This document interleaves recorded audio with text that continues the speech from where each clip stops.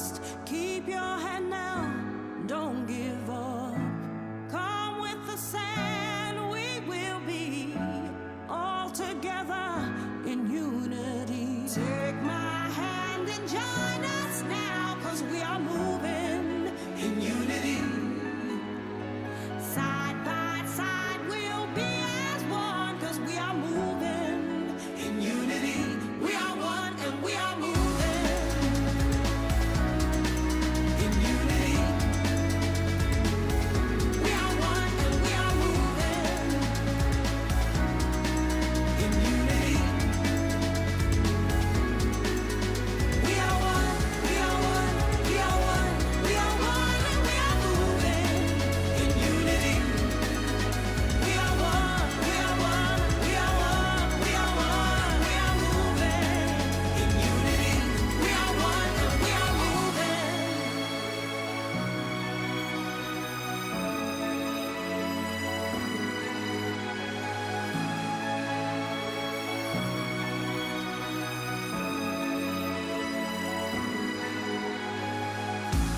Don't you fear those words they say?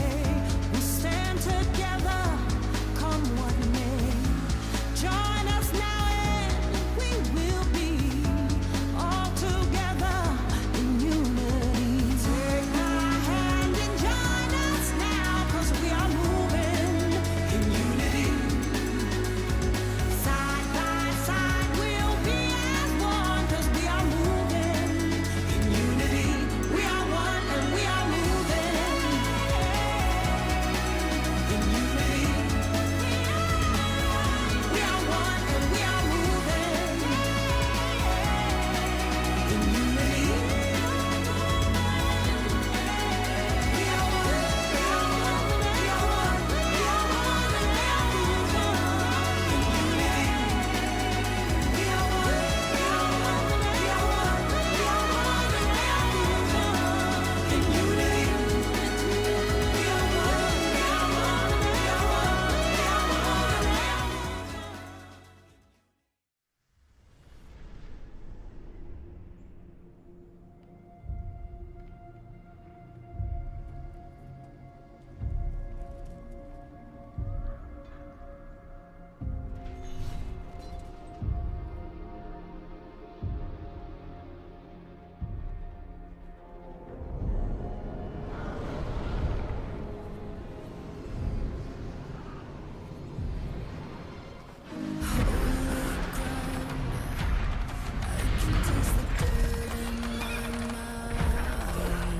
You can drag me, you can kill me, to try to stomp the flame out.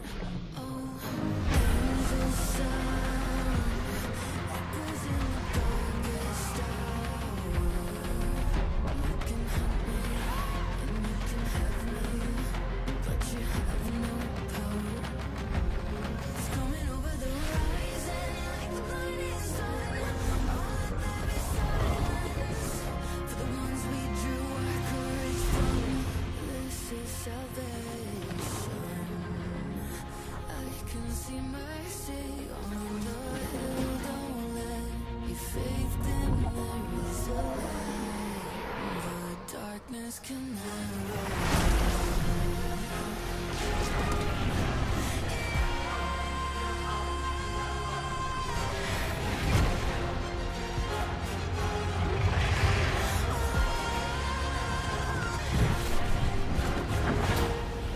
Holding the line, bound by a rough thread of hope. Yeah, we've got blood in our fight, and we won't stop till you're empty of both. Oh, this is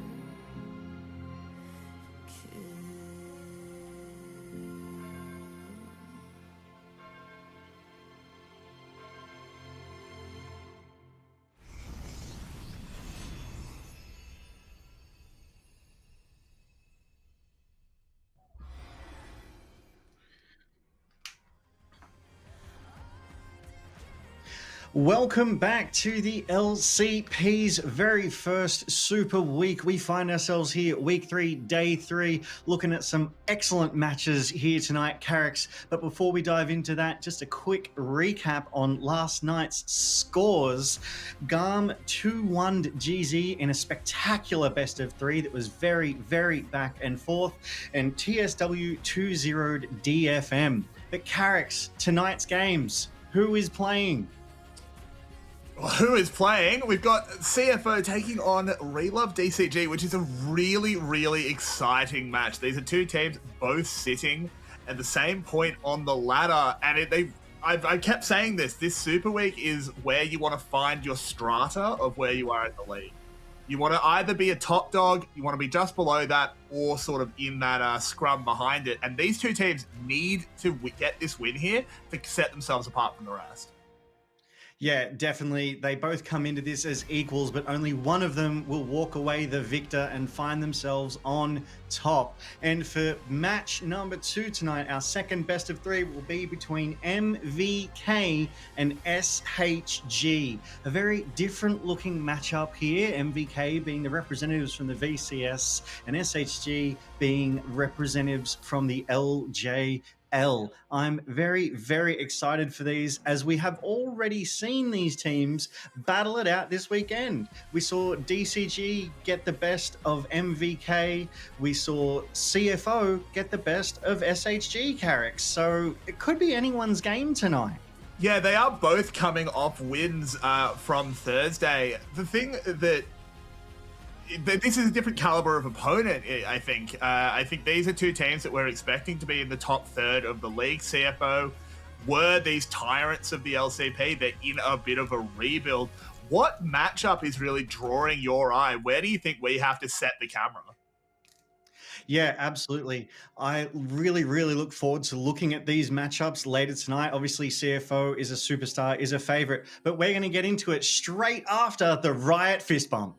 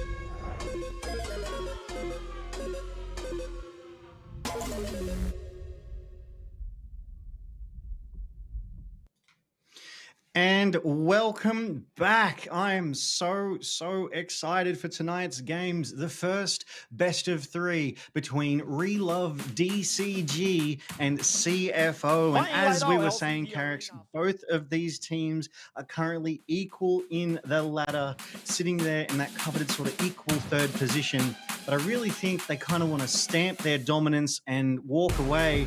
I'm wondering how they're going to be able to do this, though. I really think CFO, they had a fantastic Pungyong game earlier this weekend, getting that player of the match. But Carricks, Relove DCG here, Xiaoxi got player of the match as they start to walk onto the stage.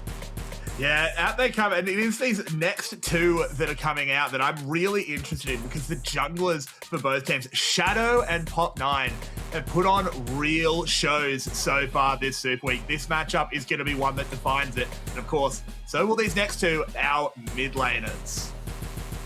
Yeah, look, Hongshu, as I was saying, got the player of the match the last time they appeared on stage, which was earlier this week on Thursday. They performed phenomenally there, especially on that rise. But equally so, Hongshu and Peng Yong have both been playing out of their minds. So Peng Yong was the one who got the player of the match there, but I'm excited for that matchup as we do go to the bot side of Feng versus Doggo. Doggo, as a reminder, is the first player in the LCP to hit 500 kills and managed to secure that in that Thursday matchup, Carrix. Yeah, for sure. The supports as well. Xiaoxi and 2274 both had really standout performance. 2274 slammed a Poppy game in their last series where he basically 1v5, was completely unstoppable, was super well enabled by the rest of his team and by the coaches, Refrain and Chowi, walking out onto the stage as well to join their team. While they get ready for the 2v2, I actually do want to go back to a matchup you mentioned. Those ADCs, Feng and Doggo. As you said, Doggo, first player to hit 500 kills in the LCP. This sort of eternal star of the Southeast Asian region, someone everyone knows. But Feng put up such a massive performance in their last series. I think both teams know where their bread is buttered and know it's in the bot lane. Yeah, definitely. And I mean, if we even take a quick look at the top kills for the LCP, Feng is right up there with a quadra and multiple doubles. As we start to take a look at the 2v2 Howling Abyss matchups, Relove DCG have locked in their bot and support. So they're going for that synergistic approach on that 2v2 matchup. They really, really value, I think, the selection, the priority here. As CFO, they also respond with a duo. They've got their top side and their jungler, Rest and Shadow Carrix. I like these picks. Yeah, I think it makes a lot of sense. Players that want to go together make sense. Pretty much always. It's rare that you're going to send like a top and a support that don't naturally have a huge amount of synergy. I think it does also telegraph what you're going to play. If you're sending your ADC, you're probably going to be picking, an AD carry. Not always though. We did see Garm yesterday run Artemis on Darius in the 2v2. But we are into the 2v2 picks and bans. You can see lots of bans. The way it works is that if you play something in the 2v2, it is banned for the rest of the split. So these teams have rapidly contracting pick pools. It's going to be interesting to see where they go to decide side selection tonight. Yeah, definitely. I'm loving that as the split goes on, these champ pools just get smaller and smaller. You can see here, both Relove DCG and CFO have already used Pantheon. So neither of them can pick Pantheon again. Relove DCG banning away Heimerdinger and Rumble. Now, I do recall there was actually quite an entertaining game with Heimerdinger a little earlier in the split. So maybe Relove DCG saw that and they said, we don't want to handle those shenanigans. That's not for us. Thank you very much. It is their bot side and support for DCG as well. So they may not be overly familiar into that, but CFO have responded with a Tarm, Kench, and Kalista. Let's go. The Wind Brothers. That's it. Really nice duo. This is a fun one. Just playing a bit of a thematic comp. If they hit level 6, Yasuo Yone ult is a really, really nasty combo, but I don't think we're actually yet to see a single one of these go to a level 6, at least not while I've been here. Answered with a Trundle and Taric. That is just a comp that is going to right-click and walk directly towards you. So I think this might not be the longest 2v2 we're ever going to see. Yeah, definitely. I mean, it feels like it's going to be as explosive as last night's 2v2s, which were just over in the blink of an eye. They went all in immediately, and frankly, they're probably going to do the same here tonight. Yasuo Yone duo into a Trundle Taric duo. This is going to be explosive. There's not going to be much, I think, slow play here. It's going to be heavy, aggressive trading immediately and then looking to burst them down and get that kill. It will be interesting to see which summoners that they do go for. I think Ignite is going to be seen, And yeah, double ignite from CFO. They're going the full aggression here, Carrix. Yeah, it makes sense. There's not much you need to flash here. Maybe a Tarek stun would be about the only thing. But, of course, we are just choosing side selection. So let's see how these guys want to approach it. CFO having a bit of fun. Everyone having a little bit of fun as Rest. Honestly, horrible manners there. There was a dance party being called. He's broken the peace, and Shadow's going to pay the price for his horrible social faux pas. Xiaoxi just walking at him, using that early Tarek power. Yeah, definitely. The unspoken rules of ARAM is when there is a dance party, you do not attack. So Rest broke that truce as DCG go in. Yeah, they're moving forward. Shadow getting chunked out. Xiaoxi having to flash away. Rest does miss that Q3, but the snapback for the soul does mean they have a fair health lead. The Tarek stun landing though. Shadow, I don't think you wanted that dash, mate. And now they've just got to run down Rest. That is just a Yone on his own, and he might be the best samurai ever, but a troll has bitten his head off. Absolutely super well played by Relove DCG there. Yasuo diving back in to just get taken out, and that just let DCG run down and win the game. Just all around fun. When I noticed they cut to Shadow's cam when Shadow died, and he was just laughing, he was smiling. It was good times all around as we do see that side selection come through. It is quite interesting here in the LCP. The red side is having a higher win rate right now, so that priority is sort of coming through here. Also, red side naturally gives away that first dragon, so that would help with that dragon stacking early in the game. But I'm really excited to see if we can get Xiaoxi running it back for another player of the game on a support angle. Peng Yong stepping up to the plate in that mid lane, Carrix. I think there's a lot of pieces in this puzzle. They just have to put them together. Yeah, I completely agree. Red side is globally typically the favored side by a little bit at the moment. There's sort of just enough OP picks. You've got things like Jace, you've got the Orianna Azir trade. You have Malphite in the jungle as well. There's so many picks that are considered sort of a cut above. Getting 2 of the first 3 does work out. We're only moments away from draft. And again, you sort of identified a few of these matchups, but I still think the big one we need to come back to is the ADCs. I think that's where the carry is going to be. What would you like to see picked up here for Doggo and Fang? Frankly, I love Doggo on Yunara. I think I'm Doggo's world's biggest Yunara fan. He just plays that absolutely sublimely. But if I'm going to take a look at Fang, I want to see Fang on a comfort pick into Doggo. I really think that will help sort of get that advantage over Doggo, because Doggo is just comfortable on so much. And I think that means they need to give Fang that Aphelios, which would also mean sort of like a Lulu or a Thresh support pick for Xiaoxi. But I'm wondering if that's going to give Xiaoxi the agency that he can put to such effective use like he did with that Blitzcrank character.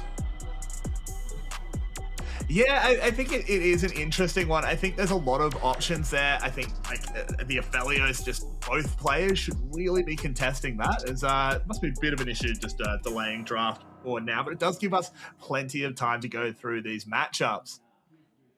If we assume that it is going to be a bit more of a bot lane heavy show, which just makes sense to me, how do the top laners sort of deal with that? Rest and Florin, do we just go back to the tank routes, or are we going to be looking for things like Gwen, like Rumble, to really try and get leads in that top side?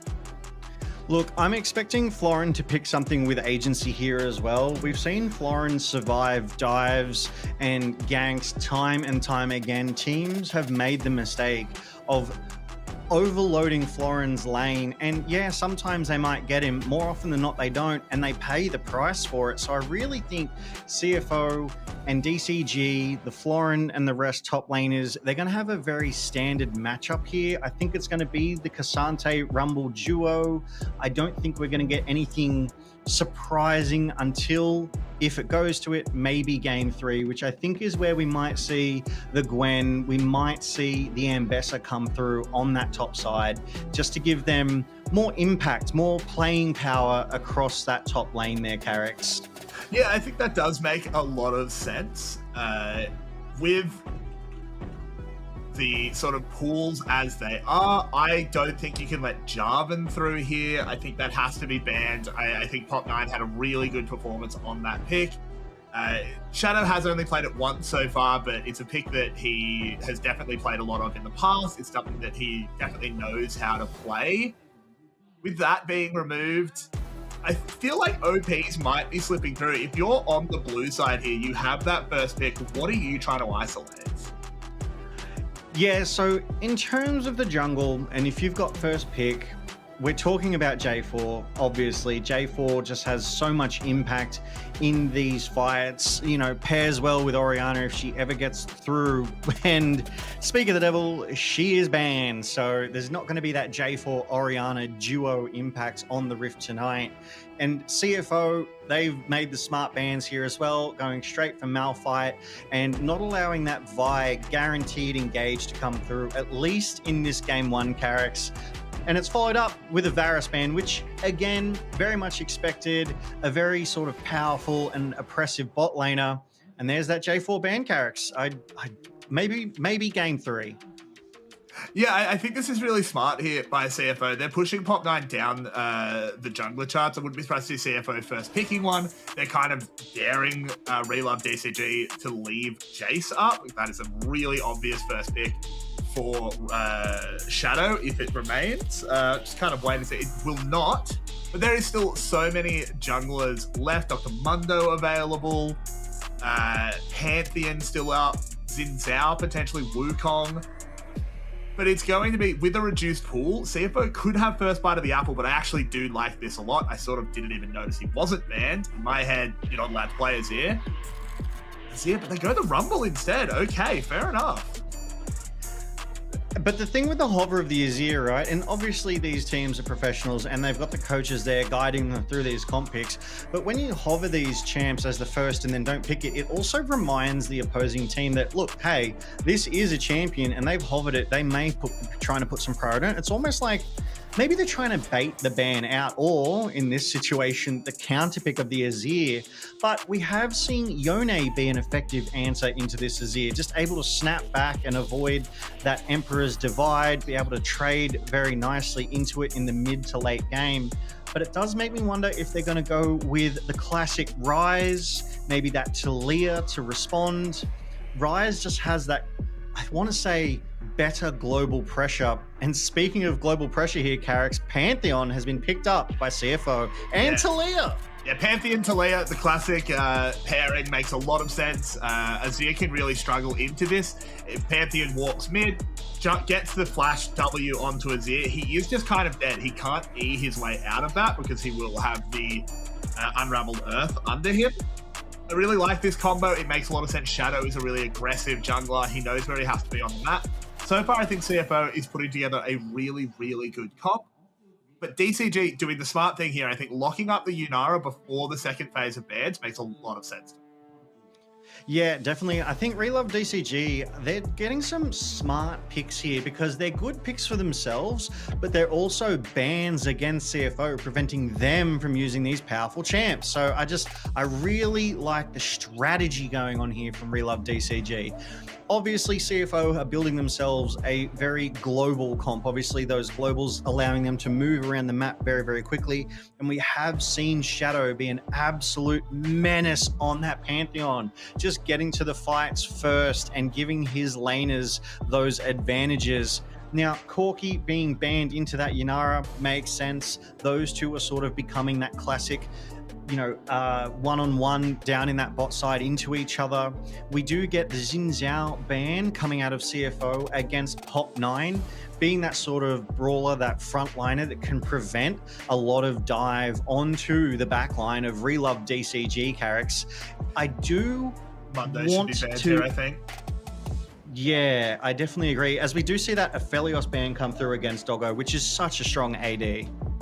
Yeah, Doggo being choked out of the pool a little bit. There are still plenty of picks. Doggo has a pretty legendary Ezreal as well. Still, Wukong actually the ban. That also makes sense.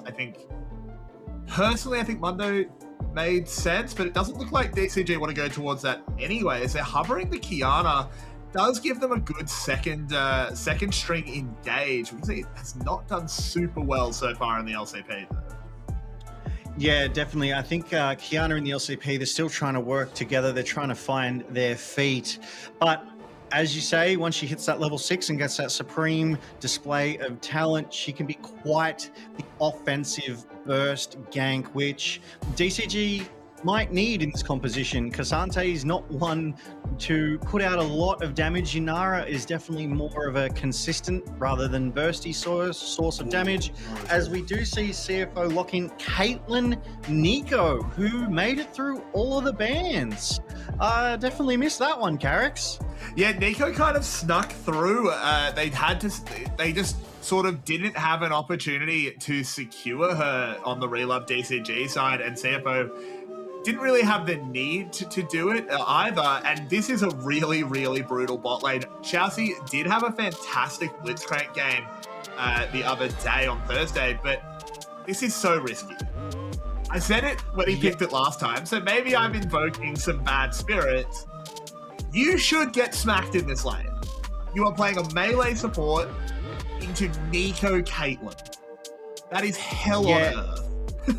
Definitely, it should be, but like we said, we cursed it last time. Xiaoxi popped off on this Blitzcrank, and dare I say, this was a major part of how Xiaoxi earned that player of the match. Obviously, you play well in multiple games, but it was such a good performance.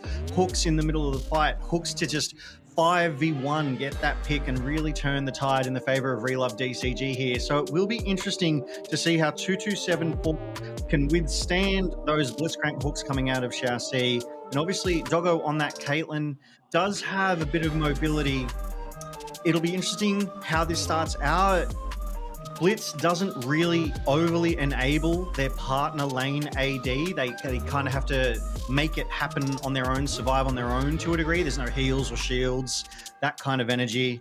But I'm really looking forward to seeing the Hongshu Peng Yong matchup in the mid lane, Carrix. I mean, Peng Yong, player of the match. It's a tall order to beat that kind of skill, you know? Yeah, I think both of these mid laners have really shown off. One thing I was super impressed with by Hongshu was the way he was linking up with Pop9 in their last series. He was not so much playing the carry as much as Peng Yong did in their series. He was more playing that second string carry, able to set up particularly Feng in team fights, really play a zoning role, playing that secondary threat, and that's a super important skill as we load into Summoner's Rift for Game 1 of Series 1 between CFO and Relove DCG, and early on we've got a little clash in the bot lane. Yeah, this is definitely scary. I mean, Xiaoxi hooked straight away. Yeah, they have gone for it immediately. Heals are traded as they don't want to mess with that Caitlyn. Doggo pretty much untouched in this one. Ooh, lands a nice little peacemaker there as well to make it even worse. 2274 will get hooked again, but there's not any follow-up, as it is just going to be just making everyone's presence known. Yeah, definitely. This is some really aggressive early trading. 2274, it feels like maybe being a little too cheeky in the face of that Xiaoxi Blitzcrank that had so much impact. And as you say, Doggo getting those peacemakers over the top just to poke down Feng a little bit. I'm really liking this early aggression from the both of them.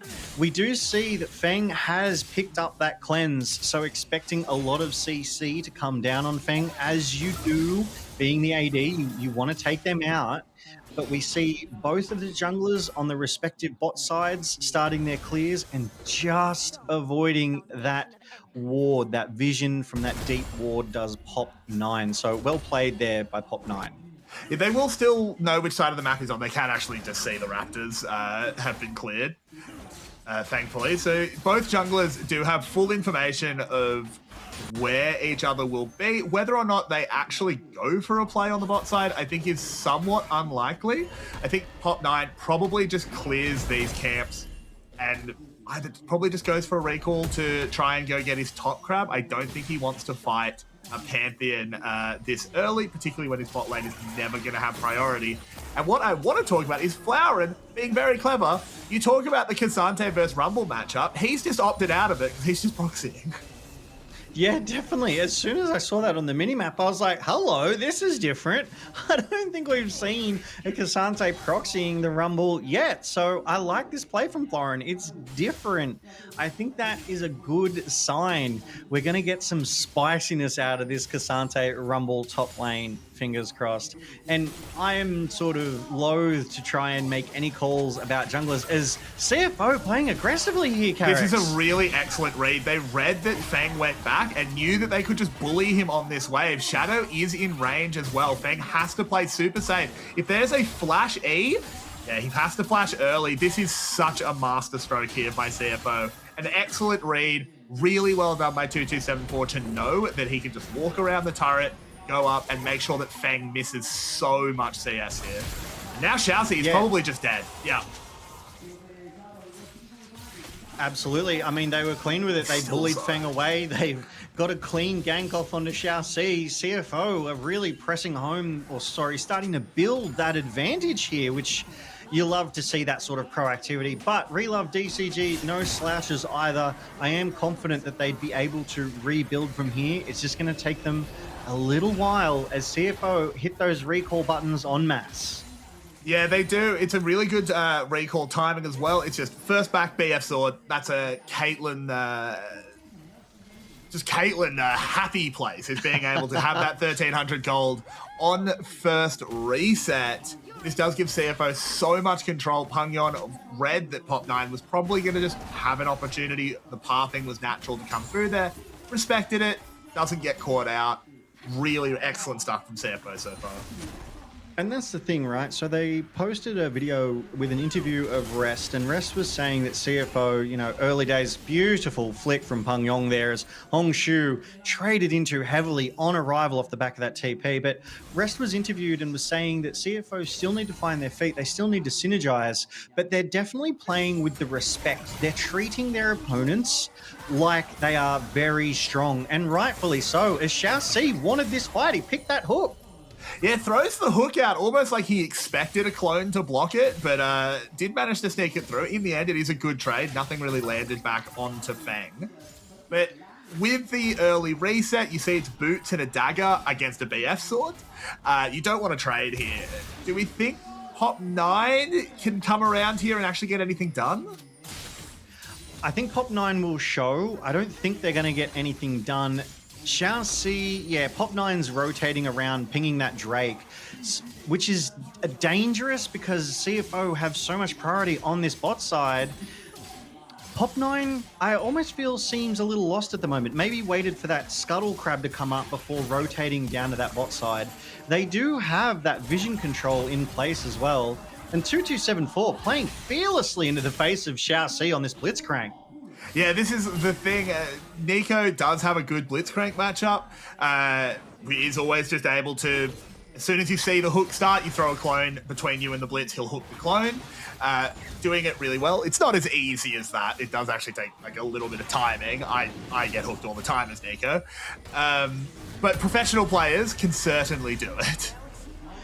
Yeah, their reaction times are just absolutely different, which is why they're professionals and not stuck in silver like me. But now that I know that better than me, I'm stuck in TFT.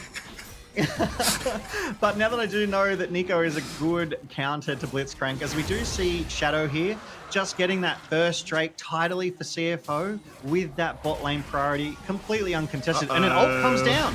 Here we go. This is why we pick Taliyah Pantheon together. There is absolutely no counterplay for Feng. Xiaoxi will stand still, throw out a little bit of a celebration hook, as Pangyon actually is going to die here. Pangyon kind of found the only way to die. Yeah, that flash felt, if it hadn't been sort of straight down, but more sort of back toward the Drake pit, I really feel like Pangyon might have been able to live there. But again, CFO so proactive there on the play. And I mean, they only gave the kill over to Xiaoxi. As we see it here, 2274 Doggo, they have this priority. They're crashing this wave. We see Shadow hit that ult. We see Pangyon hit that ult, and suddenly it's a 4v2, even under that tower. They get the damage down early. Xiaoxi does well to live as long as he does. Pangyon with the flash. If it'd been over the wall back toward the Drake pit, I genuinely think Pangyon could have got away with it. But not the worst result. That gold from that kill goes over to the support of Relove DCG. So I'll think they'll take that one, Carrix. They'll take it for sure. Look, it's a little bit silly by Pangyon to die there. Certainly didn't need to, but you're not complaining too loudly. In the end, okay, our Blitzcrank got a little bit of gold. Nothing really to write home about.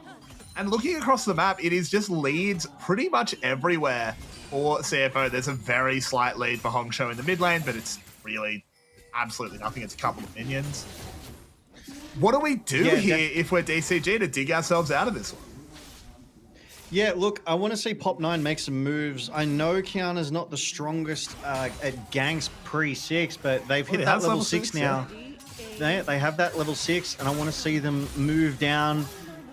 Especially into this bot side, I really think they need to put some work into Doggo and keep Doggo down before he becomes too much of a menace. Nearly double the CS of Feng. Yeah, it doesn't have any kills, but that 1.2k gold lead on the AD of CFO already, I feel it warrants a little extra attention, you know. We've got that Shadow proactivity. We need that Pop9 proactivity. As we do see Pop9 just clearing through to the top side of Relove DCG's jungle, DCG hit their first coach comms of the game, Carrix. Yeah, I think that makes a lot of sense. Pop9 has looked pretty lost. He doesn't seem like he knows where he needs to be. I think the coach coming in saying, hey, this is what we need to play this time. This is what we need to be doing. Makes sense, potentially warding them away from the grubs as soon as you see Shadow. It's not something you want. Feng taking a big snipe there, just lovely poke, just keeping an eye on him. The only advantage here was maybe you had Xiaoxi roaming first, but Relove DCG make the good decision and don't contest this. Yeah, definitely. One thing I really do like about these coach comms as well, I feel like it, to a degree, unburdens these players of that mental burden, right? They don't have to worry about everything all of the time. They might have questions that they can't get answers for, and then these coach comms come through and alleviate that sort of trouble, that concern, and really give them that insight.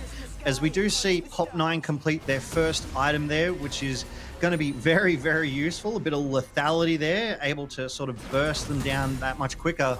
But CFO, Doggo is going to be a problem. 40 CS up over Feng right now. Nearly got that first item completed. It's dangerous times ahead there, Carrix. Dangerous times is an understatement, if you ask me. Doggo is just an absolute super soldier in this game. This time we didn't invoke whatever spirits were living in the studio by saying that Xiaoxi on Blitzcrank was going to get punished, because they have been punished. This bot lane has fallen so far behind. Doggo is so unbelievably accelerated to the pace of the game. As they spot Xiaoxi in the jungle, CFO can just walk in, get a smite away on the Gromp. There's no hook to try and turn that around. And I mean, how does Pop9 even get back into this game? Because that's the secondary result of these ADCs, of this bot lane, I should say, falling apart for Relove DCG, is the Kiana loses access to a quadrant of her jungle. Yeah, absolutely. And it all started with that really, really early invade on the bot side, where they applied that pressure to Feng and Xiaoxi, split them apart. I mean, I feel like Relove DCG just have to hard commit resources to this bot side. They've already lost their tier 1 turret, handing over that 300 gold bounty bonus, and their second turret is under pressure too. This, I would have to check the stats. This feels like the quickest first turret take we've seen so far in the LCP. And CFO, they're applying the pressure. They're being unrelenting. They're winning every lane right now, Carrix. Relove DCG, I think they're going to have to get a team fight together. Hongshu goes for the scoop, but just mistimes the ultimate. Pangyon just almost kills him, only backs off with Pop9 coming in, committing a flash to save the mid laner. And unfortunately, that's sort of the wheels falling off another lane. Hongshu really should be landing that shuffle. Yeah, absolutely. I would go so far as to call that a disaster. I really think Hongshu was maybe not trying to go for the kill, but definitely trying to drive home some priority so that they could maybe contest that Drake that Shadow just tidily soloed out while DCG failed in that mid lane gank. Pop 9 and Hong Shou both This should having give to... them something back. Absolutely. I don't think there's too much Rest can do. Oh, no, they're actually just not committing to this because there's a Pantheon ult coming down. Really nicely timed Shurima Shuffle there by Hongshou. Will clean up Shadow, not who I expected to die, but CFO perhaps sending a little bit too much when they could have just let Rest take that one. Yeah, frankly, I mean, it even looked like, as you were saying, they were going to let Rest walk away, but then they recommitted because Shadow showed up. Hong Shu there with the Emperor's Divide, just beautifully popping Shadow under that turret and taking him down, putting some gold lead back into that mid lane Vizier there. You go to this replay and Pop 9 shows face first. Rest goes, oh, here's a Blitzcrank. Chassis with that knock up and that silence. Rest, though, unafraid, applying that damage, and then Shadow arriving late here. But that, I really liked the Kiana there, that supreme display of talent around Azir's wall, getting that extra stun. I think that's like an interaction that a lot of people forget, is that it becomes terrain temporarily, allowing for these unique interactions, the Poppy Slam, the Supreme Display of Talent. So really smart usage of that one there. Old heads in chat, remember when you couldn't dash through a Zir wall because the soldiers would push you back? I remember that. As we do have another play, Rest engaged on again. They are trying to index into this rumble, trying to find something, and they do find it. Yeah, definitely. And this is the proactivity we needed to see out of Pop 9. Pop 9 kicked off that top side gank onto Rest. Pop 9 just started that bot side gank onto Rest. I think Rest is, going to be traumatized for the next couple of minutes after seeing 2 ganks in less than 2 minutes where he is. But it's still not leaving much change for Relove DCG. Yes, they're getting active. Yes, they're getting mobile. But there's 2,000 gold leads. Hello. Yeah, a hook does go over the wall, but Chelsea doesn't like what he catches. Supreme Display of Talent really just being used to disengage there, as there's 2 sides of the fight separated by the Great Wall. Hongshou really playing gatekeeper well there, stopping Relove DCG getting collapsed on. It is just the 1 for 0 at the moment as 2274 just pokes his head in, secures a bit of vision. Yeah, definitely. I really did like the flank angle that Chassis found himself there and getting that hook over the wall. Good job. Didn't face check. I mean, it is a Cassante. I almost feel like he could have face checked that. He does have that Kainic Rookern and can handle the Talia damage, but maybe not so much that Pantheon. Doggo playing respectfully here. Yeah, and this is actually a really good fight back here by Relove DCG. The gold lead is deceptive because it is once again all Doggo. He is 2.4k ahead. Look at the graph. CFO is 2.4k ahead as we go into this replay to see what happens when they fight without Doggo. Yeah, I mean, that hook landing straight onto 2274 and not the clone. Doggo here just allowed to fire freely from a distance. However, elects to get away, a bit scared, I think, of the collapse onto Doggo. And as you say, it becomes a broken fight. Hongshou able to sort of zone the damage dealing of CFO quite nicely. I mean, it could have been so much worse, but I think, again, that respect from both sides coming in and allowing them to break away and preserve their tools. We have every single ultimate up in 5 seconds from Relove DCG, so they're ready and raring for a fight. But CFO, they're dropping this Rift Herald. They're going to crack this tier 1 turret in mid. Yeah, they are going to take that down. This is the power of Doggo. This is the issue that Relove DCG have been doing a good job playing around, but need to keep doing it, is you need to play where Doggo isn't.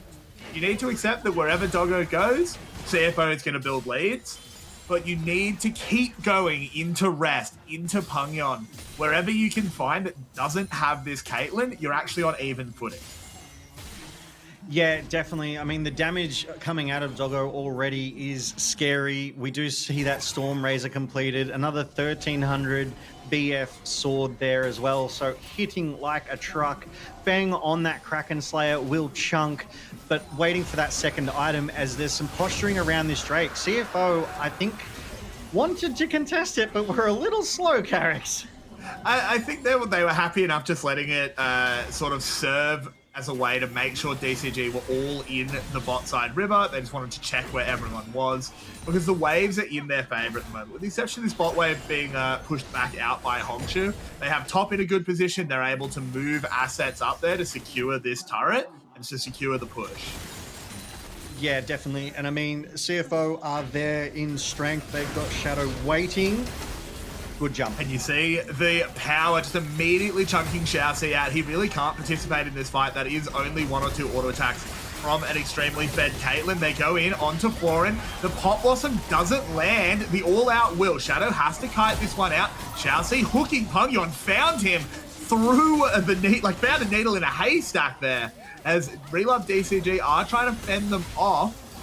Doggo has now arrived in the fight though, so I don't think the turret is long for. Yeah, definitely. Pop 9 picking up that Edge of Night to prevent a lot of those abilities as well. It's immediately popped there by 2274 with the Tangle Barbs from that Nico. But all the while, DCG, Relove DCG's Hongshu is pushed up that bot side, and it had to be answered by Rest. So, you know, good work by Relove DCG to defend that top side push, even ultimately losing that tier 1 turret, but getting that cross map play, trying to break down the bot side of CFO and forcing that response out of them, kind of slowing that game back down. That gold lead of 2.6k is still hanging around that same point, and as you said, all of it is in Doggo's wallet. I mean, I'm waiting for the fight where Doggo can get those angles and start to put that gold advantage down, having just completed an Infinity Edge. Doggo is gonna hurt so much, Carrix. But the good thing for Relove DCG is that because everything is in Doggo, you actually do have pretty good tools if he makes any missteps. If he steps just that little bit too far forward, he's getting Kiana, he's getting Shurima shuffled, he's getting silenced by a Blitzcrank, even if a hook doesn't. Obviously, if a hook lands, you know, money. But yeah. Let's pretend that he, you know, isn't playing in Blitz hook range, which he never ever should. There are still these long range pick tools. Pop 9 can find angles to get onto Doggo. So CFO, yeah, they're in a very favorable position, and it's in a player that we talked about. Doggo was someone we had our eyes on, and you were pointing it out in draft that they wanted to index into him. That said, there are still ways back here for DCG. Yeah, absolutely. Like any game, you know, every game is 50-50, absolutely winnable. All it takes is one massive team fight to, you know, take over and get back into it. But you just see Doggo autoing onto Pop 9 there and probably did 10 to 15% of the HP. You can feel the tension building on the Rift to whatever this next big fight is going to be, Carrix. And right now, Baron is on the Rift. CFO have the grubs and 2 Drakes. Relove DCG spamming those pings in their topside jungle, just saying, hey, look, CFO, they've got vision up here. Let's be careful. And Feng forced to defend this wave crashing into the turret. Forced to defend, happily farming. It really depends if you play ADC or not. I think ADC players are real happy. But the game has slowed down, as you were saying. This is every minute that this continues, and it is just this roughly 2,000 gold lead, it gets better for Relove DCG. It is tricky for CFO. There are no real objectives on the map that they can play around. There is a dragon in a minute. Baron's alive, but not really an objective yet. How do we set up for this Cloud Drake for CFO? Yeah, I mean, naturally, you definitely want to be getting that vision advantage down early, but it looks like we see Shadow making a move. Yeah, moving in onto Hongshu, but a lovely time to Zero ult does keep him safe forward now. The teleport's coming in as well. Does make this tricky. Doggo is not super close. They don't have access to the ADC immediately and has a Kiana on his heels as well. Needs to play this carefully. This is turning into a proper stoush in the top lane. CFO wants nothing to do with it. Yeah, they're respecting the TPs, the response from DCG there. That could have been an all-out 5v5, but CFO, they initiated that fight and then they walked away from it and then everyone TP'd in onto it. And now it's a jungle fight. Yeah, they're going to go straight back in. They think they can catch out 2274. A hook goes in, but it's not onto the target they really want. Pungyon able to walk away. There are Caitlyn traps making this harder and harder, but it is the Kazante. It's Flower and just doing so much work And 3 members of CFO are just gone, and Doggo might be alive, but he just couldn't do anything in this fight. Yeah, absolutely. Florin frontlining, taking that damage. Oh, Ooh, but Doggo finding one. That's the jungler as well. That's a real disaster. Because now this is contestable. There's no smites. They're low health. DCG, you have to run. Run.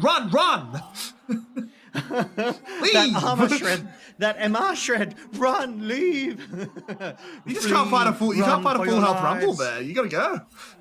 Yeah, exactly. And Rest had that ult come up just now too. So if they were still contesting that, I really think that equalizer could have finished them off. And This is it a looks huge. like This is a Doggo- massive error by Pop9. This is a disaster. Yeah, definitely. I mean, it leaves this Drake open for CFO to get, and that's a 2-item Caitlyn. Doggo is going to shred this Drake before Relove DCG are even in the area. So Relove, they won that forest fight on that bot side there, top side, but ultimately it led to nothing, Harrix. I mean, CFO have got to be happy with that. Yeah. The replay, I love it. This starts out so well for Relove. Florin does so much work in this fight, but then it all starts to turn. Yeah, we do see Xiaoxi Oh, getting hang those on. absolutely goated hooks. We are just immediately back to live as we are fighting on the top side again. The Azir has already gone down, and oh no, Relove DCG are in a horrible position. They're going to be corralled between the towers. It's a double kill already picked up for the support. Pop9, bang!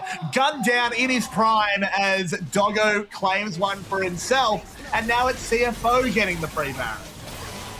Yeah, but this will actually be a free Baron. They have their jungler. They even still have Talia's Weaver Wall as she responds to the bot side push of Florin there. I mean, it was 5-6 and now it's 9-6. CFO just cleaned up Relove DCG in that same spot where they just lost the fight. Convert it into that Baron pressure. They're going to recall, get their items, and push those waves out. So They're how going does to this win actually the Vision start? War. Oh. Chelsea misses a hook, but they can't just back off. Oh, it's ugly. No! Logan, it's ugly. It's disgusting on the rift. Ew. And Shadow knows he can go in. He's like, right, the hook has missed, the ult has missed, now is my time. He gets that engage, burns Hongshu down, flashes away. 2274 rotates so nicely from behind. And CFO, they have every angle to just pincer Relove DCG. What a disaster. Xiaoxi's hook missing, and then Hongshu's ult also missing as the spirit of the LCO lives on, and we're into a tech pause. VCS comfort zone. Oh, That's it. my favorite ever pause. Oh. Game 5 of a VCS final. Garm is pushing down mid lane. All 5 members of Flash are dead. The game is over. The series is over. 45-minute pause. No worries, mate. Oh my god! I really. It makes me wonder what that tech pause would have been. Right, like if the game is one dead to rights, like what were they doing? Oh, a flash didn't work. Yeah, it's a good question. We never found out the answer. Yeah. Oh, my And, word. But that fight was really good there, Carrix. it was. This has put CFO just massively into the driver's seat. They have Soul Point, they have Baron. The timing is not perfect. It's going to run out about a minute before the dragon spawns, but that's okay. It'll still give them enough time to set the waves up, to set the map up, the vision up. And if you're Relove DCG, how do we approach this one? Yeah, I mean, you're only 3,500 gold down, and I say only because it's 25 minutes. And again, all of that gold lead is in Doggo. They really need to find a pick onto Doggo, turn it into a 5v4, remove that absolute powerhouse as 2274 sends a clone in. Oh, goodness, a hook from Xiaoxi. Don't know if you want that. That's part of the problem with this Blitzcrank. You fall behind and do you want to hook Rest? Do you want to hook Shadow? Do you want to hook 2274? Questionable. I think that's a really good point too, because Nautilus and Thresh, they also have the same problem. You know, you throw these hooks out, and sometimes they want you to hook them. Sometimes they want to close that distance, as we do see Doggo absolutely blasting, topping those damage meters, but hot on his heels is the Azir of Hongshu. So they've definitely got their work cut out for them, but DCG, Relove DCG, they're still in this, Carrix. Yeah, they absolutely are. They still have the tools. They have long range. 2274 hooked. Immediately, Kiana ulted, uses the flash to try and reposition, goes back in with the pop. Shadow following up, and the equalizer just laid across the entrance. There is no way to save the jungler. And Pop9 taken down once again. That one almost felt unfair. Relove DCG were ready for it. They were like, oh, we've caught 2274. Let's go in. Let's get this kill. And then they failed to kill 2274, who then turns around and goes, you know what? I'm going to Pop Blossom you because your Edge of Night, spell block is down. And CFO respond quicker. They respond better. They get the kill onto the jungler of Relove DCG. And then they apply their 5v4 advantage across the bot and mid side, just chipping away at these inhibitor turrets. CFO play, on vision, the clean hook from Xiao Si into that immediate display of supreme talent. The Q poke from 2274, just getting rid of that spell shield, allowing that Pop Blossom to land. And honestly, not much they could do there to answer that. Yeah, it's the problem of Blitzcrank. As I was saying it before, like, if this champion playing from behind, you're just preying on a miracle. I didn't want to commit to it too much in draft because I did it last time and then Xiao Si had a lights out performance. I think picking this R5 into Caitlyn Nico was a mistake. You didn't need to pick Blitzcrank here, Xiao Si. I think you've made a mistake, and I think, unfortunately, because of that, your team is kind of playing a little bit 4v5. Yeah, I mean, Xiao Si is still landing those hooks, is still able to sort of get those picks, but as you were saying a little earlier, Carrix, you're not hooking people that you want. They're not hooking Doggo. They're not hooking Peng Yung. They're landing them onto Shadow, Rest, and 2274, and they want to be close. Jump scare. Pop jump scare. Just... really, really well played by the observers there. I was like, what just happened? Oh, Pop9's in there. But yeah, CFO, they're rotating around for this Drake. They know Relove DCG is in their jungle. They're trying to get that vision down, win that ward war before rotating. Because for CFO, this is soul. They really want this. Is coming in.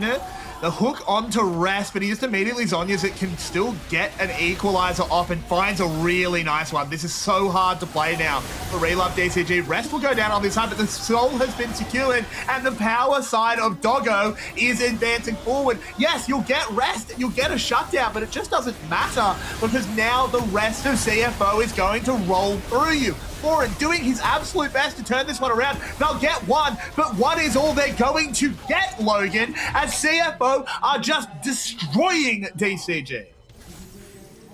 And quite frankly, I want to say that Rest was the MVP of that fight. Oh my God. Was that a headshot from Doggo as well? That cleaned Xiao Si up. But Carrix, I want to point out Rest. Rest was the MVP there. Drew 3 of Relove DCG away from the Drake, cracked that stopwatch, survived that little bit of extra time, and then popped that equalizer down on top of 3. As we see it here again, CFO, 4 of them here. Pop9 flashes over the wall and is unable to secure that Drake and then melts. But right now, Rest lives forever into 3 from Relove DCG, just giving all of the advantage over to his colleagues, his peers, his teammates. And CFO are just able to clean this up. They have the numbers advantage, they have the damage advantage. The fight was lost before it truly begun with Rest coming in on that backline. Yeah, 100%. And they just, I think, needed to commit onto Rest and just kill him a lot faster. They needed all 5 of them hitting him. I don't think you lose the dragon doing that, yes, but you lose the dragon anyway. You had to try and collapse on the weaker side. You were never going to get onto Doggo. CFO are just never, ever going to let you do that. And now you're 9k behind. There's leads in every single position that matters. And I just don't know how you do it. Doggo's been 2k ahead all game. He's now 5k ahead. Pop9 tries to get a pick onto Pangyon, but he's so far behind that Doggo just does half his health bar in one auto attack. Flowering arriving will arrive on a Caitlyn trap. There's no way out. Flash forward from 2274. The red carpet is laid down. And please come on into the premiere of my movie called Doggo Kills a Whole Bunch of You, as he shoots the ult in. Oh, stolen away from Shadow there at the end. That's a twist ending. As CFO will get themselves a Baron and they'll use this to win the game. Yeah, that was cinema, as you say, the premiere to the new movie CFO versus the world, and they like those odds, Carrix.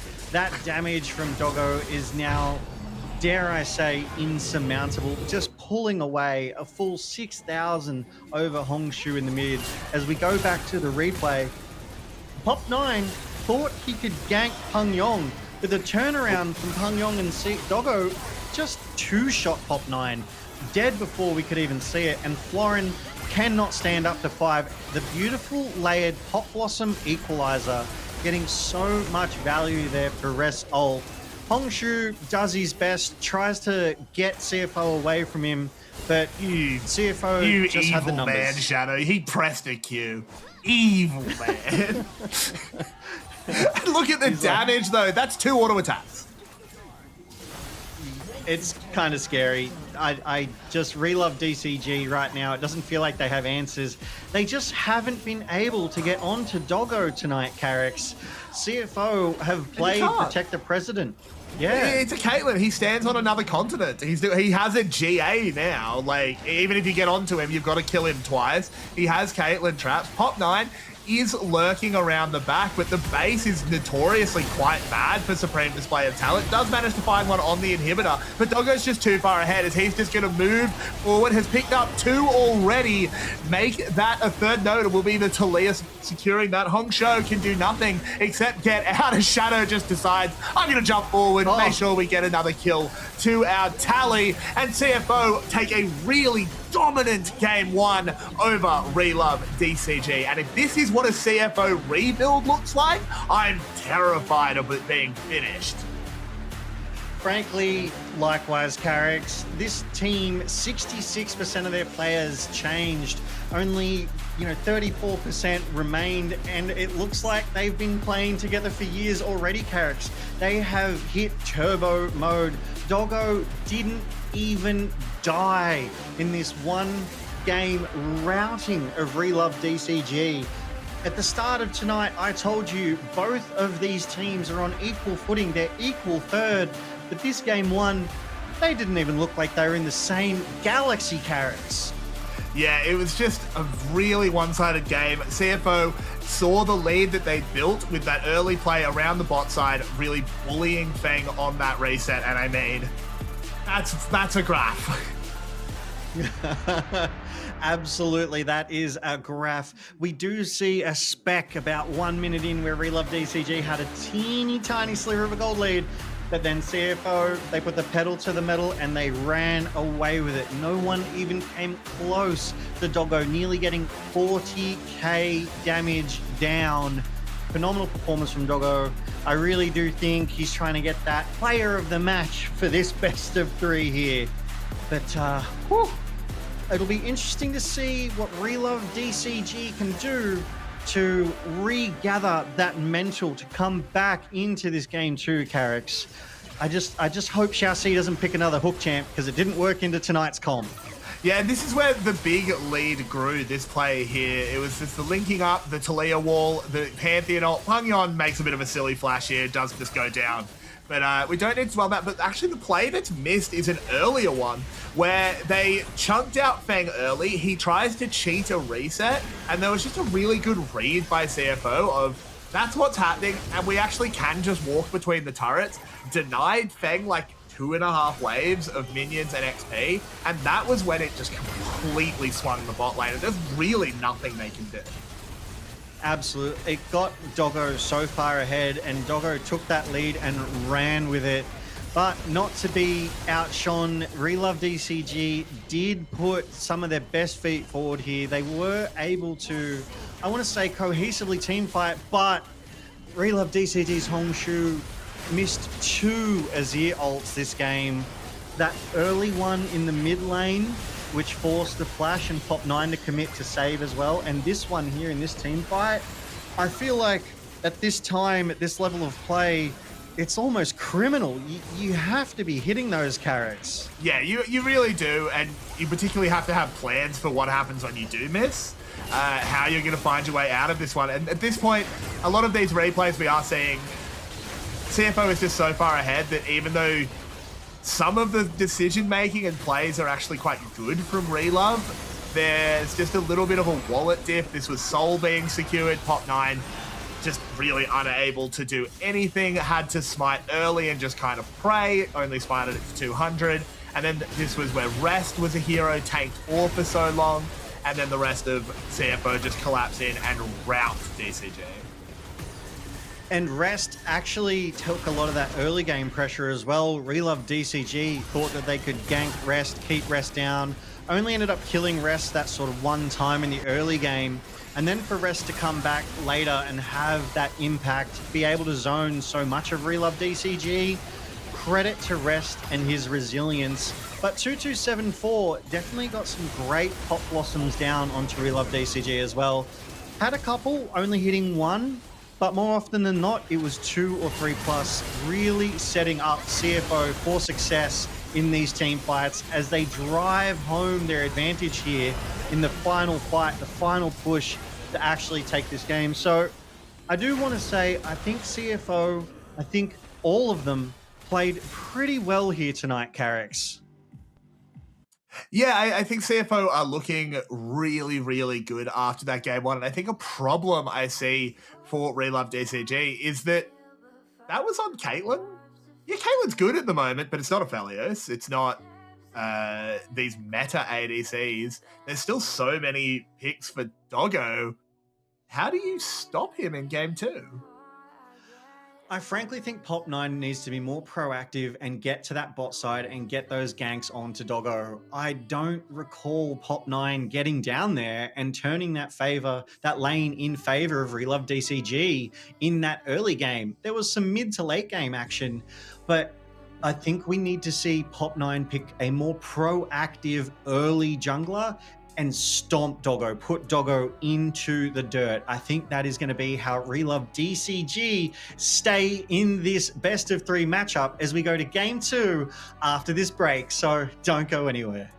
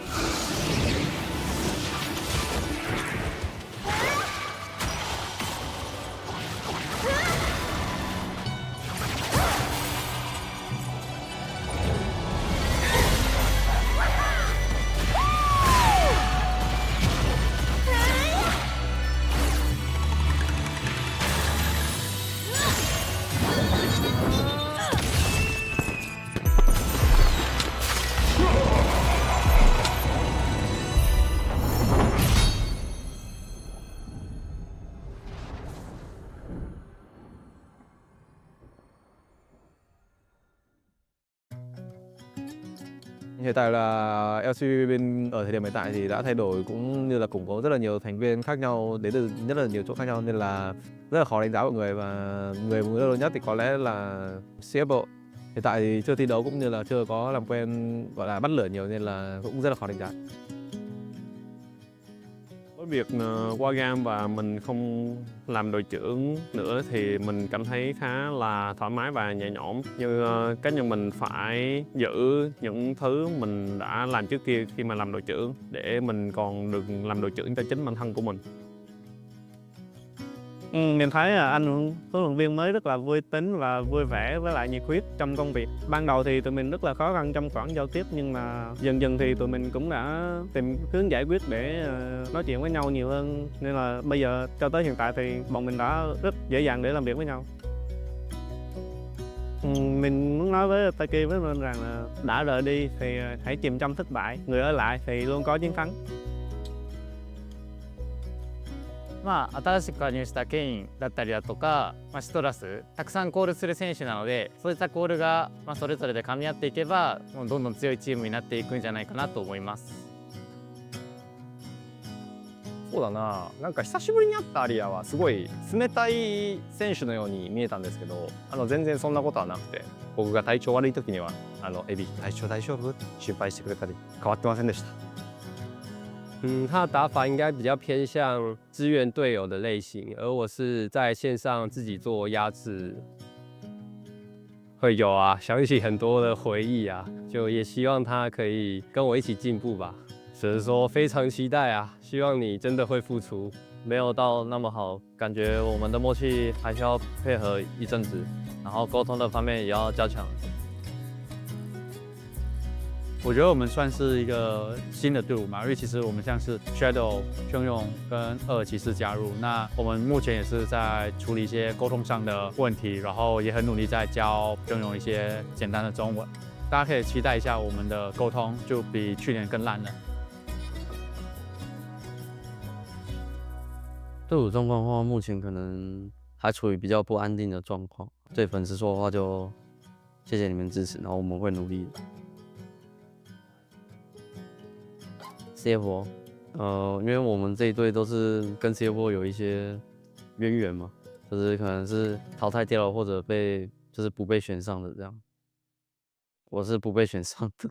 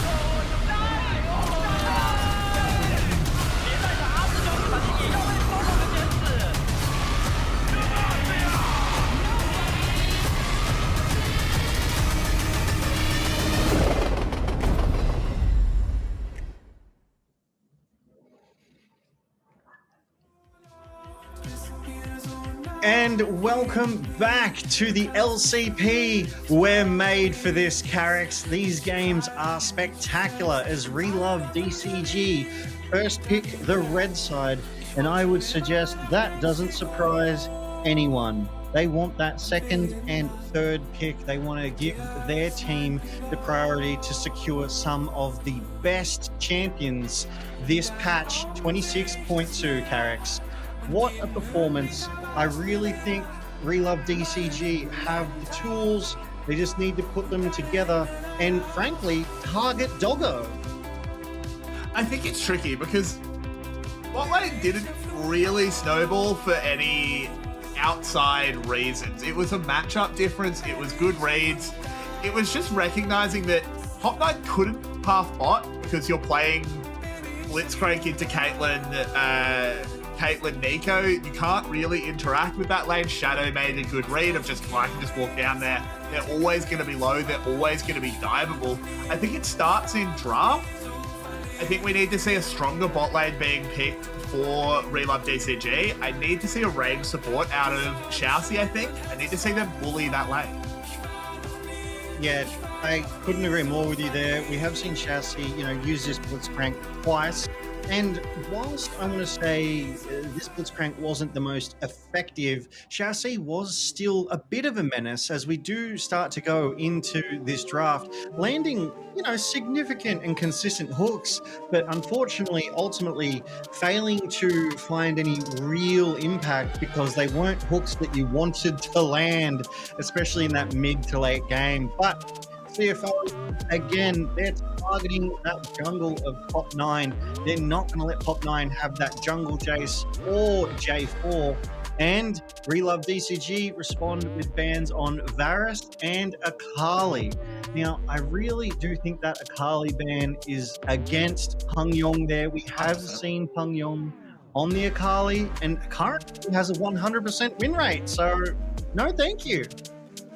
Yeah, I wouldn't be surprised to see another jungler, but no, they go the Orianna here. That does make sense. Azir is fearless banned. You don't want to have Orianna first pick, not have a good answer to it. That does, of course, leave Rise for Hongshu.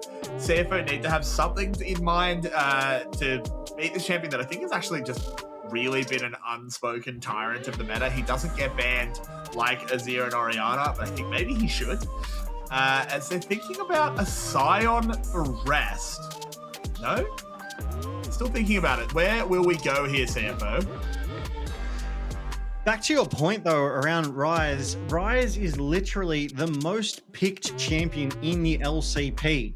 But what would you replace that with if you were to start banning Rise, right? So you've got the Orianna in the mid lane. You could maybe try and trade those out. Potentially Silas you could leave up if you're going to keep banning Malphite. But Malphite, so far, not banned as CFO lock in that Wukong Bard combo. They are going for some playmaking here tonight, Carrix. Yeah, they absolutely are. That Malphite is a noticeable exception. Left on the table, something that we would expect to be picked by now, or banned, of course. Pop 9 did look a little bit lost in game one on the Kiana. I might like to see a Malphite for him, just play that tank. Malphite, not as simple a champion as his kit may suggest. There is a lot of decision making that comes into it. They're just going to lock up Nautilus. Chassis will be going to a melee support, will be hooking again. Needs to find some better ones this time. Absolutely. I mean, it's running back that melee hook champ again for Xiaoxi. We know Xiaoxi can land those hooks. It's just whether those hooks land on the right person in this game. You don't want to hook a Wukong. It's just going to jump straight onto your backline, Cyclone, and take them out. However, if you do pick a mobile backline, they might stand a chance, and Corki just able to handily Valkyrie away from those sorts of engages, being able to dodge that Tempered Fate, maybe get away from Wukong trying to chase them down with the Clone Cyclone, but Cassiopeia being hovered in this mid lane. Oh, as we get juked, we're going to see a Doggo Skiver tonight, Carrix. I'm excited. Yeah, and I think it makes a lot of sense. Siva has a good matchup into Nautilus. Is able to just spell shield that ultimate. You should have someone standing in front of you for the hook. Really good stuff there. I like it. This is a DCG with that Rise. It's a comp that wants to run at you. Siva loves when you're running at Siva. Have the move speed to kite back. Just get those ricochets going. Really good peel from Bard as well. Couple jungle bans will be thrown at Pop 9 as well, and this is where I start to get a little bit worried for Relove DCG, because he's going to get pushed pretty deep in the pool. I mean, yeah, another jungle ban coming out from CFO there. That makes 3 jungle bans plus the Wukong picked away, Pantheon gone, Kiana gone.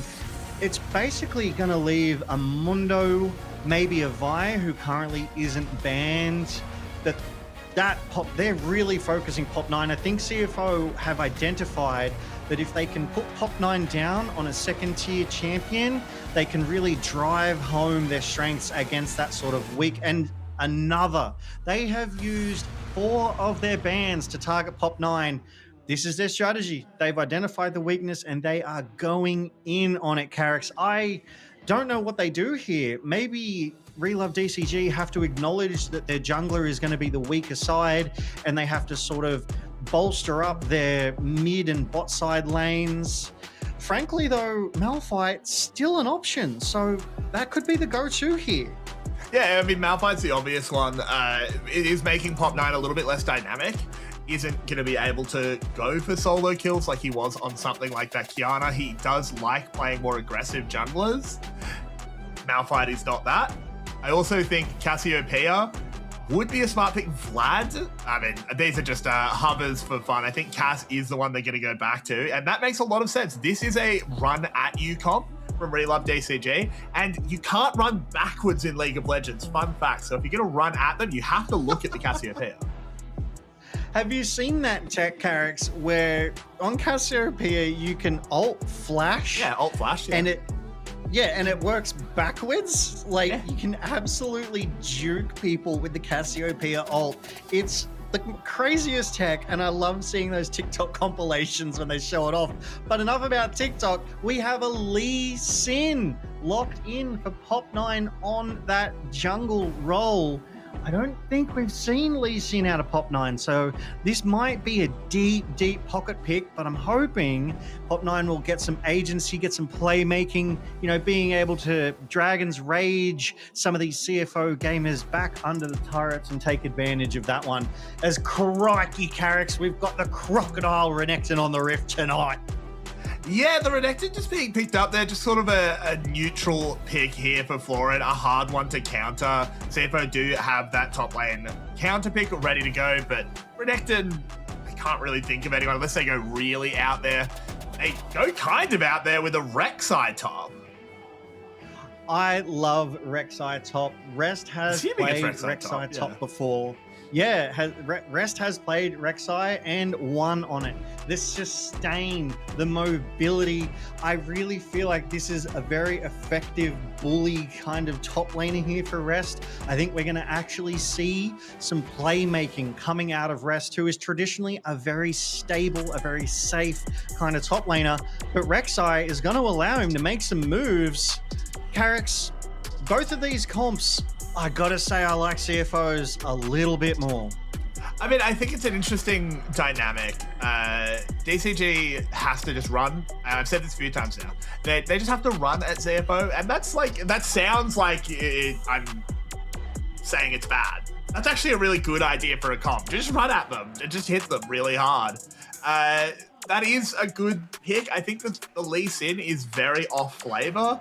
I think this exposes that maybe Pop9 can't play Malphite. Actually, really good call there. The fact that they still didn't pick the Malphite, it never was banned. It made it all the way through and just not picked. Quite the surprise. I think that's a really good read there from both yourself and CFO. They dared Relove DCG to pick that Malphite, and Pop9 never did.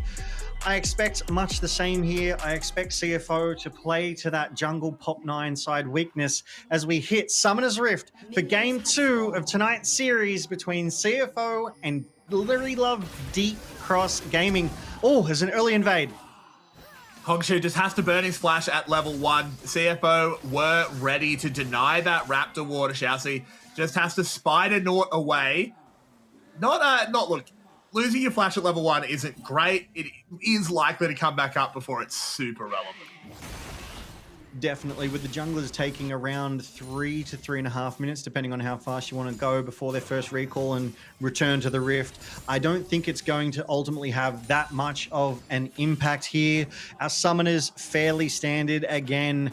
People might look at that Rise and go, why the Ghost? Because they have that level 6 Realm Warp that gives them that mobility and the rest of their team. And again, very, very standard summoner spells over on the side of CFO. As a Dredge line just catches 2274, it doesn't really lead to much. Doggo just able to trade nicely back into Xiaoxi, being like, hey, again, I'm not sure you want these hooks landing here, homie, because I will poke you out. And we go to a tech pause. The spirit of the LCO, Carrix. Yes. I don't know if the LCO has full dibs on that. I'm going to be in there for my boys, the BCS. We were pause merchants as well. Just comfort for both of us, I suppose, as we do have time to talk about what we expect out of this game, as I think it just was a little bit of a tech issue. Shouldn't take too long to get fixed here. In game one, we saw Doggo have an absolutely standout performance on Caitlyn. He's now been handed a more traditional hyper carrying ADC of the Sivir. If you're Relove DCG, what are we doing to make sure the history doesn't repeat itself? So right now, obviously, Doggo being on that hyper sort of carry is obviously, I want to say, dangerous. And they did get that sort of early advantage down, getting that flash out of Hongshu, immediately putting their mid lane at a small advantage, being able to absolutely pepper Xiaoxi with damage, forcing Xiaoxi to retreat and play a little more, I want to say, passively, a little more defensively in that bot side. So CFO Doggo already has that early lane pressure. And mate, Sivir is a farming machine. That ricochet just allows for so much wave clear, so much CS and experience. I really think we're going to need to see Pop9 make some moves onto Doggo. And I know I keep saying it, but I think that's how they have to keep Doggo down and out and get themselves ahead in this bot side matchup. Yeah, it will be interesting to see how they do manage it, as Pop9 going for a bit of an interesting clear here. Clears his topside, then recalls to roll out for the rest of his clear. Will slow him down a little bit, but does allow him to completely dodge where CFO will read him as being. I do like it from that sense of intelligence denial. CFO being unable to track the enemy jungler could put this bot side at an advantage. 2274 though, as both ADs trade, both ADs break their barriers to prevent that damage, and both ADs nearly have no mana left. So this could get real interesting here, Carrix. Yeah, it's a good hook there by Xiaoxi. 2274 having to flash away. The spell shield from Doggo won't find much, but Magical Journey will get them out. The thing that was good by Doggo there, using the barrier to just make sure he could shove this wave in, Xiaoxi kind of averts that, and now Doggo probably forced to stay here. Yeah, he does just have to stay on very low mana, and it'll be DCG getting the favorable reset here. Well played by DCG there for that one. The proactivity out of Xiaoxi, getting that dredge line on to 2274. And 2274 just taking a ton of damage, giving them the priority, which allows Relove DCG's Pop9. Really good roam here by 2274. He's here in time. Pop9's not going to be able to accomplish anything with this gank. He wanted to bail Hongshu out, get a chunk onto Pungyon, but he just can't do it because 2274 reads it really well. And in kind, we also have Xiaoxi here in the mid as a bit of a scuffle breaks out. Ultimately, I don't think much will come of this. Just well played by both teams here. 3v3 in that mid lane matchup, preventing anything of any real consequence occurring, as CFO do look to push their advantage in this jungle and deny Pop9 from getting onto those Raptors. Well played. This is such a good play here by CFO. DCG do the correct thing. They answer it, but it was just the timing. And it's, again, this Bard is always just a little bit faster to everything. Magical Journey, just making him a bit faster back out onto the map, able to get that move speed as well if he's picking up chimes. Exactly what we want to see from 2274, who had a really good game one, even if he was a little bit outshone by his bot lane partner. Yeah, Doggo did have that great performance as Florin and Rest here trading heavily, but Rest is confident in that survivable Rek'Sai, in that sustain. Pungyon fearlessly trading forward into the rise. I mean, it's a fairly, I want to say, volatile matchup here in the mid. Hongshu, once online, once it gets that 3-item power spike, could absolutely take over, moving the team around. But this Cassiopeia, once it hits level 6, could be an absolute team fighting monster, providing the advantage in those inevitable 5v5s. As we see Pop9 here. Pungyon just sees the Lee Sin, recognizes that he has to immediately flash, doesn't want to mess with anything. Good read there. Pop9 in the right place, will also secure them a dragon with this priority. So far, good movement from Pop9. Definitely the kind of proactivity we want to see. That's already 2 roams from Pop9 toward that mid lane. Obviously, that second roam, securing that flash out of Pungyon, But Carrick's, again, this goes back to that respect I was talking about in game one. CFO are treating Relove DCG like they are their hardest opponent, like they are their toughest opponent, and playing accordingly. They're not giving over free kills. As I say, this 2274 might be giving over a free kill as he is rooted up by Xiaoxi. Has a little bit of a heal, but another auto attack will land, and first blood has been secured. Doggo can't aggress either, knowing that Pop9 is in the area. I don't know if he can find his way out of this one. He has no mana. There's a minion wave crashing and there is no help. Oh, Unsealed Spellbook comes in clutch. Yeah, this looks like the TP from the Bard from that Unsealed Spellbook, exactly as you say, being able to bolster the numbers and prevent that dive that almost looked inevitable there, Carrick's. Pop9 in the area, getting that proactive roam down. This is what we want to see. So far, Shadow hasn't been at any fights. Pop9 has been at almost every fight. It's like the junglers have just suddenly switched seats and been like, yep, this is what we're going to do. But for now, the first rate has gone over to Relove DCG, and the grubs are going to spawn in around 70 seconds. I'm hoping we see CFO put some priority onto those grubs and get that proactivity happening for themselves on that top side to counter these bot side roams. It is interesting, both supports have burned the early Unsealed Teleport. Sometimes we do see that being saved for a teleport up to the grub play, as Pop9 once again popping up on the map. Onto Rest though, this isn't the easiest. As he gets knocked up, they do trade it back, but just Florin take another one. He does. Lovely play there by Rest to make a 1-for-1. The flash to get away from them, to make them stay under that turret a little bit longer. Pop9 recognizing that if they stay under that turret, death is guaranteed. Getting that early Dragon's Rage down.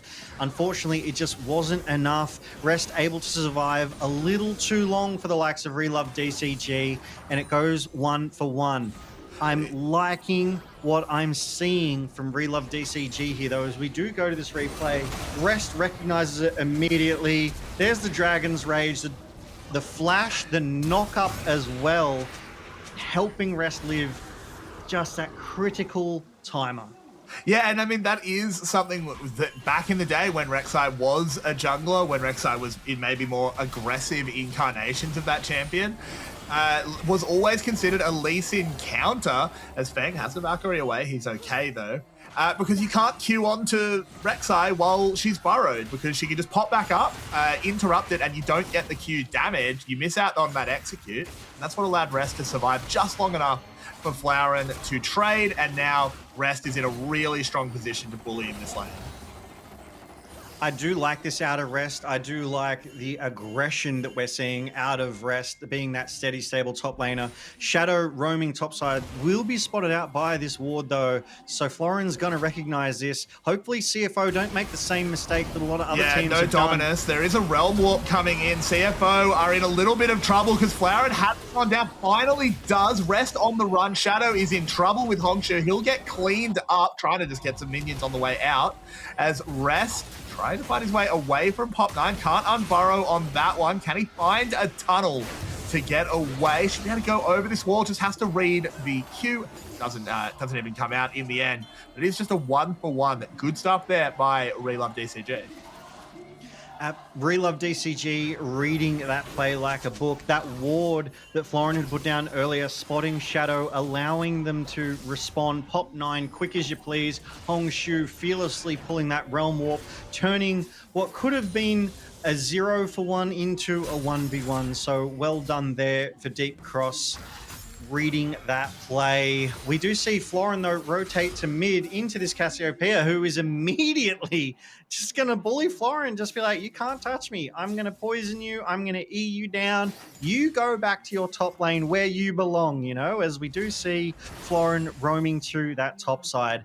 Some trading, though, happening on the bot. Feng forced to recall there, was less than 50% health. So it's not like they're not being aggressive onto one another either, Carricks. Yeah, let's have a look at this play again. And Florin does do a good job at the start of this one. Just the numbers advantage that DCG are able to bring to bear. Shadow copping one too many turrets, decides to turn around and clear this minion wave as best as possible. Here's that durability, that survivability of the Rek'Sai, able to even get some trading back onto Pop9, but knows that his mid laner is there to help and gets away to safety, averting any more damage. But we're back to live, and Relove DCG is first to the second Drake of the game. It is an Ocean Drake.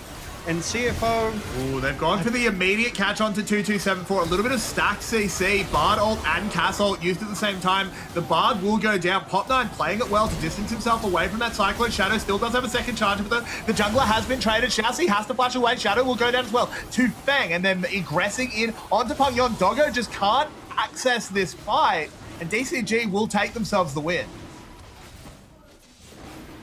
Really well played there by Relove Deep Cross Gaming. Feng just throwing a cheeky pulse bomb. Yeah. Really well prepared. Smart man. They held their damage. That was clever. Yeah, they stopped those attacks. They faced away. They're like, nope, nope. Let that come through, and then we'll take it out. So Relove reading that play like a book. They knew they threw the Foss bomb, and they're like, okay, you're going to try for the steal. We're going to hold our damage. No, thank you. So, Relove DCG secure themselves that second Drake of the game as we do go to that replay around the pit. And Xiaoxi just lurking in this bush here gets a really nice dredge line onto 2274, forcing out that Tempered Fate, which is not what you want to do. You want to do that for playmaking. You don't want to do that to play defensively. Shadow aggressing forward, seeing an opportunity to shut down their jungler, but in turn, Relove execute the jungler of CFO. So now both sides, no jungler. Pangyon stuck in that pit there, got melted down by the DPS of Deep Cross Gaming. And right now, Relove, they find themselves 1,000 gold up at the 12-minute mark, and those role quests are starting to come through, both for CFO at the moment though, Carrix. Yeah, it's Feng just getting another one as well. Doggo not able to trade back. The barrier is there. Doggo's going to flash forward to get the kill. Moving over to rest, but he's probably not going to be able to find his way out of this one in the long run, as DCG are just collapsing on them. Xiaoxi goes low, but he does not go down. Doggo getting a big crocodile bearing down on him. Rest able to get one on the backside. Just has to flash the wall and will get out. But it is an absolute brawl all over the map. It looks like Frankston on a Saturday night. Relove lose 2, but CFO lose 3 in what ends up being an extended fight. Multiple flashes burned, multiple ults go down here, and first items coming through across the board. We do go to this replay and see how this fight breaks out. So 2274 is spotted on this ward. Xiaoxi again, just lurking, getting that depth charge, forcing 2274 to go on that magical journey. And I really feel like they could have just ended it there. Tempered Fate. So CFO turn around and they want this fight. But Feng takes full advantage of that extremely low health 2274, flashes back in aggressively and secures the kill. Doggo now out of position, but CFO try to save their AD, I want to say, Carrix. But Relove DCG, they just have the numbers advantage and they beat them with bigger sticks as we go to And live. back to live, as there's been another conflict at the Maccas, as they've found a kill onto Xiaoxi. Shadow trying to get away. Pop9 will follow through the magical journey and be rewarded with a 2274. Doggo has to be so careful of Hongshu, as he's just not going to be able to do the damage at the moment. Feng bearing down on him, has that Gatling cannon going. Might have been a bit too aggressive with the Valkyrie forward as he falls to the boomerang blade of Doggo. And CFO's Shadow is just on the wrong side of the rift right now. Pop9 gets that Scuttle Crab easy as you please. We do see... Oh, goodness me. Oh, he's sneaking away. He actually, I think he gets out here. No, he won't. The last overload will kill him as he goes down to Hongshu. But it's traded for a tower. And in the mid lane, they've caught Florin. He'll try and turn it around with a dominance. I don't think they have the chase to get through Xiaoxi, but this just doesn't stop. This is a different Relove DCG that we see here on the Rift right now, Carrix. The proactivity coming out of them. Oh, Xiaoxi is landing every dredge line, and this time every dredge line is on exactly who he wants. He's picking 2274 apart. I feel like 2274 at this stage has to be scared as we see another Doggo's in trouble. dive. Doggo's dead. where was this Relove DCG in game one? But all of this fighting, all of this winning that Relove DCG is doing, they still only have a 300 gold lead at the nearly 16-minute mark, which is a testament to the CS advantage that CFO have right now. Chassis dredge lines forward to try and get into the enemy jungle sooner rather than later and get stunned up. So a really good start here by CFO. And Chassis is just able to walk it out, gets that dredge line, and takes CFO deep into enemy territory, which allows Relove DCG the chance to respond. I love it. Chassis knew he was going to die and bought so much time for Relove to get there. And then we see Feng Valkyrieing forward into Pangyong, but he didn't see CFO hidden in that bush and is annihilated as we see CFO kind of, and we go back to live, they're fighting again, Carrix. Yeah, and I mean, CFO has to keep up this pace because where that gold lead is, it's actually in towers. It's standing gold. All of the outers are still up for CFO. There's gold ready to be claimed for DCG. If they can get a clean fight and push down two of these lanes, maybe pick up a Rift Herald to help them, they will balloon out to a 3-4k gold lead. But Hongshu is landing, but 4-0. Xiaoxi didn't want that one. Rest will clean him up. Shadow dives into the backside. He's just going to cyclone there. They can set up another round of it after the Bard ult onto Feng, but he survives. He flashes back to reposition. 2274 has no way out. Rest will dive in, take him for a snack. But no participation here from the rest of CFO. Shadow just has to try and juke. Can't juke a point and click as Rest drooling with Pop 9, just wants to keep him honest in this one, but I didn't even really see where Doggo died. Carrix, I just want to point out Hongshu being an absolute menace. 6-0, being so proactive in every fight and has a solo 2,000 gold lead over his counterpart as Rest here is just dancing, sustaining, trying to poke cheekily, maybe see what he can do in this Dragon Pit. He's just trying to kill Pop 9 if he can. Knows that if he can deny the smite, there's actually potential playmaking to be had here, but can't do it. The Drake will be secured, and that's actually the third for DCG. They're on soul point. That happened so fast, Carrix, I didn't even realize. Great call. Relove DCG have been getting these Drakes. Effectively, the minute they've landed, they now find themselves on soul point. As we go back to this fight that broke out, Chassis, hooks. Great hooks. Gets annihilated this time, though, but Feng and Hongshu free-firing on Shadow. Rest looks, where is Doggo? Just stunned up. Hongshu comes in and finishes. Well done by Florin there to actually frontline and shut down Siva's Doggo there. And Hongshu just chases Shadow out, finishes it, and gets that extra gold in the pocket.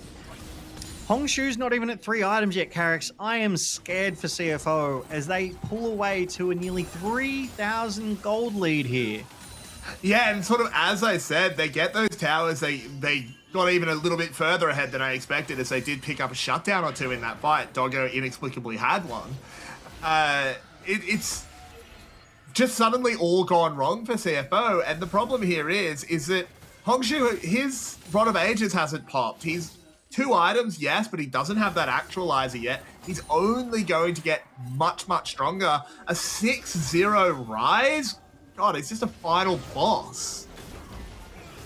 Agreed with you, Carrix, and 2274, I personally feel is having a bit of a shocker as Pop 9 finds the engage. And 2274 has just been caught again, and he's going through the magical journey. It won't save him. It'll buy a little bit of time when he stuns up Hongshu. It does get taken down with the W. Pop 9 over the wall just boots Pungyon away. This has been a bit of a shocker from this Bard. Unfortunately, 2274 put up some really good games on Thursday night, put up a good first game but this bar does not look like it plays well with what 2274 wants to do. Keeps getting caught out by these Xiaoxi hooks, forced into these tempered fates to protect and defend himself rather than use them for playmaking. As a deep TP from Rest here to try and catch DCG near the Baron pit, but I'm not sure what it's going to achieve here, Carrix. Well, Rest is just desperately trying to keep some form of tempo for CFO. He recognizes he's 4-1. He is strong. He has an individual gold lead in his role. But now a Realm Warp coming in. They're going to try and get onto Shadow. Ooh, Pungyon really thought they would get around that corner. Throws the Cassiopeia ult into the air. And it just looks like CFO are rattled. Rattled is the right word, Carrix. This is not the same CFO of Game 1. This is not the same Relove DCG of Game 1. I feel like this draft just works so much better for how Relove DCG want to play. And they are proving here in this Game 2 why they are equal third with CFO right now. The CFO are being pushed to the limits. They're being forced to work for this. And finally, Rest goes forward and is the first one to get dredge-lined by Xiaoxi's Nautilus. Even gets the depth charge from Nautilus and survives it all, front-lining like he should be. Yeah, but 2274 on the other side does pick up a stun onto Pop 9. Flowering in the Cyclone, but Rest can't find his way out of this one. Or maybe he can as he tunnels his way for a little bit more time. They do get the kill onto the Rise. Flowering very far forward. CFO have no health bars, but they are still alive. Shadow desperately moving forward onto Pop 9. Will take him down. It's going to turn into a 1v1. But can they get anything more? Feng playing on the edge, and this game is being decided by hundreds of health. Carrix, it ultimately ends up being a 2-for-2. Both junglers going down, the support of CFO and the mid laner of DCG as we see the Nautilus TP come through here. Xiaoxi keen to get back out onto the rift and contest for that vision around the Baron pit, which Relove DCG, they have it all. The vision is still there. Rest here is the one who aggresses onto Relove DCG. Xiaoxi, Dredgeline, depth charge, Rest tanks it all. We see the Tempered Fate onto 2 in the back line, but 2274 is no match for Pop 9. Just tries to keep him out of this fight as Pop 9 finds the Q onto Pungyon here, doesn't go in, but Rest is dying in the back line.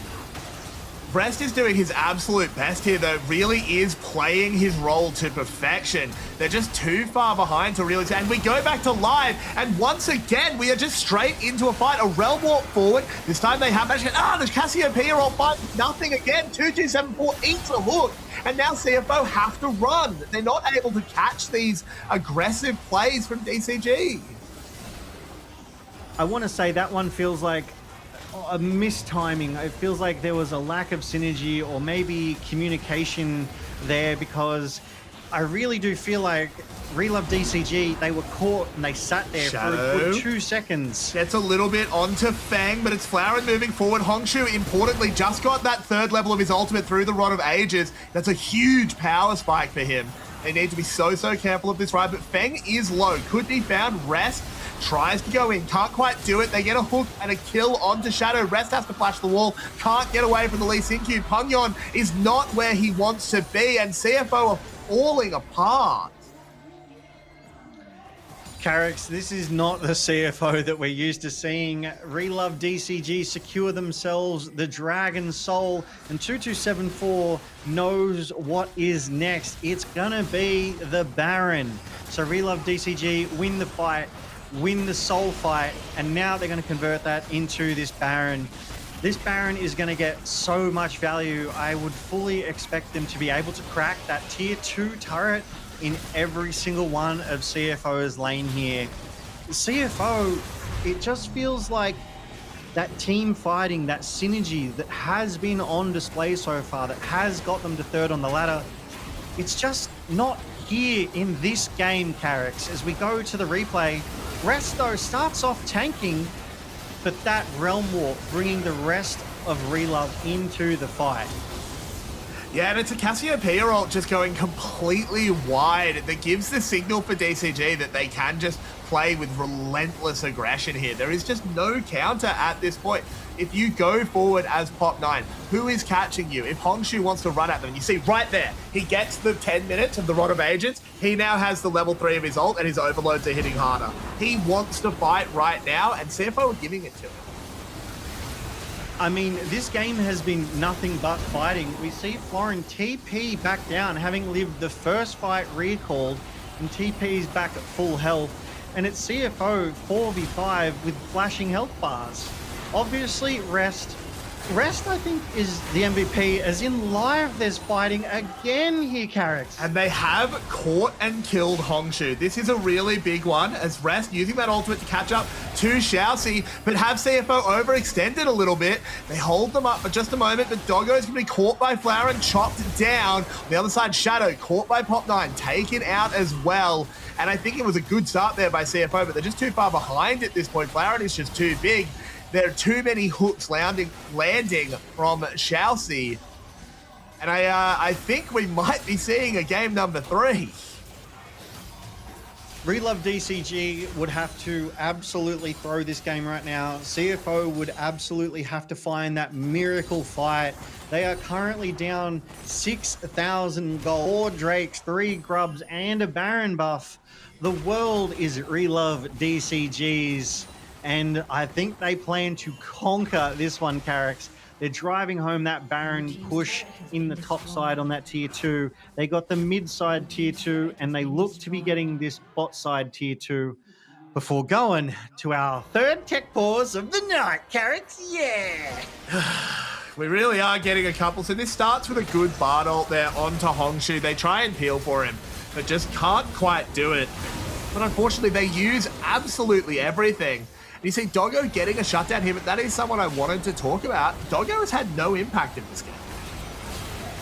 Doggo is being zoned away from these fights. Fang is targeting Doggo. Florin is targeting Doggo.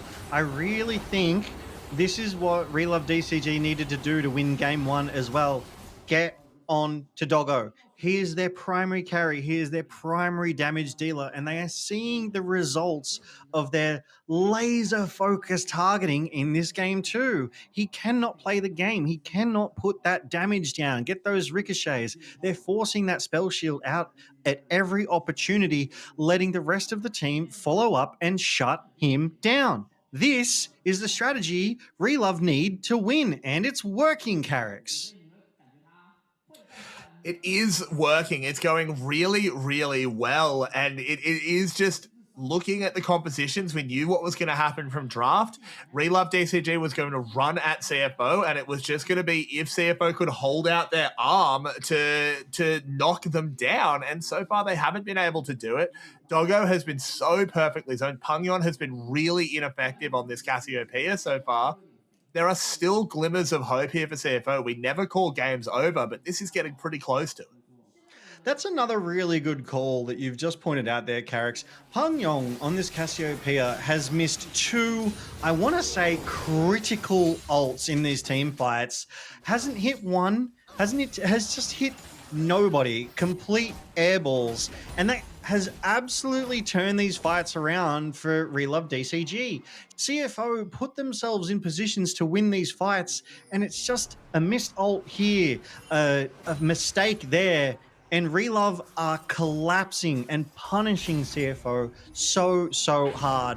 I'm loving this game too, because in game 1, we saw domination from CFO with signs from Relove DCG being like, hey, no, we're competitive. And here in this game 2, Relove DCG being the ones to stomp CFO, and CFO being on the back foot going, oh my gosh, we have to prove that we can be competitive here and now as well. We take a look across this Rift, Carrix, and it's Relove DCGs. They've got the vision inside of CFO's jungle. They've got the waves pushed out. The Drake is up in 2 minutes. So I really think if Relove DCG can hold these next 2 minutes firm and strong, get that Elder, they can drive home and take the win for themselves in the next couple of minutes, Carrix. Yeah, I feel like you are sort of just waiting for this Elder. You'll play that. Maybe you pick up a Baron, depending on what CFO does. CFO is probably forced to fight you at the Elder. You either take the Elder, then the fight, or just take the fight. It doesn't really matter. It's really just a way to force CFO onto the map. There is a 4-item Sivir. 4-item Sivir is very, very hard to ignore. Maybe Doggo finds a miracle if you land a big Bard ult into a big Cassiopeia ult into the Wukong ult. You layer everything. There are still windows here for CFO, but they are vanishingly small. Correct. I mean, even the Cassiopeia being an item behind that Rise just is so oppressive with that power, a full level and a half ahead. But look at that jungle diff, Carrick's 3-level advantage for Pop9. More accurately, my apologies, a 2-level, as Shadow will level up here. 2274, just too far forward. Pop9 finding the kick as well. Shadow goes with him. We may not even need to see the Elder. Cassiopeia ult finally hits, but it's only on to Xiaoxi, who had already done his job locking it down rest. 3 members of CFO are cleaned up. I think this one will just be walked down by Relove DCG. This is the advantage that Relove DCG needed to win this game. And they know it. They've grouped up as 5. They're taking this bot inhibitor turret. They're absolutely going to take this inhibitor. The flash forward. Yeah, they're going to move in. Pungyon will fall down. It's just Doggo left in the fountain. And even though it looks a little bit silly at the end with some GAs, proccing 2274 will not be able to prevent this one. DCG fight back after a disappointing game 1. It is a triumphant game number 2. And our 3-1 clash for first or second place is delivering us with a game number 3. Yeah, Carrick's, I'm just so impressed with this bounce back from Relove DCG. That's a completely different team from what we saw in game 1. Well played by them. And CFO just, it feels like they crumbled under the pressure that Relove were able to bring to bear with that composition. Frankly, I think you called it from the draft. DCG built themselves a comp that is just going to run at CFO. They kept it simple and they executed well.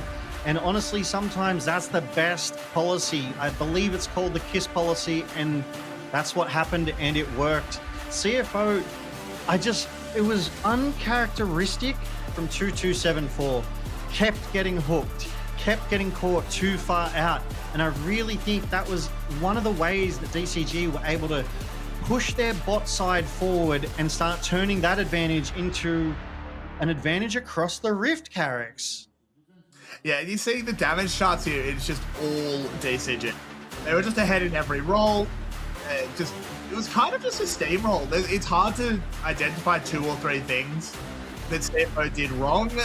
It was more just Relove DCG did everything right. They were ahead from like 5 minutes into the game, tempo-wise. They took really hard control of gold around that 20-minute mark, as you can see. But it never looked in doubt for Relove DCG. Yeah, agreed. Pungyon, though, you say, we may not be able to pick a couple of moments from CFO, but starkly in my mind, as we touched on, again, 2274 caught out all the time. Xiaoxi in the right places, right time, hooks, just catching 2274 out, going down, forcing that playmaking ability that we're so familiar with from these Tempered Fates. No impact, none at all. They were used defensively to preserve life rather than offensively to set up those takedowns. As we see 2274, the first one to go down here, being caught out. And from Pungyon, these Cassiopeia ults just missing too many times, not getting as much value or any value. Even the last one that we saw connect, it only landed on Xiaoxi, and after the hook had already caught rest and brought him out of position. Xiaoxi, I think, had a pearler of a game this time around. Even when Xiaoxi was caught out, was able to drag the fight out, buying Relove DCG all the time in the world to answer and turn the fight around. And Hong Shu just made CFO's life a nightmare, Carricks. Yeah, there was really just nothing they could do into Hong Shu. It was also a huge bounce back game from Pop9. It was pretty disappointing in game 1 on the Kiana, but on this Lee Sin was absolutely dominant. CFO put so many bans into him. I think it was 4 jungle bans. As on top of the Fearless, on top of early picking their own jungler. But he just pulls out the Lee Sin, and it looks like that's what he wanted to play regardless, because he was dominant. I mean, we called that in the draft, right? You said maybe they found a weakness here. They left the Malphite up because he doesn't know how to play that and goes for the Lee Sin. And I even said, I wonder if Lee Sin is a deep pocket pick for Pop9, and it turns out it was. He was really effective on this Lee Sin. He was everywhere early. It was the proactivity that was missing from Pop9 in game 1, and it was everywhere to be found here in this game 2. I was such a fan whenever I saw Pop9 going in. But this fight here, I want to point out Rest. Rest, I personally feel, had a good game. Rest He did was his best. Absolutely. He matched Florin in that top lane forever and a day and was frontlining. He did his best to keep DCG away, but at that point it was too late, wasn't it, Carrix? The wallet diff, insurmountable. Well, it's sort of the reality of playing tanks. You try your best to sort of engage things, and he played almost to perfection, but he's playing the tank frontline. In the end, the guys behind him also need to step up. He gave them space, but they just didn't really take advantage of it. I think that's the problem. We have to look forward to game 3 though, because that's all the marbles. In the end, no one remembers who won game 2. Everyone remembers who won game 3. I mean, I wrote notes down. I'm going to remember who won game 2 because Relove DCG, they flipped it around. It was like there's such an underwhelming performance in game 1 and then they overwhelmed in game 2. But now have they run out of gas? Are they going to be able to bring that same energy, that same pedal to the metal game 3 winning style that they just showed us? I love that both of these teams have won in convincing fashion in both games, because to me, it makes this game 3 completely unknown. They're equal on the ladder right now, Carrix. They're equal in this best of 3 series. It's all come down to this, Carrix. And I am so excited to get into this after we get back from the break. Game 3. See you there. I do not mind it, giving them hells right on their tail. The question is if you gon' pass or fail. I need a ring that blings and shines, full of them diamonds, leaving you blinded. I gotta go get mine. I think it's about that time. I think it's about that time. I gotta go get mine. I think it's about that time. I think it's about that time. Locked in, turn me up. Only thing we're focused on now is bringing us home the dub. I'm locked in, turn me up. Only thing we're focused on now is bringing us home the dub. I'm locked in, turn me up. Only thing we're focused on now is bringing us home the dub. I'm locked in, turn me up. Only thing we're focused on now is bringing us home the dub.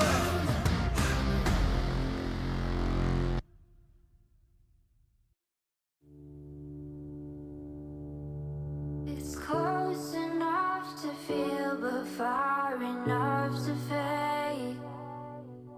The steps I take to close this space. What I believe, the more I get a world away. The whispers I hear keep me in place. The steps I take to close this space.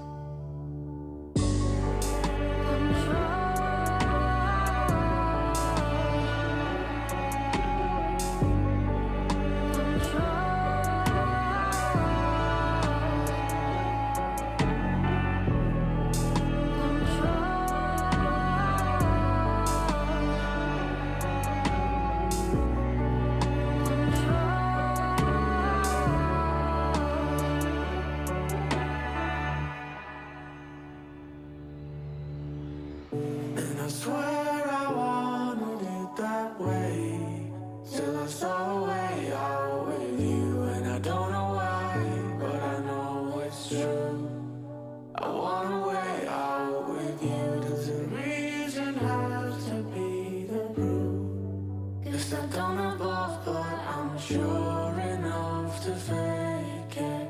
Sure enough to fake it. Sure enough to fake it. Sure enough, sure enough, sure enough to fake it. Sure enough, sure enough, sure enough to fake it. Sure enough, sure enough, sure enough to fake it. Sure enough, sure enough.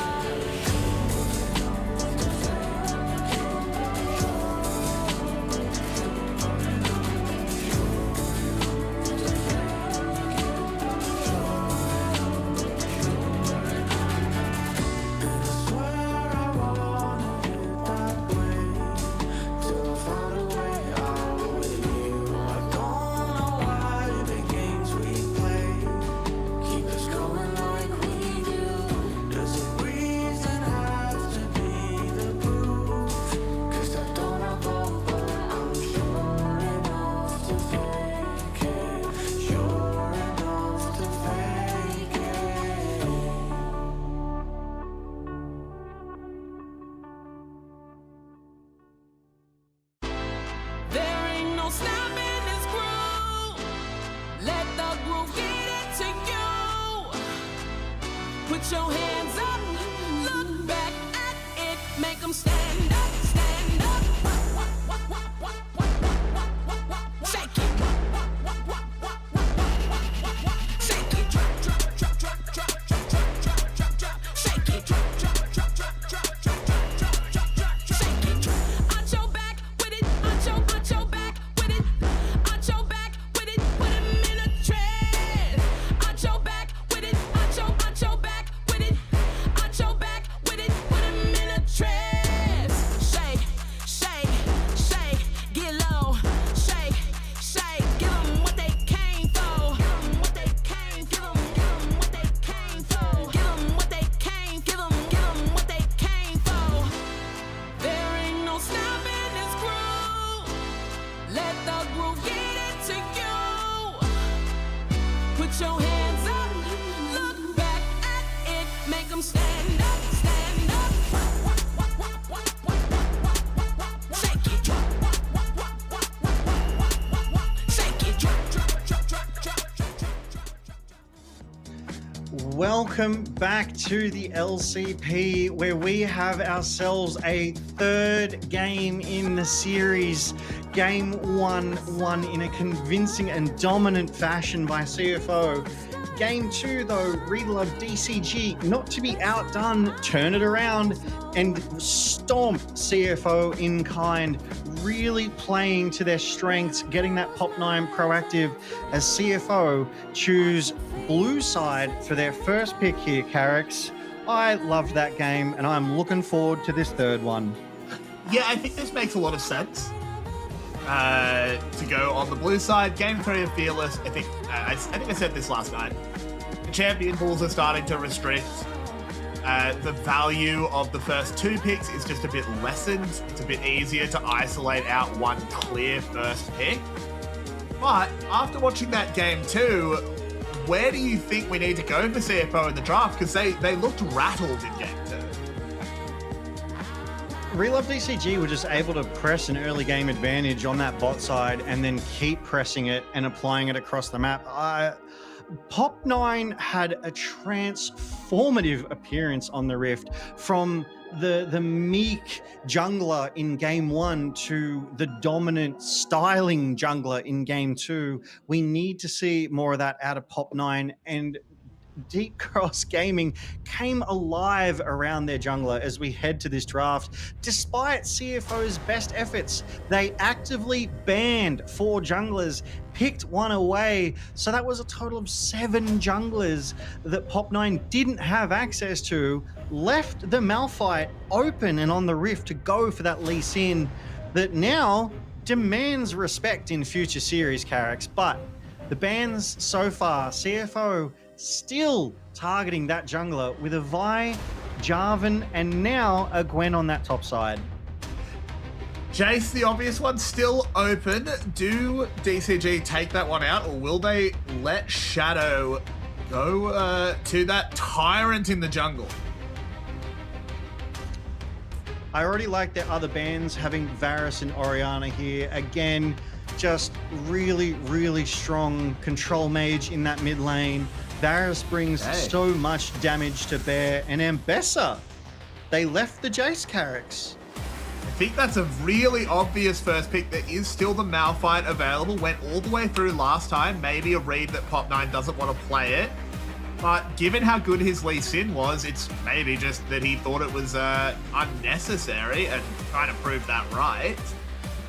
But this is setting Shadow up. Shadow loves playing these aggressive junglers. He likes being able to take things into his own hands, and Jace is absolutely allowed to do that. We saw the damage a really good jungle Jace can do last night, Carracks. Those early topside roams, that accelerated shock blast, just getting them low enough to easily dive. There was never any threat back to the jungle Jace because they were so low. You run in, you one tap, you run out, you might be lucky to take one tower shot. And it proved so effective that I do believe that they were up 4-0 at one stage on this Jace, the menace. But Relove DCG have picked up that Aurora, which has become almost a staple in this top side to try and give Florin that early game advantage to bully rest down. And it looks like Feng has picked themselves up an Ezreal for this game 3 here tonight, Carracks. I love the mobility. Yeah, I think this is a really good start here. This is taking something away from Doggo as well.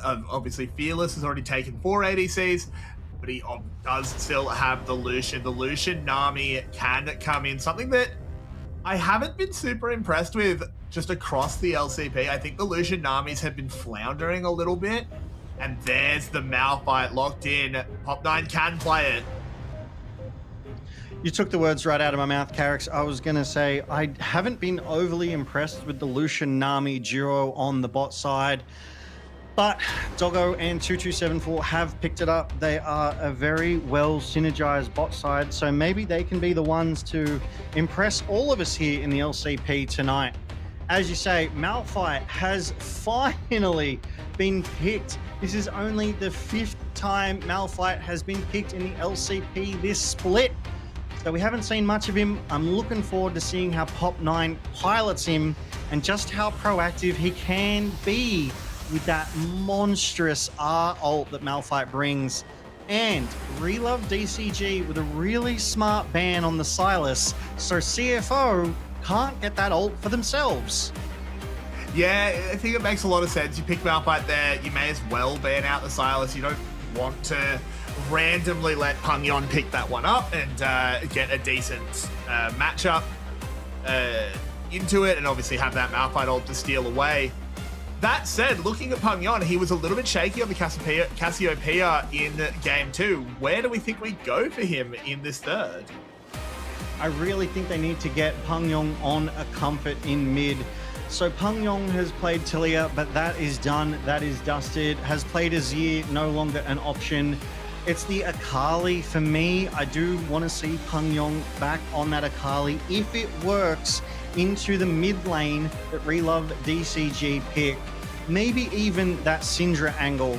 But the playmaking from Ryze, the Realm Walk is no longer available. They just have to give Pangyon that comfort pick. As they do ban away Alistar and Leona, they want to remove those sort of tanky supports down on the bot side for Relove DCG. They want ease of access into whatever combination that bot is putting together, which is Karma and Ezreal. So that's so much mobility there, Carracks. They're going to struggle to get the damage down. They are going to struggle, especially because they don't really have a good source of engage so far. Jace is obviously great at laying out damage from the long range, and they go the Mel. Interesting stuff there, and a big tank for rest that does help with the engage.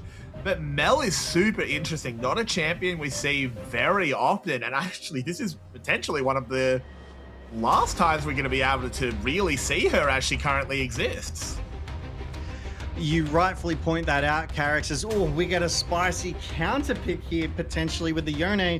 This Mel is actually getting a miniature rebuild for 26.3. They're calling it a mini rebuild. It's not. Yeah, yeah. The Q is changing, the W is changing, everything about her except I think her R is getting reworked. So enjoy this Mel in the mid lane from CFO against Relove DCG's Hongshu on the Yone. Yeah, Mel. It feels like CFO have kind of gone with a traditional comp here. They've got the tanky frontliner in Sion. They've got that powerful control mage in the mid lane, the classical Lucian Nami, and Jungle Jace. That poke is immense. Yeah, it is, but the problem is still a lack of engage. You have Sion, yeah, he can run in, but that's not super dynamic. It's not really reliable engage. You typically like that as secondary engage, but same with Nami Wave. It's really good as secondary engage, but it's not that primary engage. I'm a little bit worried. How does CFO start fights? You are correct there. That engage kind of lacking, and it doesn't look like they have that oppressive long-range poke that other comps have had where they've managed to secure the Varus and the Jace. And quite frankly, those accelerated shock blasts, if this Malphite even builds moderately tanky, they're just not going to do much to keep Pop9 away from CFO. Even if they do land, it gives them that durability, that advantage to be able to keep walking forward into them, just like they did in Game 2, Carricks. We're set for an interesting Game 3, an exciting Game 3, as both teams have won one game apiece, but vibe checking it, CFO, it looks like they are in a little bit of a better mood. There's more smiles, there's more laughs on their faces when compared to Relove DCG as we hit the rift for the final game of tonight's series. I think there's analysis to be done there. If like every smile is 1 point and they've just killed someone. Okay, I'm screw my smile index. They killed Karma. They killed her. What? The game hasn't even started. How? That's a face check into a bubble. Oh my goodness. Can we get the replay on that one, please, production? Please, we need to talk about this early sub 1 minute death. Okay, here we go. Yeah. Oh. They had a third player here. They had an evil Scion. Uh-oh. Doesn't even get knocked up by the Scion Q, but it just doesn't matter. Way too aggressive. Burns the flash, burns the heal. Does get Doggo's flash in exchange. But that's just a death. It doesn't necessarily do anything immediately. Doggo doesn't get to reset, doesn't get to like buy a longsword or anything like that to really make this hell, but does just completely screw the priority here for DCG. DCG also are down 3 sums compared to 2, so CFO find themselves in a sum advantage. CFO also find themselves in a healing pot advantage, so they have a little extra sustainability to stick around in this lane a bit longer than DCG's duo at the moment. So it's a good start. Advantage 1, CFO has Doggo getting a little aggressive and pops that barrier to avoid too much of that turret damage landing. Oh, this is a fun start, Carricks. But it makes sense. Doggo, like, he doesn't need that barrier for the next 5 minutes. Well, it's not even a 5-minute cooldown, but for the next few minutes, doesn't really need it. Just steps up, puts some damage into Feng, continues just to make sure they have full priority on this bot side. Malphite's not coming. Like, Malphite is not coming down here to gank you. You don't need the barrier there. You're too far ahead for an Ezreal Karma to do anything. I like it. Just step up. Barrier to keep yourself healthy. It makes a lot of sense.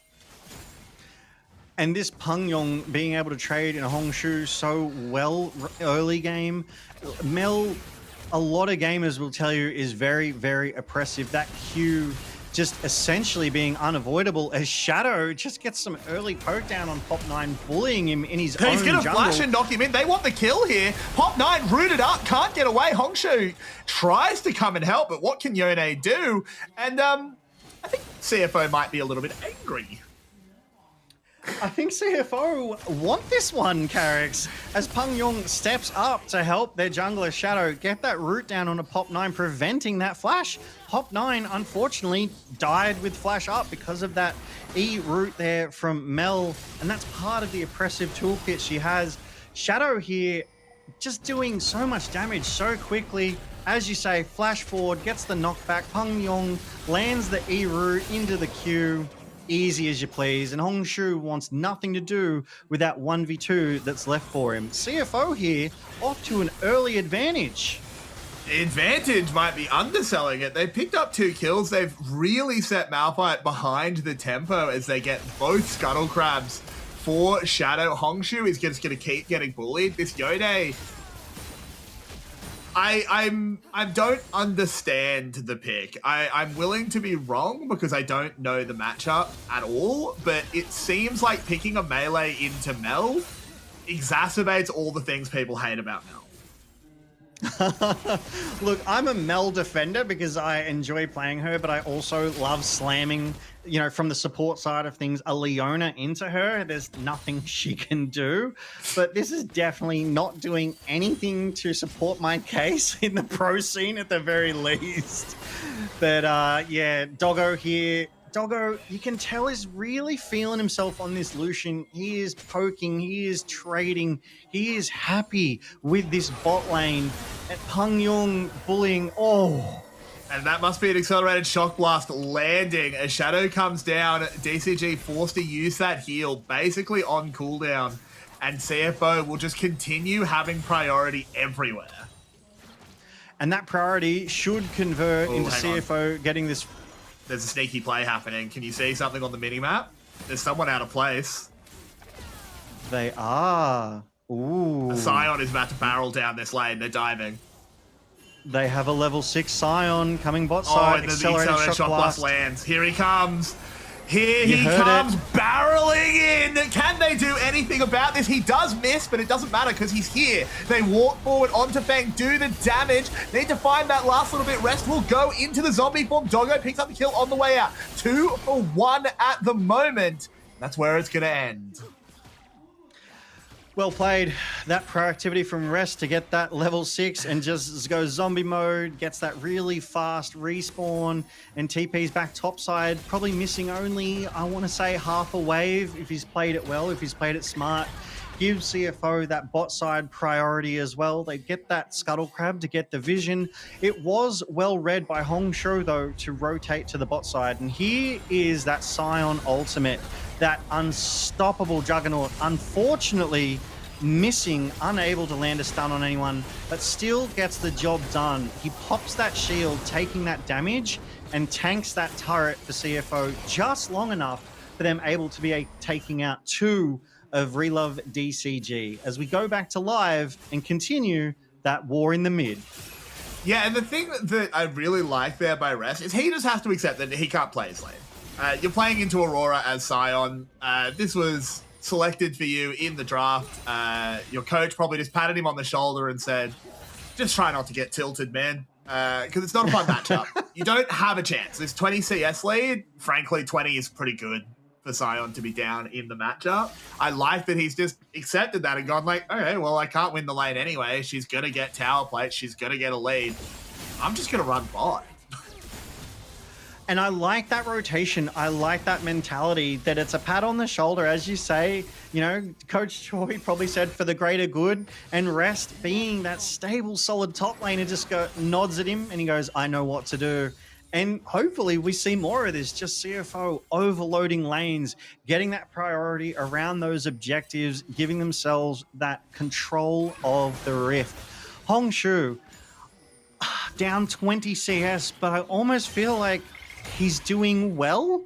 Like, to be within 20 CS of this oppressive, long-range control mage here, yeah, credit to him. It's a rough matchup. It is, but he picked it.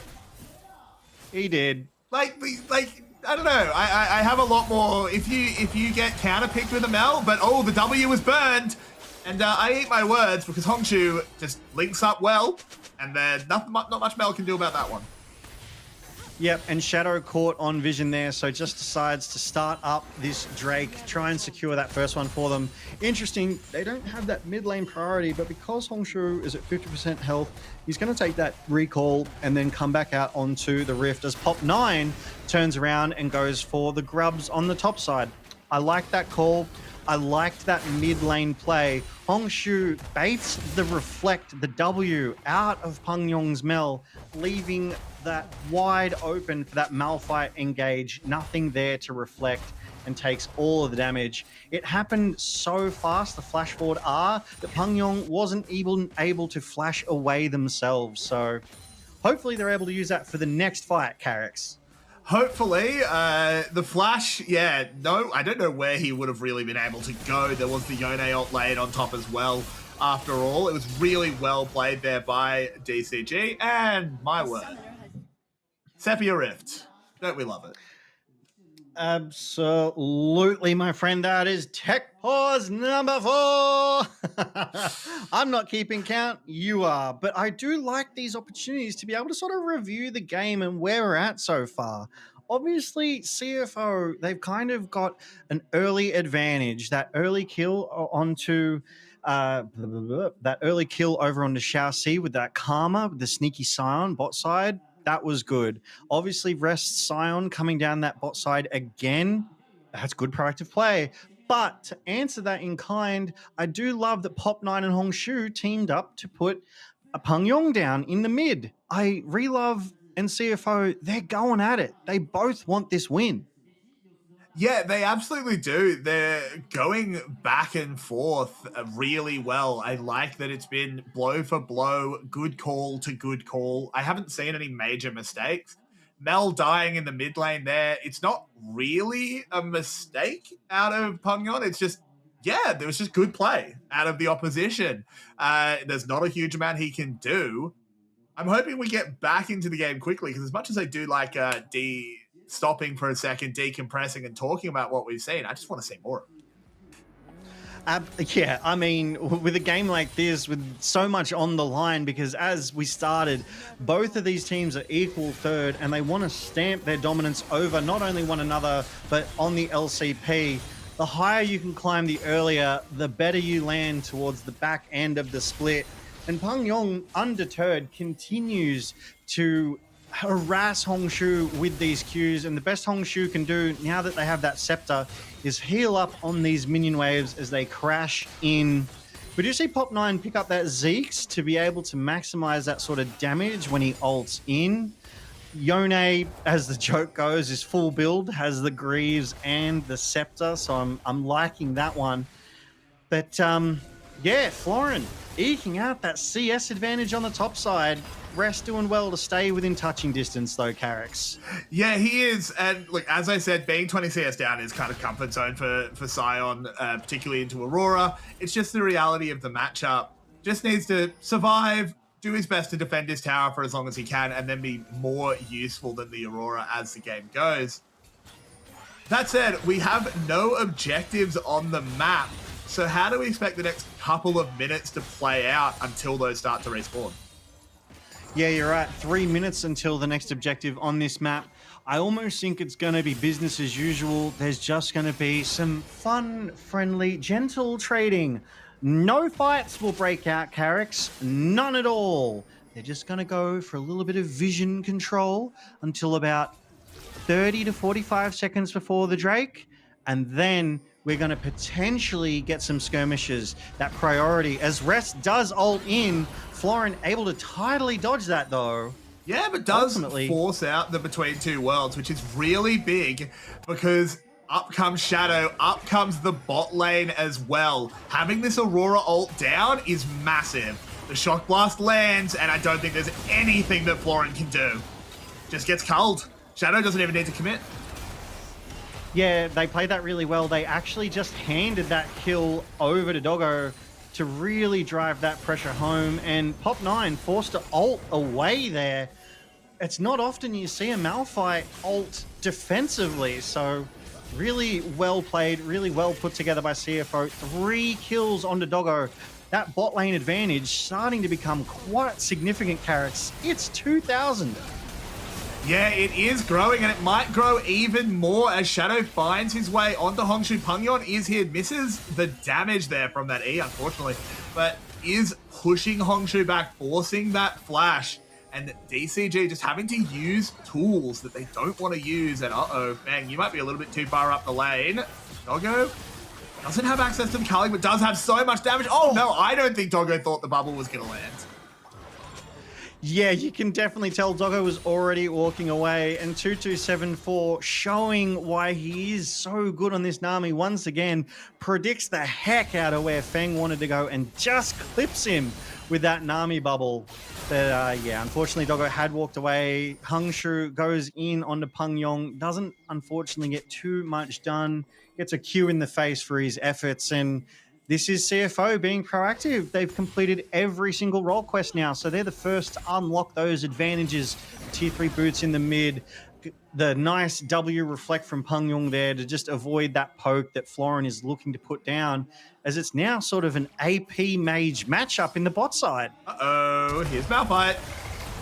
Wonder what Malphite's going to do. Makes my job as a play-by-play really easy when he just, yeah, yep, rock.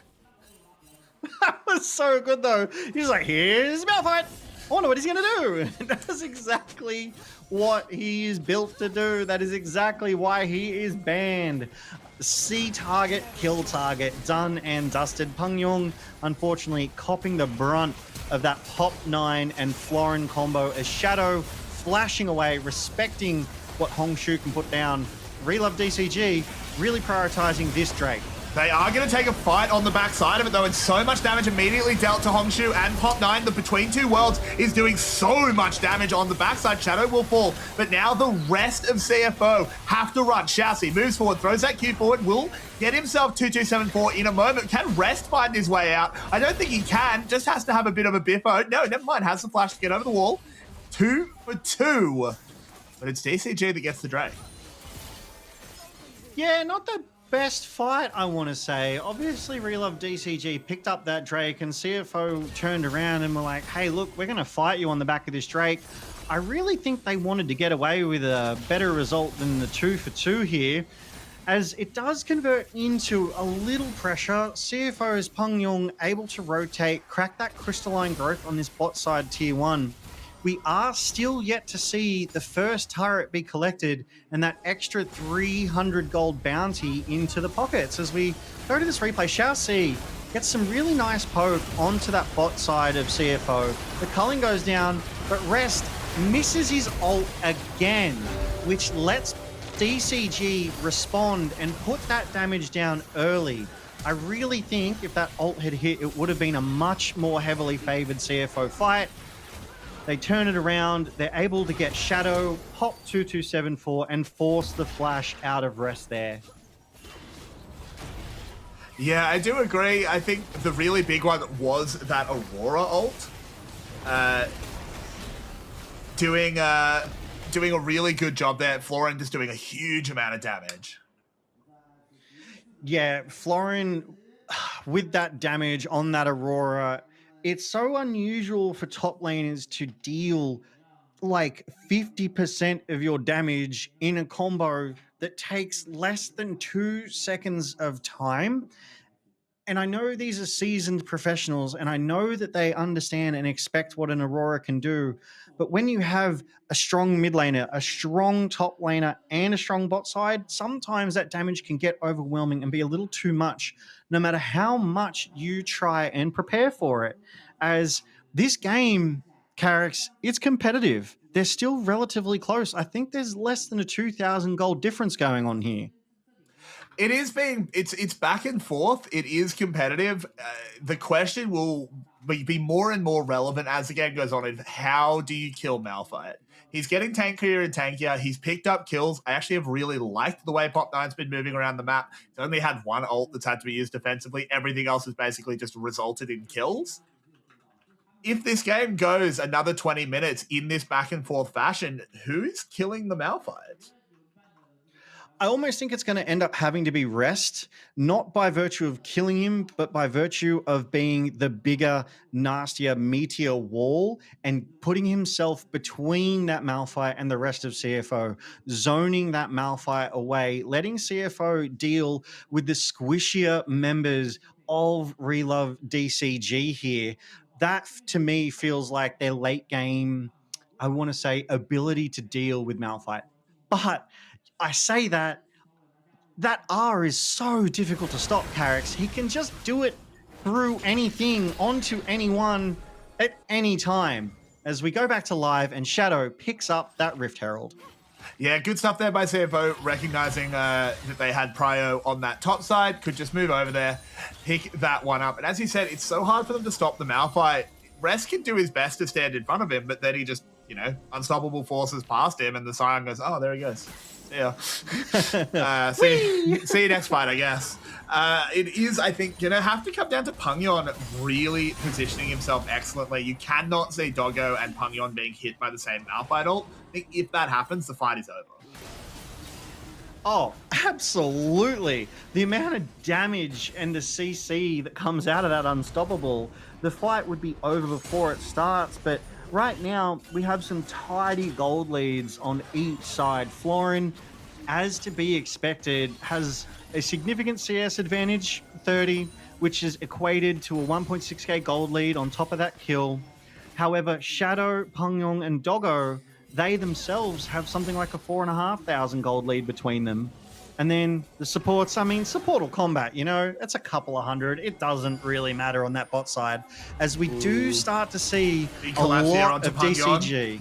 Has flashed away. The teleports have been called. They're just going to turn it around onto Shadow. Really well played there by Pop9, but Shadow using the Rift Herald to zoom himself into the back of the fight. Lovely stuff there by Shadow, picking up Hongshu. And oh no, I freeze for a moment there, so sorry about that. As Pangyon desperately trying to fight his way out of this one. Feng has to barrier to try and keep himself alive. Pangyon layering damage back across. There is so many of those Mel stacks built up. Doesn't have the ult to bring them down though, as Doggo moves over, picks up the Malphite, and out of nowhere, Relove DCG just collapsed, and MVP of that fight was Shelly.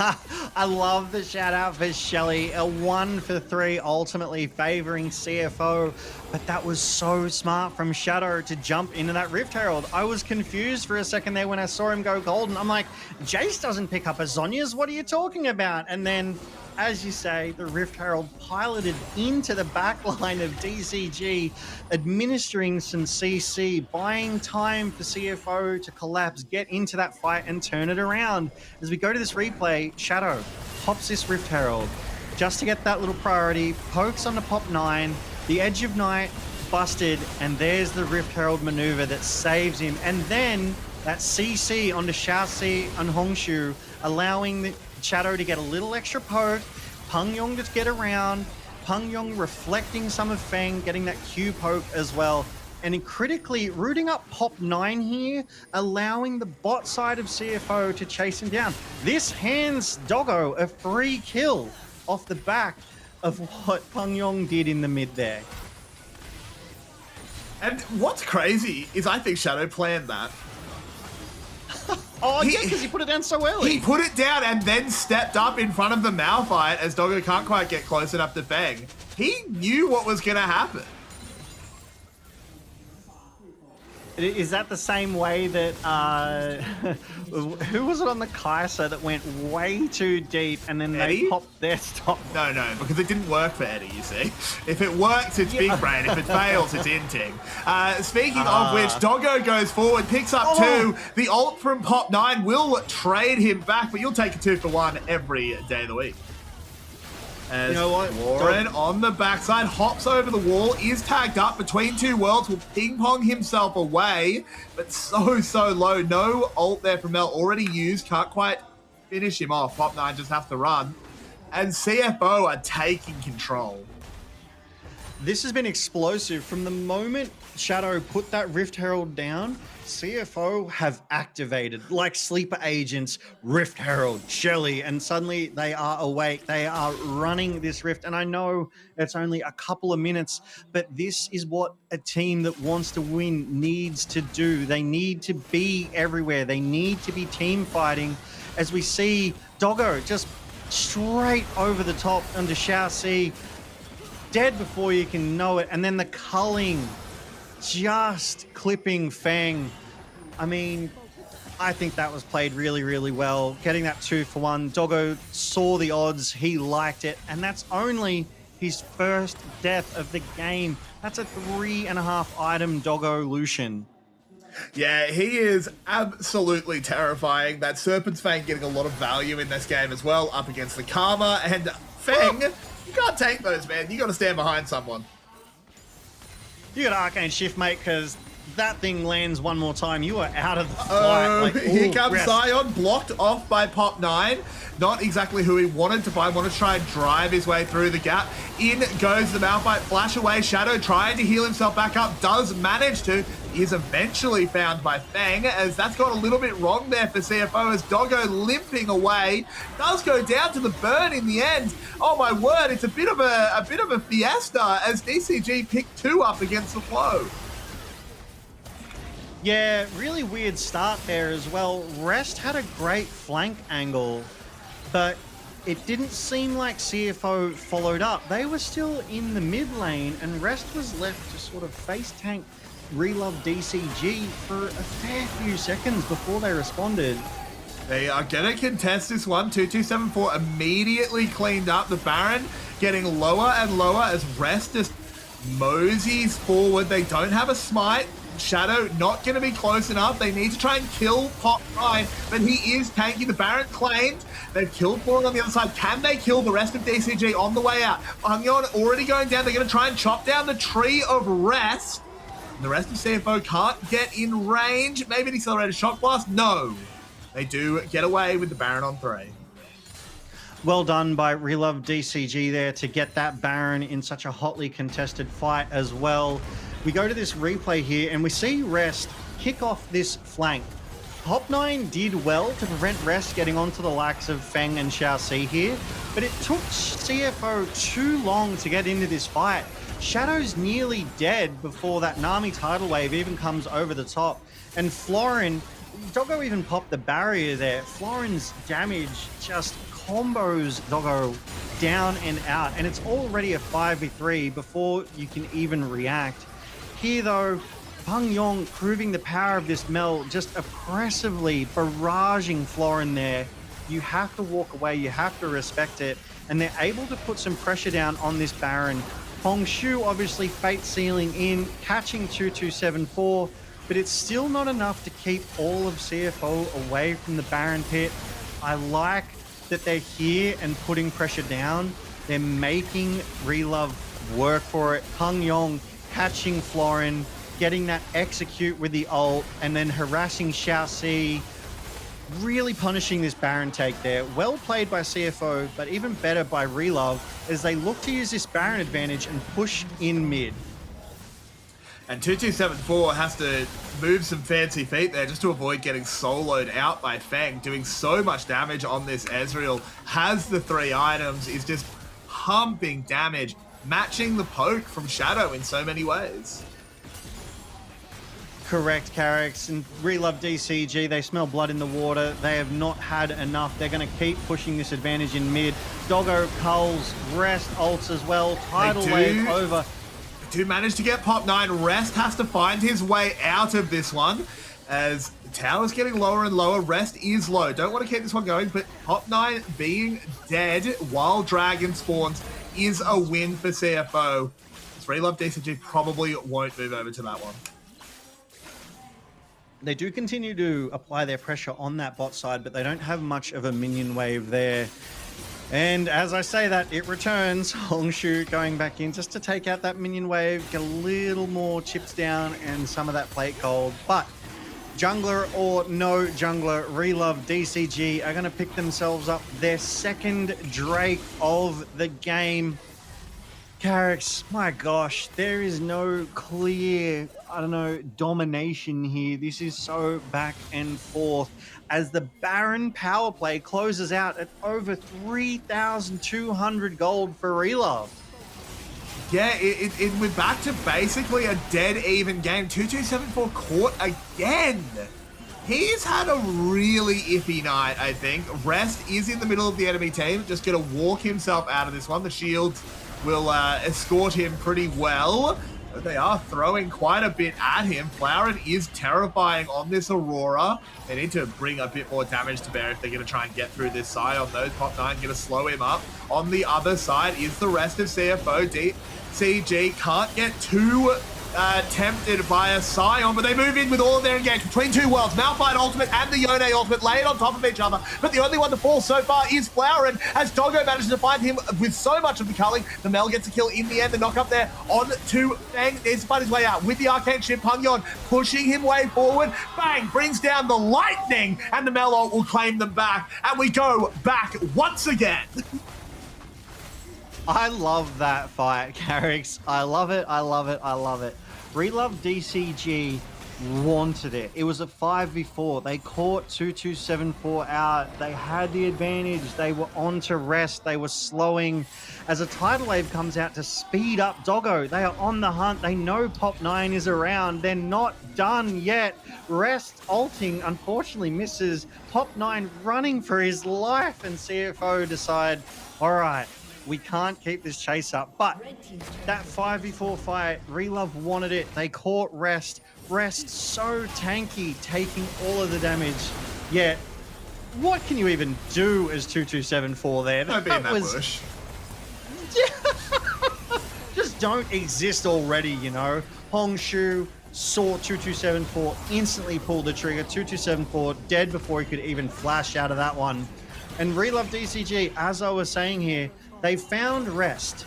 They see an opportunity. They go, if we can chain our CC, if we can slow and take down this tank, we might even be able to crack this base open. But Rest proving too strong. CFO brings their numbers to bear to save their top laner. Florin caught under the turret going between two worlds, getting culled into oblivion by Doggo. And that Rest staying around, getting that stun onto Fang is Fang's death as Mel rains down that Q poke into an execute. I really like that. CFO punished DCG's hunger, their aggression. They didn't let them get away with nothing. Yeah, and we saw in that fight something that Mel is not going to be able to do for much longer. They hit Mel with the Scion ult, with the Between Two Worlds, but just had the W up. She landed on full health and was able to extend the rest of the fight, and Pangyon was dealing enormous amounts of damage just across the entire enemy team.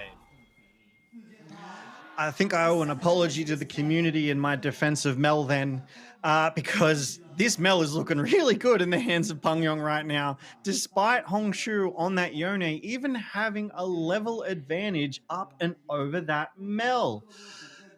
But this Mel fight, I want to say, of Pop 9, do we think that's having the impact we expected it to see, Carricks? He's had a couple of good engages, but he hasn't been able to break this game wide open just yet. I don't know if it's his job to do that, is the thing. I think he's actually had some really good engages. He's been exactly where he needs to be, but like this isn't your like AP Malphite that we might find in solo queue that one-shots 3 people. This is a full tank Malphite. He can't kill them on his own. He needs the rest of the team to be in position. Something I've noticed is the Yone has not been ready to follow up. When they were trying to cut Rest down there, it was Yone that was going to be able to do it. The rest of the team can't really hurt him. The Malphite in particular probably just heals him by attacking him. But Yone can kill him really fast, but he just wasn't really in position to do so.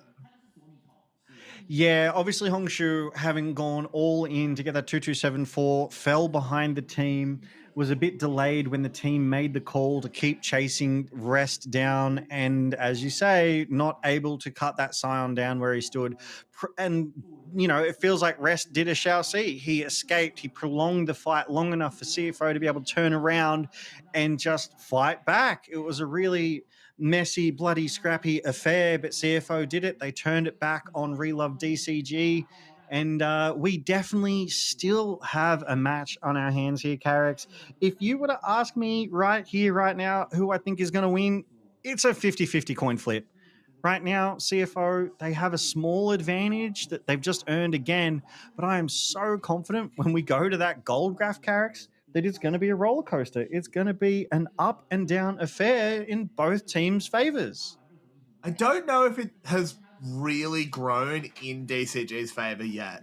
It was a big lead for CFO that was pulled back, and now I didn't quite catch it before we went to the pause, but CFO probably regrew that gold lead a little bit. So it is going to be a roller coaster. I don't think it's going to quite have been in DCG's favor. And that's what we need to see next. We need to see them actually building the lead. We need to see Florin on this Aurora. He does a lot of damage, but needs to bring it to bear. So, Logan, how do we activate these carries from DCG? Great question there, Carrick. So right now, Florin being a carry on that Aurora top side, Hongshu on that Yone being a carry in the mid, and Feng on that bot side. We just need Pop 9 to frontline. Get that unstoppable straight into the middle, get that knock up. Obviously, as you say, it's not an AP Malphite. They're not going to blow up the whole team, but they're going to do a decent chunk, and it's that initial CC. And DCG just need to be close enough by to collapse. You throw that between worlds down, you trap them in, you get Feng to Arcane Barrage over the top poke with the AD damage that Ezreal can do, and Hongshu to Fate Sealed in the midst of it all. That would spell the end of CFO, Carricks. They just haven't been able to pull it off yet. Yeah, they haven't yet, and I really do want to see Feng on this Ezreal able to land some of that long range poke, countering a bit of what Shadow's doing on this Jace, because Shadow is a menace. 4 items on the Jace now, has that Serpent's Fang as well, just cracking shields, doing an enormous amount of work. That is a fantastic item that Shadow has picked up there as well with that Serpent's Fang, because it's getting so much value. The Karma shields, the Malphite shields, it's really minimizing that defensive ability of them there. And the CS advantage and level advantage of Shadow over Pop 9, I mean, if we were just to tell this story from the perspective of 2 junglers, Shadow is running this rift compared to Pop 9. Yeah, he absolutely is, and that's where Jace has to be. Jace has to be on the front foot much more than a Malphite does. Malphite can react to what the rest of the team is doing. He can sort of be pulled around by the play. Jace has to make the play. He has to make the waves for the rest of the team to ride, and he's doing that well so far, but he does have to keep it up. We are 30 minutes into the game, and I don't really know if we have a strong win condition established for either team. It's 2-2 in Drake's. 1 Baron has already gone. It's respawned, but it's not super contestable right now. How do these teams actually get over the line? Right now, it's going to be a team fight. It's going to be one all-in 5v5. Rest is going to have to land that Scion ult that unfortunately he has been missing tonight. Obviously, Relove DCG can see him coming and move out of the way, but 3 from 3 have missed, so not having that sort of impact is definitely hampering the start of CFO's fight. But the 5v5, as we see Relove DCG's Hongshu here start up the Drake, and CFO, they have no idea, they have no vision. All they know is that there's 3 members of DCG here in the mid, but there's 5 of CFO as they let DCG push them around. Yeah, CFO, I think, is starting to read that he's doing this, so they want to try and find and engage. Pop 9 is chunked out to about half health, but that Malphite still able to get work done as he goes in. Only really gets the knock up on the run, but between 2 worlds from Florin, they're moving on to the backside. Can they take down Doggo? No, not quite yet, as CFO able to kite this one out. They're going to come back round 2. DCG need to find their way out now. Florin is in trouble, but goes into the weirding, able to find the method to get over the wall, and it's just a dragon and a lot of damage. Yeah, Carrick's every single ultimate was blown in that fight, and not a single member of Relove DCG or CFO go down. As Billy Blue Panda was wont to say, it ends up being a big nothing burger. But Relove DCG, with the 4v5 in mid lane, are able to secure that third Drake for themselves, soloed out there by Relove DCG's Hong Shu. So still well played, I want to say, by Relove, but Rest just was such a tank there, really being able to block so much damage that DCG wanted to put down and get in the way. Just let the rest of CFO escape as they're roaming topside. But here's the big problem. In that fight, Pop9's ult only landed onto the Scion because everyone flashed away from it. It's already back up, and Flash's cooldown is a little bit longer. So this next fight, Pop9 can find 2 or 3 carries with his ult. I agree. It's definitely Wow, that Red. summoner's, yeah, good angle here. Nice flank potentially. Doesn't activate it. They don't pull the trigger. They don't need to yet. It's just a little bit of poking and prodding, trying to get this mid lane priority. DCG look like they're trying to get that advantage. I think they want this Baron. They've got the vision down in the jungle to see CFO. Oh, that accelerated shock blast, Carrick's. It hurts. Teleport being Hurts a little used. too much. Yeah, a little bit. I'm glad Yeah. it's getting toned down. Yeah. CFO, no, they have to stay on the map. Feng could be in trouble here, has the arcane shift. Rest tries to predict it, does force the flash, and the culling will still land. The Ezreal is down, and this could just be Baron for CFO. Such an excellent pick there. Well played by CFO to catch out Ezreal. Ooh, they want to contest this. They have to contest this. Pop9 has to find someone that the carries are stacked. This is the problem with fighting Baron, is your carries stand on top of each other. He goes in, only gets the one, but the follow-up from Flaren is good. The damage immediately falls onto Punyon. Shadow goes down as well, but it's traded on to that Yone. Doggo desperately trying to move forward. Need to get Shadow, need to get Florin rather, before he can get another round of spells. 2 for 2 at the moment, but Rest runs forward, and they take them down, find themselves another 2. It's only Pop9 to limp away. That was an excellent ult from Rest. He held that until the bitter end.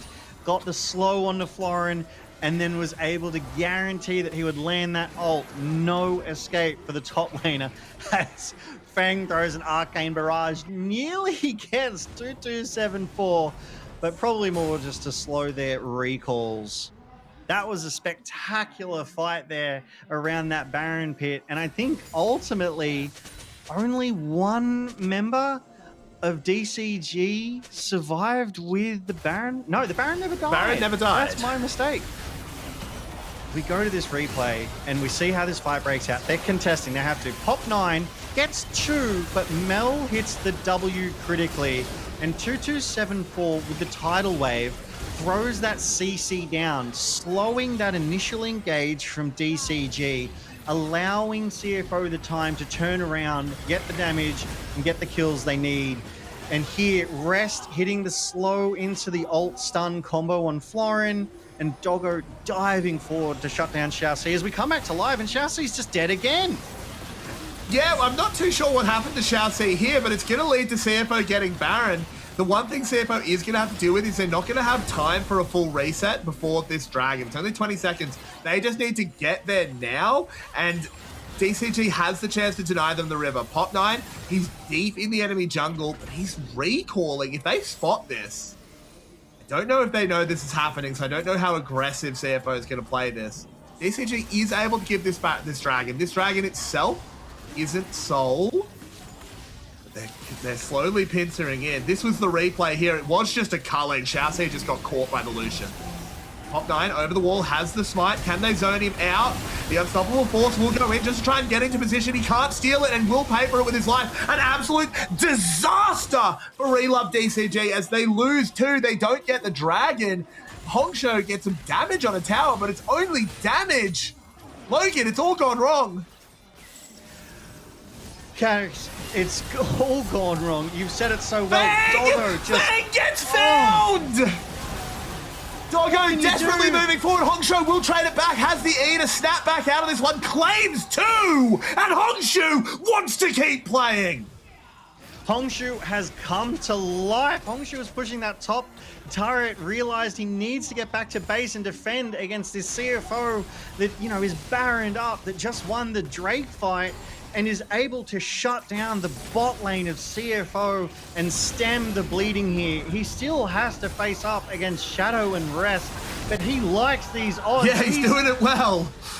As he finds his way onto Shadow, able to take him down. Rest is the only one here, but Ione can cut down this tree. He's got 2 swords. 2 swords is good for cutting down 1 Scion. Seems a little bit unfair, frankly, as Rest will finally fall and DCG strike back.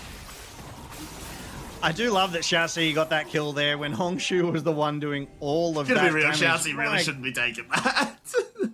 yeah, exactly. It's like, maybe stop there.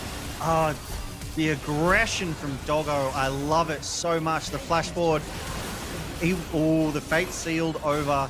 Hongshu, just the right aggression here. He recognizes that Doggo has flashed barrier, has nothing, prioritizes Doggo. He doesn't even have his Why have we cut to a Hongshu highlight reel? Just like, are they just playing his like YouTube greatest hits?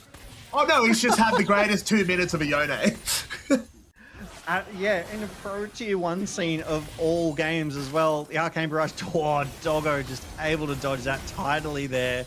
I mean, what was a significant, I want to say, turnaround from CFO, winning the Baron, winning the Drake in the team fight. They started sieging only to get absolutely wiped by Hongshu. He basically killed 4 of them. That Baron power play led to a minus 800 gold.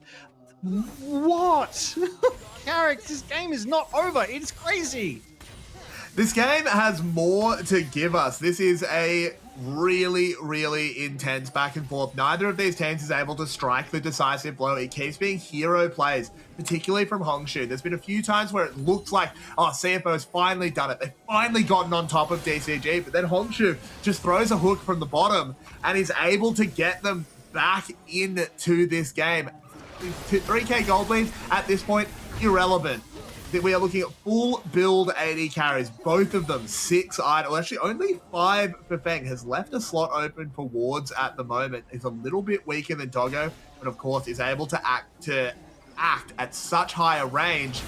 How do we play this one out? And it might just start with a Pop 9 ultimate, lay it on the top. Doggo immediately goes into that GA. Doesn't have flash when he gets back up. He's not going to be able to find his way out of this one, but does deal a lot of damage on the way. They take out Pop 9. Pungyon falls to Hongshu on the way though, and CFO are kind of melting away. Shadow having to use that Mega Blast Code to just get the hell out of there.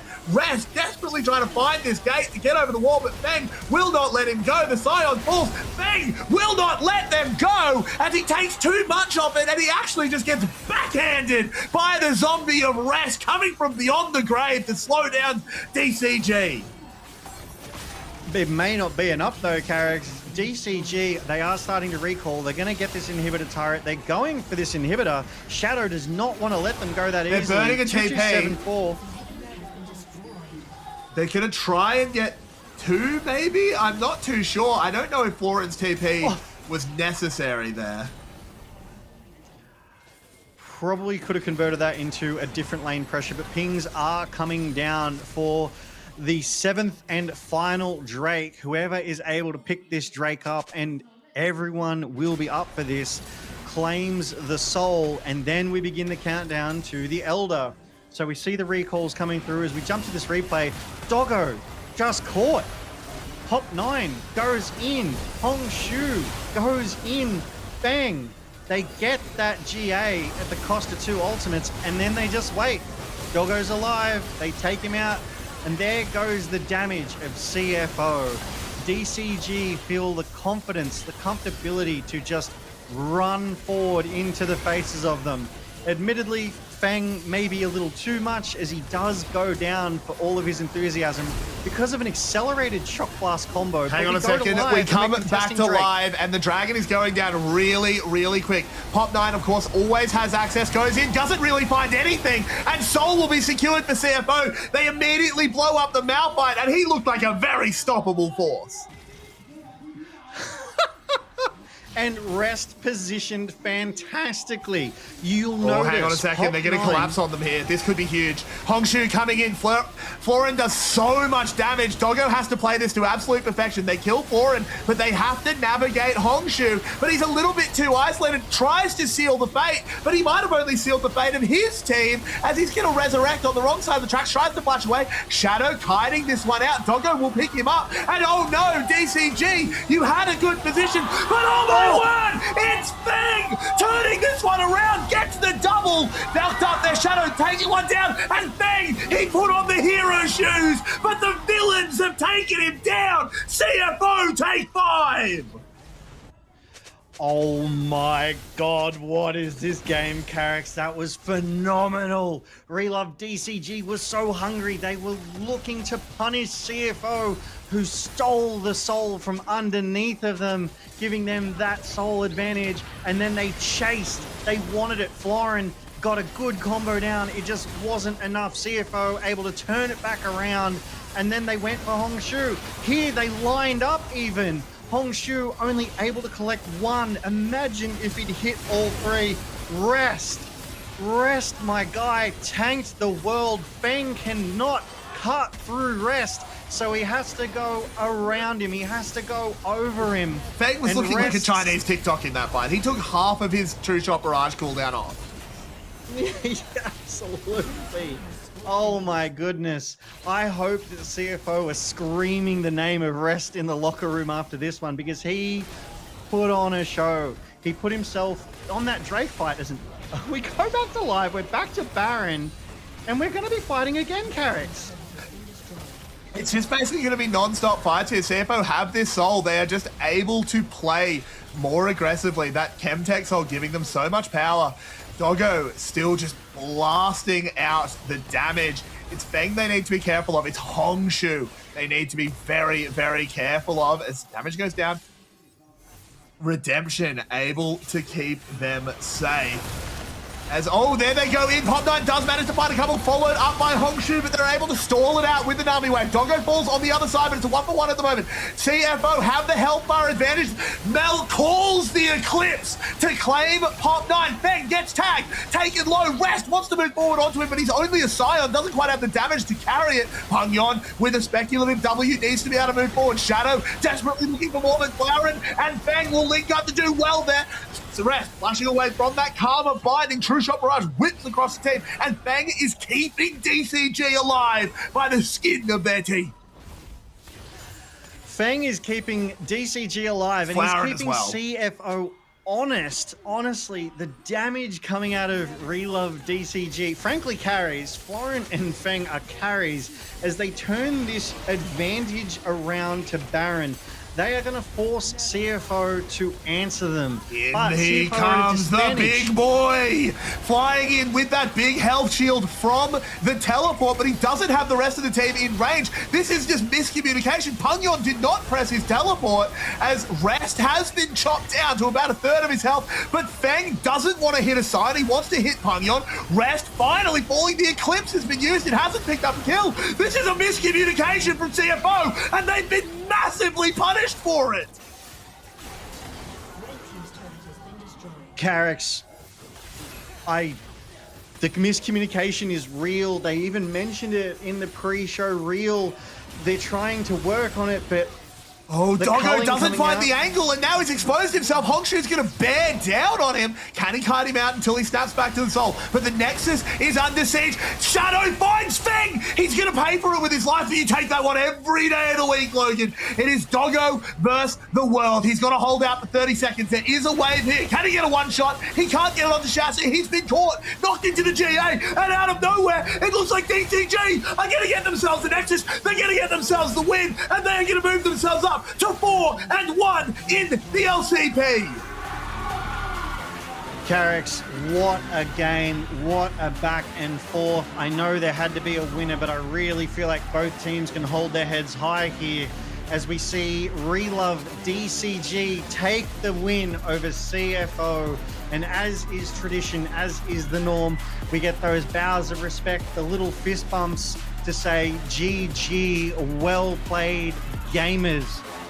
What a back and forth. I think there wasn't a moment where this game wasn't on tenterhooks, where it could have flipped at every single fight.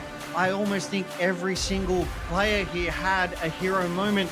But Bang, who was kept quiet and kept down in, I want to say, the first 30 minutes of this game, as you said, Carrick's had such a massive hero moment pop off on the backside and then kept up that pace. That Ezreal proving oppressive, not even Rest able to stand up in the face of him, Carrick's. But it was Florin in that top lane.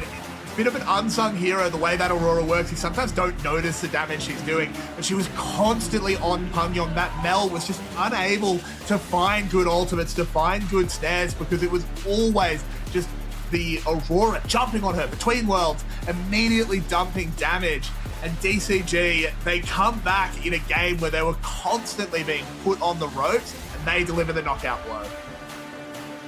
And they worked together really well towards that late game. It feels like they spent the first half an hour kind of scrapping, contesting, defending. Look at the damage out of Fang. And you so rightfully called, it wasn't so much of a roller coaster of gold diff there. It was mostly CFO, but when it came to the crunch, when it finally mattered, DCG took the lead and won that game. But I love the synergy that I saw come online in the later third of this game. Pop9 would get those ults and the rest of the team was there.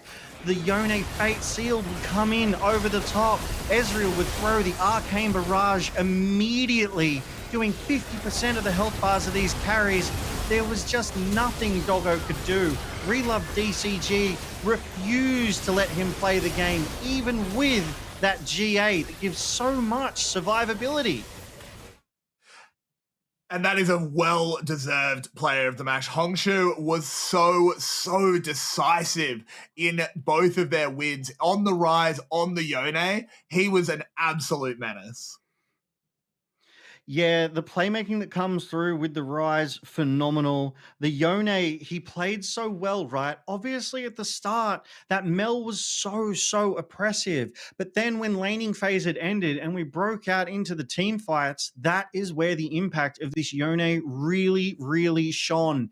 And he had his own hero moment where he nearly got a quadra kill if Xiaoxi hadn't have pinched that fourth one away from him defending their base. He really held CFO at bay, turned it around, and dare I say, got Relove right back into this one. Yeah, it was just back and forth constantly. Basically, every one of these highlights can show a different team winning a fight and a different player putting on the carry pants. But this does put DCG up at 4-1, and they are right up there with Garm at the top of this table. They would be loving it. I think Relove DCG, obviously sitting at equal third before tonight's game, they knew they were competitive. They knew that they could play with the best of them. And being able to put CFO down, they're proving it. They're proving it to not only themselves, but they're proving it to the LCP. They're proving it to the world. Every single region is going to be paying attention to the teams that beat CFO and how well CFO are doing. CFO, they're no pushovers, so being able to beat them is another feather in the cap. But I have to call out Rest. I really feel like Rest put up a phenomenal tanking performance on this Scion. He had that early aggression. As you said, he knew he would lose his lane, so he played to help other lanes get ahead. And then toward that late game, he did try to be that barrier between DCG and the rest of CFO, but they just had the tools to get around him. Yeah, it was a really dynamic game, and I think you could have, if we did player of the game, Game 3 would be so hard to pick. There's about 5 good choices, I think, and they're not even all on the same team. What a clash of the titans here in the LCP. Frankly, Carrix, I think almost any one of these players could get their whole game reel here and use it in highlight clips. You know, Rest had excellent flanking angles. Feng had excellent late game pop off. You know, 1v4 here almost. Florin just putting the damage down across all of CFO. As you said, completely being oppressive on Peng Yong. Peng Yong having that early game advantage over Hongshu. Hongshu able to overcome that. Shadow with the accelerated shock blast. I almost feel like Shadow had a good start, but then started to fall away towards the back end. And Pop9, it felt he was consistent with these engages, that unstoppable force. 2274 even had a good game. I want to say didn't die too often, definitely a step up over game 2.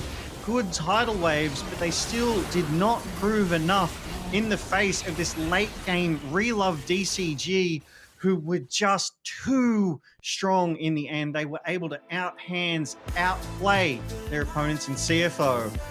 As we go to our second series of the night, Carrix. We do. We get MVK Esports on your screen. Kratos, Guri, Shawnee. Take it away right as I'm reading things. Come on, guys. But it is going to be an exciting series regardless. Who do you have in this game too? What are the stakes here? Yeah, look, so MVK currently toward the top of the standings. They were 5th before tonight, so they've fought their way up. I really like MVK, obviously another VCS team, but we will find MVK up against the LJL's SHG tonight. So this will be a solid matchup. I think it's 5th on the ladder versus 7th on the ladder. So both of them will be looking to climb that rung, get into the middle of that sort of pool and start to work the way to the top as we see Evie, Van One, Aria, Marble and Vista, the starting lineup for tonight, Carrix. And I want to see Vista on Thresh again. Yeah, he was an absolute monster. Maru and Corgi, the coaches, have to set the draft up for him. Though, of course, in that Thresh game, he was great, but they didn't actually get the win. So hopefully we do see a little bit more out of them and they really take it to MVK. Both of these teams looking for their first win of the week. I do love Vista on Thresh. As you say, though, unfortunately, they were unable to convert it into a win. I would love to see SHG take a win here tonight. This would go so well for their confidence. It would build their morale. But our series tonight, MVK of the VCS versus SHG of the LJL. We are spoiled here in the LCP. We have such diversity of teams. We have such different play styles in these teams, Carrix. I'm going to look to a particular matchup here. Evie in the top lane of SHG has to be one of my favorites. He always seems to perform pretty well. But that's going into the top lane of Kratos, Carrix. Yeah, it's an interesting matchup. Evie is a very good player, has been a long time standout for the LJL, someone they've really been able to put their faith in, I should say, in times past. But he isn't the kind of player that necessarily matches up super well into the VCS. He is a bit more passive. Sometimes he'll rip out the Urgot, don't get me wrong, and then he'll play very aggressive, but he likes his tanks. He likes to be the enabler for his team. Meanwhile, Kratos lives up to his name. He's angry and he's going to take it to you like most VCS players will. And it's going to be about Evie trying to weather that storm and come out on the other side of it. And Evie actually has a significantly higher kill participation as a top laner as well, which speaks to that. I think Kratos is definitely the stronger individual top laner, but I feel like Evie is the stronger team top laner. So I'm really looking forward to this second series of our week 3, day 3 games here in the LCP. Don't go anywhere, because after this break, we're going to dive straight in to MVK versus SHG.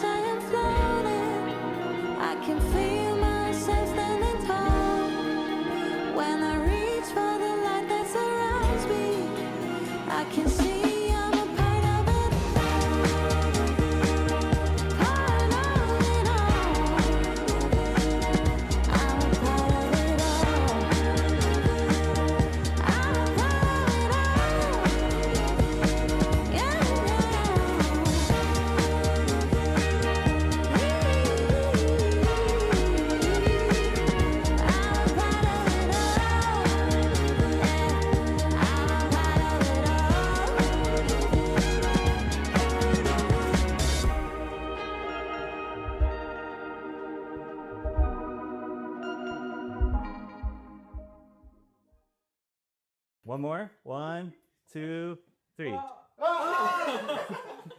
Very good too.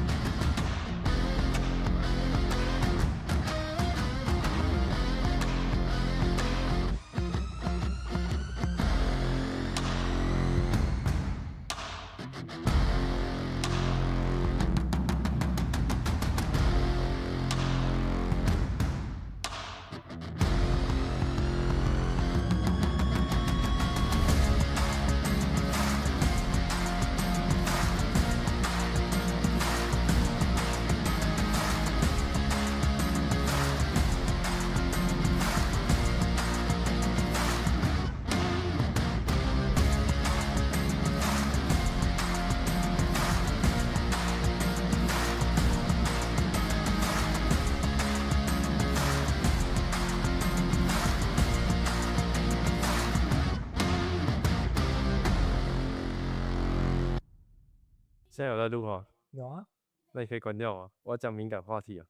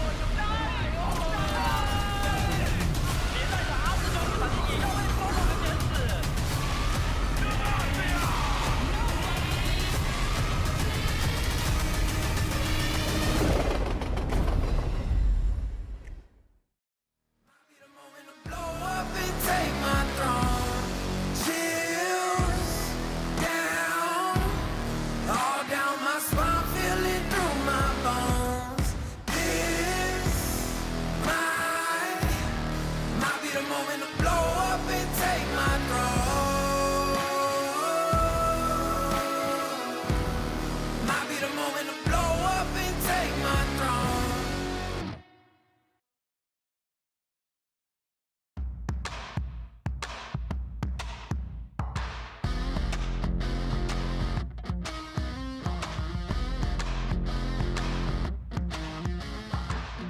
Count up the blood and sweat and tears I sacrificed for this.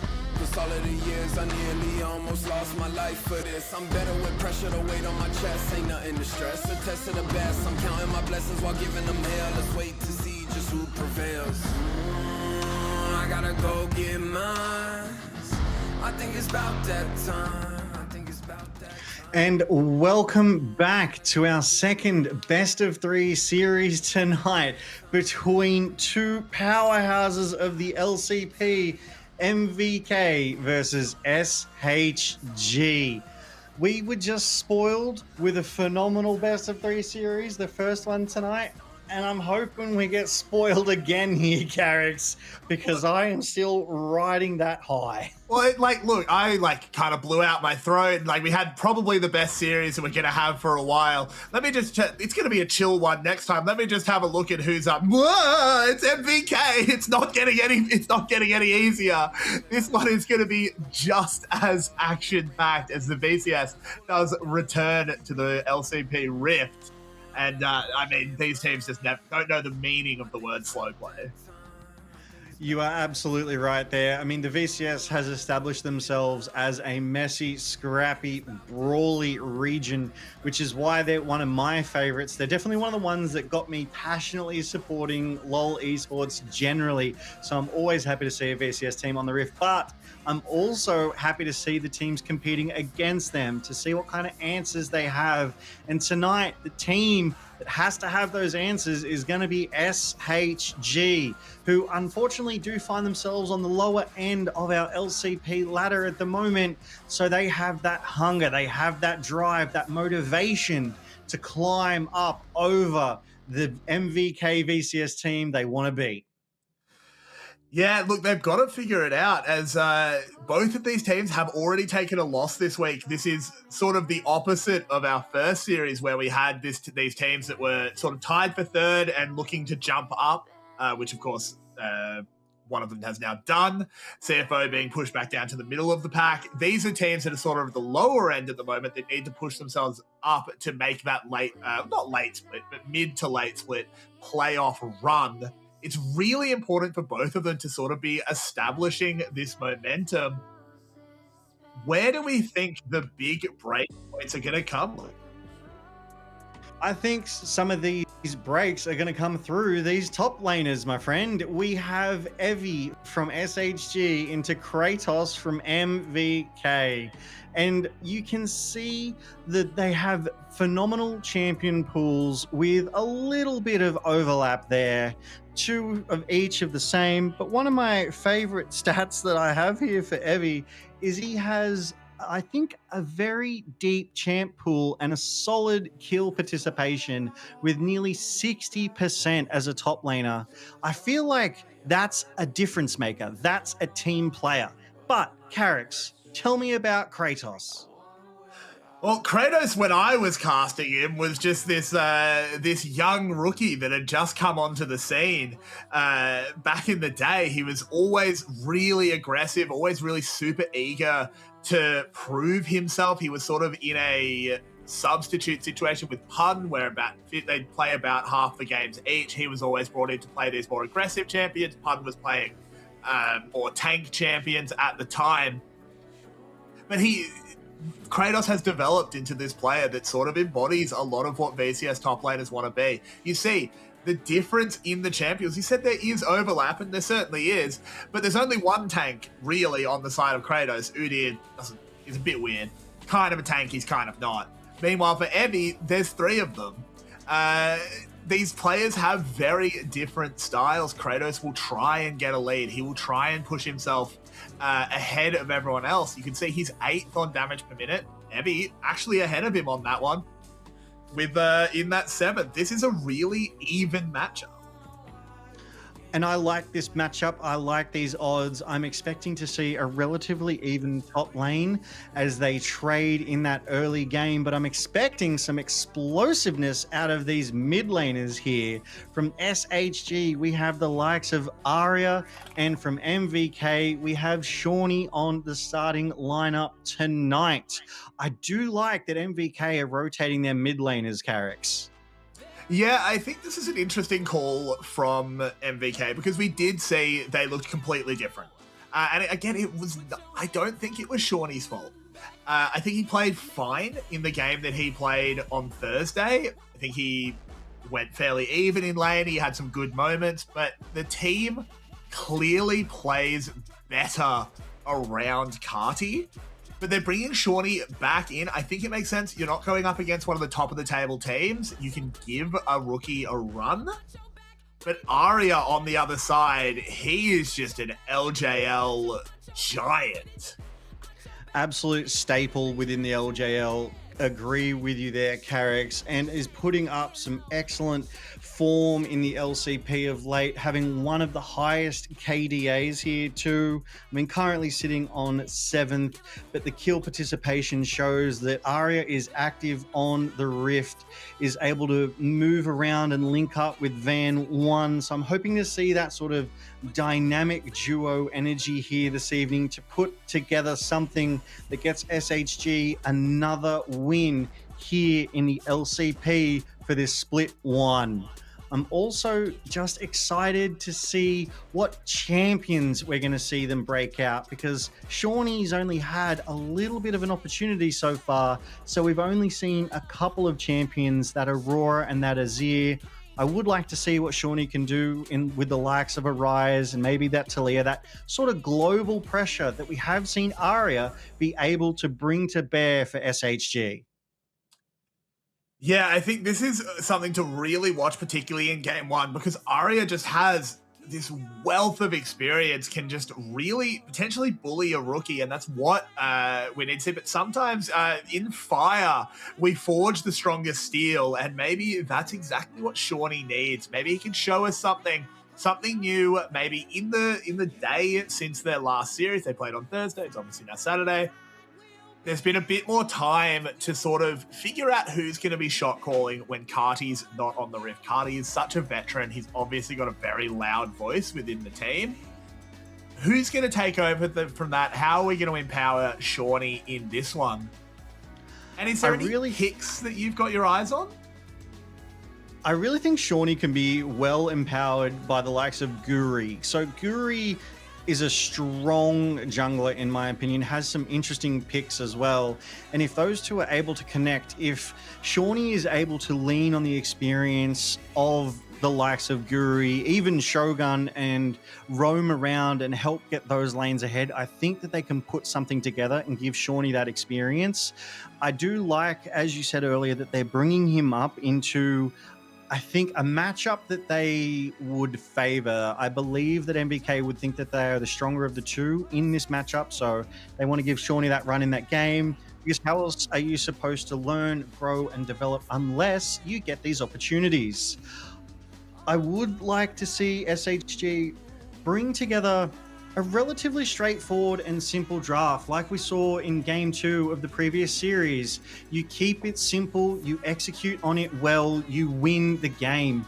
And if SHG can get themselves up early, then MVK are likely forced to rotate Carti back into that mid lane to answer that threat that SHG would bring forward. That is why we play best of threes, though, and I like that it does give the opportunity to try things out. If it works out with Shawnee, give him another game. Why not? Carti could always use a night off. It's not like he needs more experience, really. I like it. Develop new talent. See how everything goes. I am curious what it sort of does to the shape of draft, because they play very different champions. Yeah, we have a sample pool of 2 of Shawnee, which is it's not a lot, but it is an Azir, and that's actually something that even back in the VCS English days, Carti just didn't play Azir. It's not Carti, a champion he's ever really liked. I mean, Carti, it doesn't even look like Carti has played it in the LCP so far this split. So it is exactly as you point out, a very, very different champion. And to point out yet another different champion, Cardi has played Sion in the mid lane. Let us remind you viewers at home, this is MVK. These guys like to cook, and they are the Heston Blumenthals of the Rift. They will put together something so magical, so amazing, you just won't expect it. You won't know what has hit you, but it will hit you after this break, so stick around to enjoy this next series. There's no more time for running. This is all we ever wanted now. Once again, I surprise myself. I'm losing track of time. 'Cause you and I need to feel alive.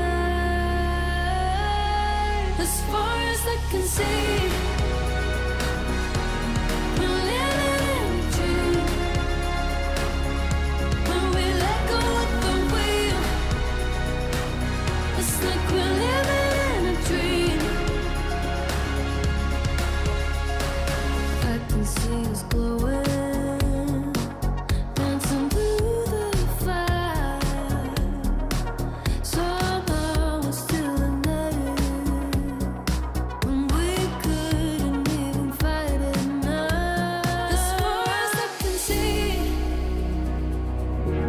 we're living in a dream. When we let go of the wheel, it's like we're living in a dream. As far as I can see, we're living in a dream. When we let go of the wheel, it's like we're living in a dream. As far as I can see, we're living in a dream. When we let go of the wheel, it's like we're living in a dream.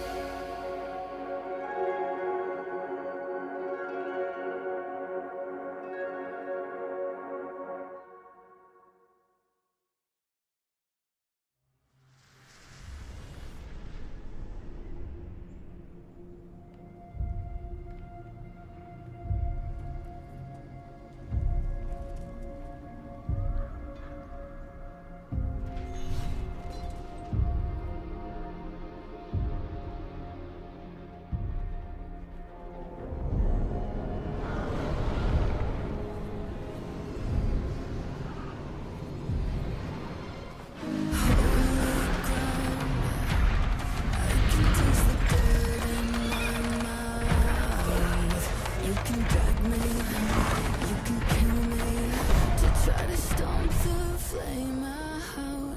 Oh, angel sound echoes in the darkest hour. You can hunt me and you can have me, but you have no power. It's coming over the horizon like the blinding sun. All that there is silence. For the ones we drew our courage from, this is salvation.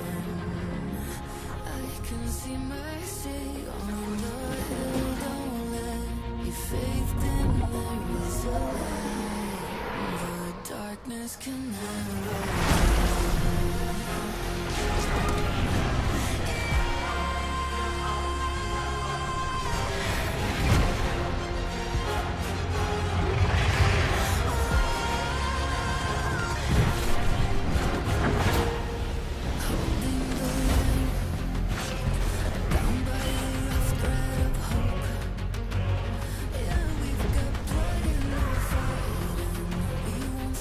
Empty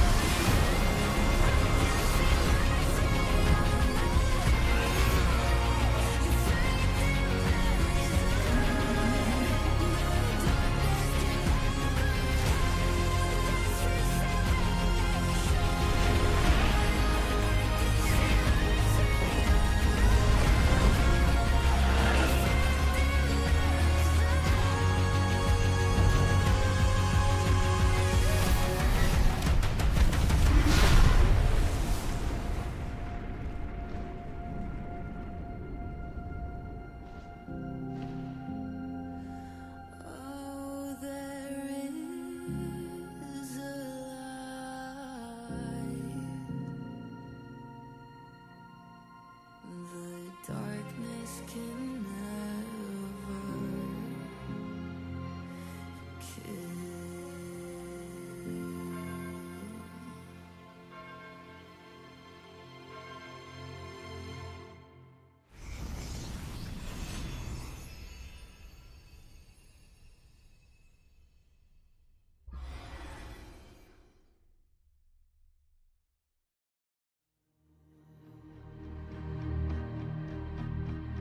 The stirring of the mind, it feels like a sign. Can I make it to the finish line? But I know I feel unshakable. Look into my eyes, I'm free. I'm gonna fight the fire, you'll see. I'm reaching for that long lost dream that I used to have. Now it's time to bring it home. I will raise my game, I will break these chains, I will make my name, I feel it in my veins. I'm like a hurricane, I'm a one-way train, I will take these reins and not go against the grain. Like a phoenix from the flames, I have risen, I am dazed, I'm electric in the pouring rain. Now I know I feel untouchable. Look into my eyes, I'm free. I'm gonna fight the fire, you'll see. I'm reaching for that long lost dream that I used to have. Now it's time to bring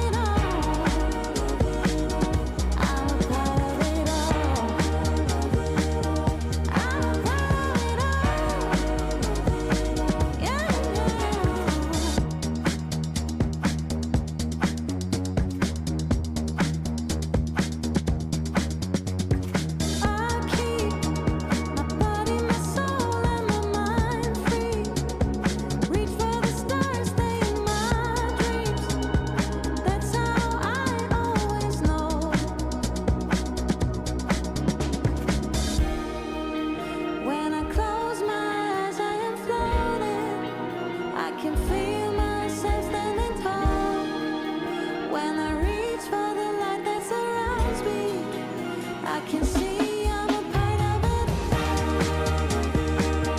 Part of it all. I'm a part of it all.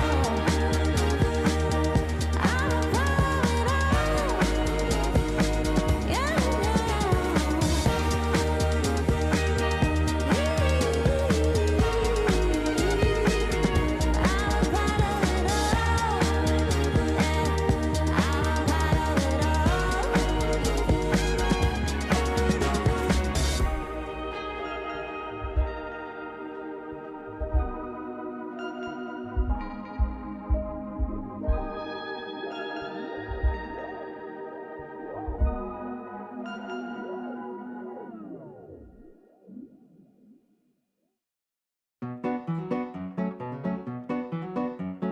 yummy, yummy, yummy, delicious. I wanna put you in my tummy, my precious.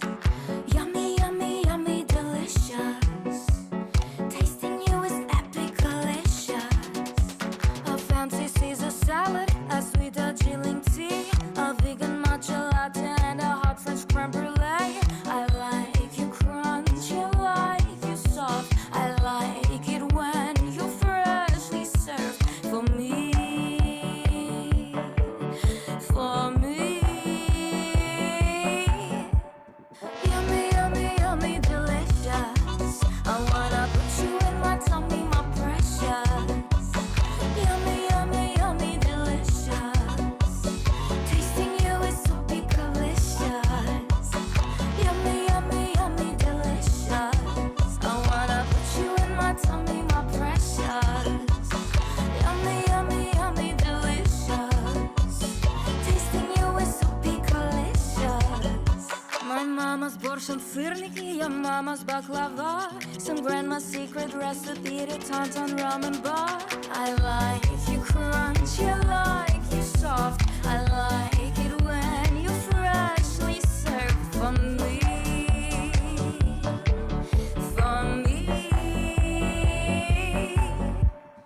Yummy, yummy, yummy, delicious. I wanna put you in my tummy, my precious.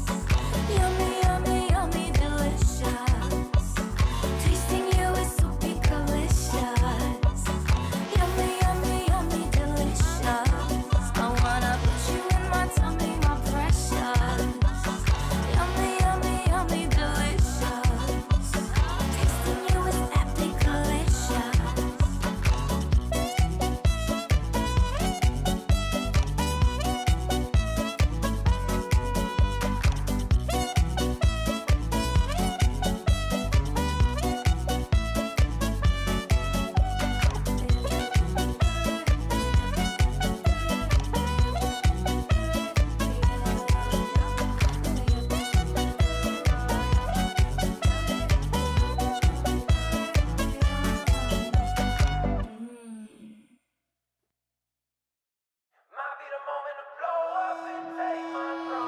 This is the blueprint. I lay it out like a map for you, no cap for you.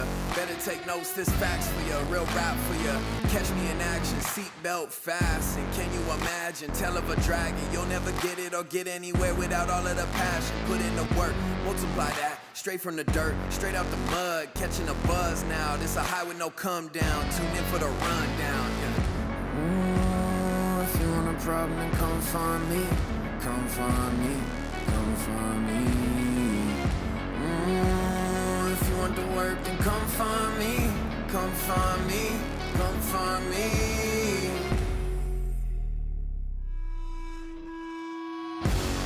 This might be the moment to blow up and take my throne.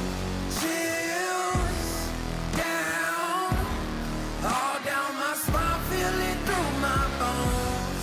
This might be the moment to blow up and take my throne.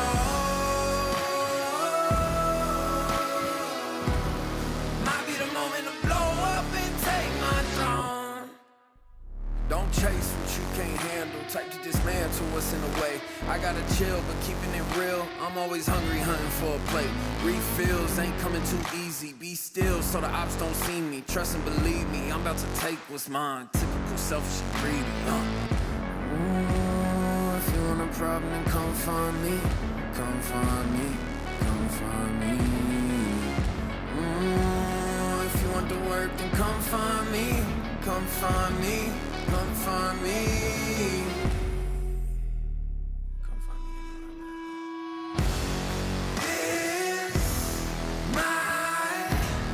might be the moment to blow up and take my throne. Chills down, all down my spine, feel it through my bones. This might be the moment to blow up and take my throne.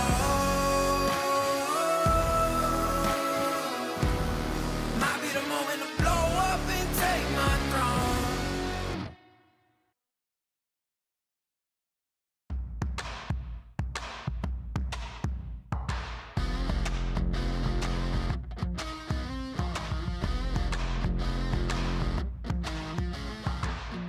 Count up the blood and sweat and tears I sacrificed for this. Cause all of the years I nearly almost lost my life for this. I'm better with pressure, the weight on my chest ain't nothing to stress. A test of the best, I'm counting my blessings while giving them hell. Let's wait to see just who prevails. I gotta go get mine. I think it's about that time. I think it's about that time. I gotta go get mine. I think it's about that time. I think it's about that time. Locked in, turn me up. Only thing I'm focused on now is bringing us home to dub. I'm locked in, turn me up. Only thing I'm focused on now is bringing us home to dub.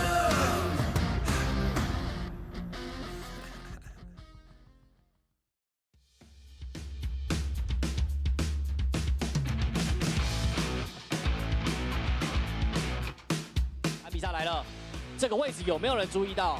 后方的绕背盯的可能就是 Marble， 恐怖的安比萨正在路上，大招何时出手 ？Visa 先去限制一下 ，Marble 被盯上了 ，Marble 交错闪现 ，Marble 炸了一发烟火 ，Marble 倒了。这时候再给到一个极刑的大绝，极度恐怖的安比萨一波3连杀，闪现再追，还要再留人。来了 ，TSW 的车子，来4打2哦。车子已经来了，开在塔的后面 ，Foreign 还在卡线，但接下来过来的会是3人，瞬间制裁掉了 Foreign， 后面盖了一个竞技场，但 Pop 9没有办法守护自己的伤亡，而且还要再杀一个 ，Pop 9交错闪现，但是有人在扛塔，后方的话连续拉扯，所以深红最后一滴血没倒。雷兹要赶快。trong một pha thi đấu thôi, hoàn toàn có thể khiến cho cái thế lính bị đảo chiều hoàn toàn không đứng dưới, mất tốc biến nên Artemis bị làm chậm lại, dính thêm cú nệ tàn không nữa, nổ lò luyện hồn là rất đau, nhưng liệu Artemis có về được không này? Lá chắn đang chờ đợi một vài giây nữa để hồi kịp thời. Cú nệ tàn không gồm full sát thương, tốc biến đi và không chết. Với một tình huống mà Phúc thành công, cú nệ tàn không chắc chắn là mắc đam rồi, lò luyện hồn nổ nữa, solo kill à? Khả năng cao là solo kill đúng không? Solo kill thì mới replay, chắc chắn là như thế. Rồi, như vậy là quá ngon. Chúng ta đã tính tới câu chuyện là MVK có thể cân nhắc bỏ rồng trong bối cảnh là Kia đang cực kỳ khỏe. Liệu ấy, Ares không tốc biến, tạm biệt thôi. Solo kill rất nhẹ nhàng. Sport họ đang hướng tới 6k tiền rồi, combo bóng quyền đắc lao vào người đắc thà bị thiêu đốt. Anh ta bay 1/3 cái máu trên của mình nhưng nở hoa lao vào và được Kia thành công và chủ lực bên phía bên kia bị đại địa chân. Artemis bắt được Kia, Artemis on legendary. Người chơi đi được bên phía bên kia lao vào cũng chỉ được sát tốc biến lao vào, còn chấm vào người của Ares thành công nhưng Ares anh ta có tốc biến, anh ta lui về, anh ta có quyền trở lại từ dưới nhưng anh ta đã phải nằm xuống. Keiko là người có màn shutdown nhưng bên này Artemis có triple kill rồi, Artemis sẽ có quadra kill và penta kill đâu rồi? Momo lao vào đang muốn gửi cho Artemis một cái penta kill dành cho Artemis và một lối chơi rất fair play của tân binh Momo. Chắc là ván đấu sẽ kết thúc ở đây thôi. Tốc biến lên bò hút là chuột đến từ gang cũng đại đi chấn được 2 người. Săn đuổi đã mở ra, phân chia tiếng cười đến từ cây nè. Bão sấm sét giật là rất đau. Các thành viên DFM họ bị giật điện đến tê người. Đâu đó Gam Artemis tiếp tục có mạng. Shutdown đã có dành cho các khui, nhưng đó chỉ là mạng của Taki mà thôi. Combo kỳ kích lao vào hất cùng đối phương ngay trong bể đá cổ. Gam muốn farm tiếp mạng cho Artemis hay chăng? Lại là quadra kill, double penta dành cho Artemis. Đó sẽ là 2 pha penta kill, chiến thắng dành cho Gam.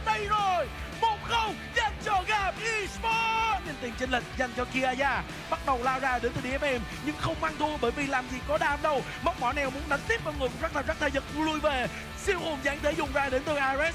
Momo ở phía đường trên tinh cho các thành viên của bên phía Gam. Siêu Just là người tiếp tục nằm xuống Gam. Em móc mỏ nèo lao vào chỉ để tô điểm cho chiến thắng của Gam Esports mà thôi. One kill, Penta, thêm một Penta kill dành cho Artemis.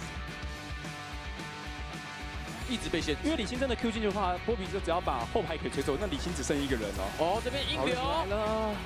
哎呀，在塔下应该是在 shopping 啊，直接被留住了。我感觉 MVK 教练的沟通没办法给到他们真的实质上的帮助。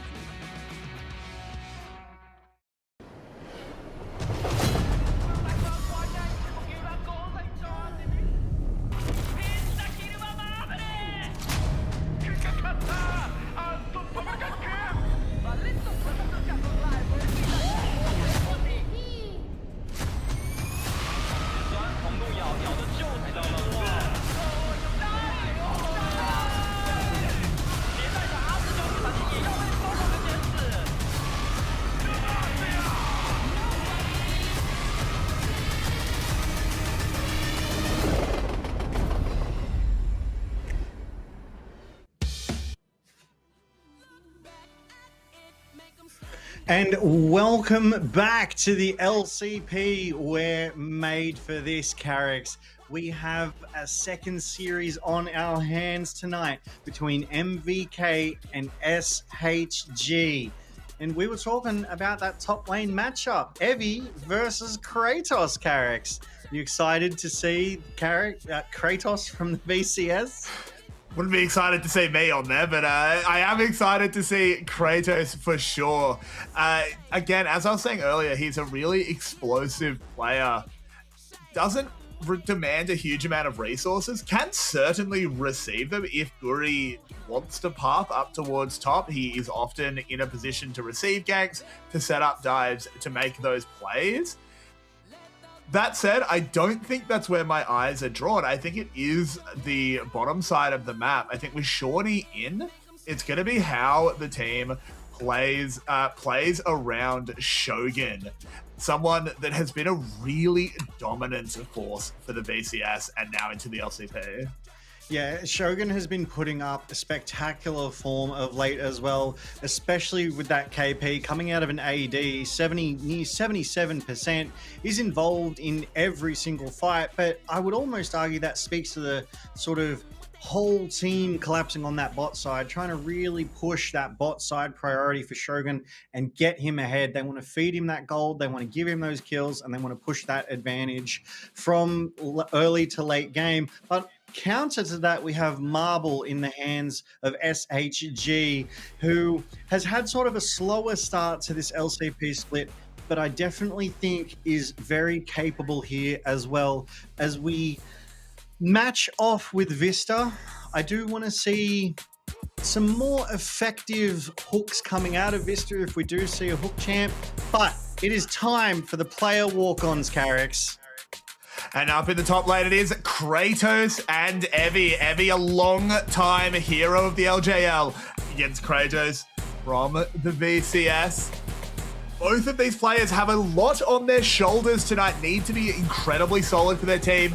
Guri and Van One, both playmakers for the team, both of them someone that moves around the map, able to set up plays, and it is them to really watch to see where the tempo of these teams.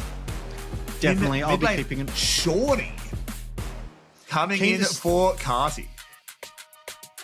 Keen to see Shawnee on the Rift tonight. It'll be good to see Shawnee into Aria. Getting some more practice onto their substitute mid laner is critical, and what better environment to do it in than this one. As we see Shogun and Marble walk onto the stage, the AD carries of their respective teams. I'll be looking to see them play around their mid laners and supports here tonight. And speaking of supports, Carrix, we've got Elio for MVK and Vista for SHG. Yeah, and Elio is kind of a legend at this point. Has been around for a long time. Big Koro and Corgi. Big Koro himself, someone that has got so much history in the Vietnamese scene. someone that's been to Worlds multiple times for various teams in Vietnam. Someone that's just a wealth of experience to guide these players. And I'm really keen as we move towards draft. Is there any one or two champions that are really jumping out at you that really need to be focused on? Yeah, look, so I really think Evie is the strong point of SoftBank Hawks, the SHG here. So I really think they want to be targeting that top side of SHG. I mean, Evie has looked so good on that Cassante. So I'd like to see at least a respect band towards that. If they can shut down that top side, or maybe MVK are really feeling themselves and they think that Kratos doesn't need any help and they won't target and instead put it into Arya, because Arya is a strong mid laner for SHG here, Carrix. Yeah, I completely agree. I think Arya, particularly up against the rookie of Shawnee, you need to play into that. You need to pick him a carry. You need to get him on something that he's really happy to play.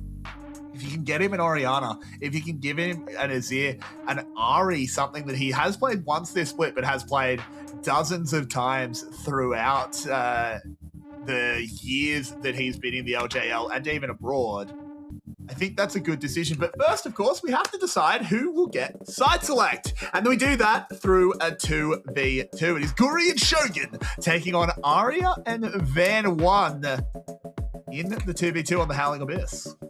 Yeah, and I really like these 2v2s. Obviously, last year in 2025, if you were a fan of the LCP, as you should be, these were a 1v1, and it felt like they were a little bit slower. So this year, they've spiced it up. They've added that extra element of 2v2-ness, and we see the series bans here. Each team is not allowed to pick the same champion that has already been picked for the rest of the split, so that series ban is just going to get bigger and bigger. He's going to pinch those champion pools more and more. We do see MVK banning Poppy and Darius, the ultimate lane bully, as SHG respond in kind with a ban against Tom, Kench, and Varus. One of my favorite things about this 2v2, before we even load in, is you can tell everyone's just having a good time, right? They're all smiles, they're all loves. It feels like the mentals are strong as we do start to see some lock-ins here.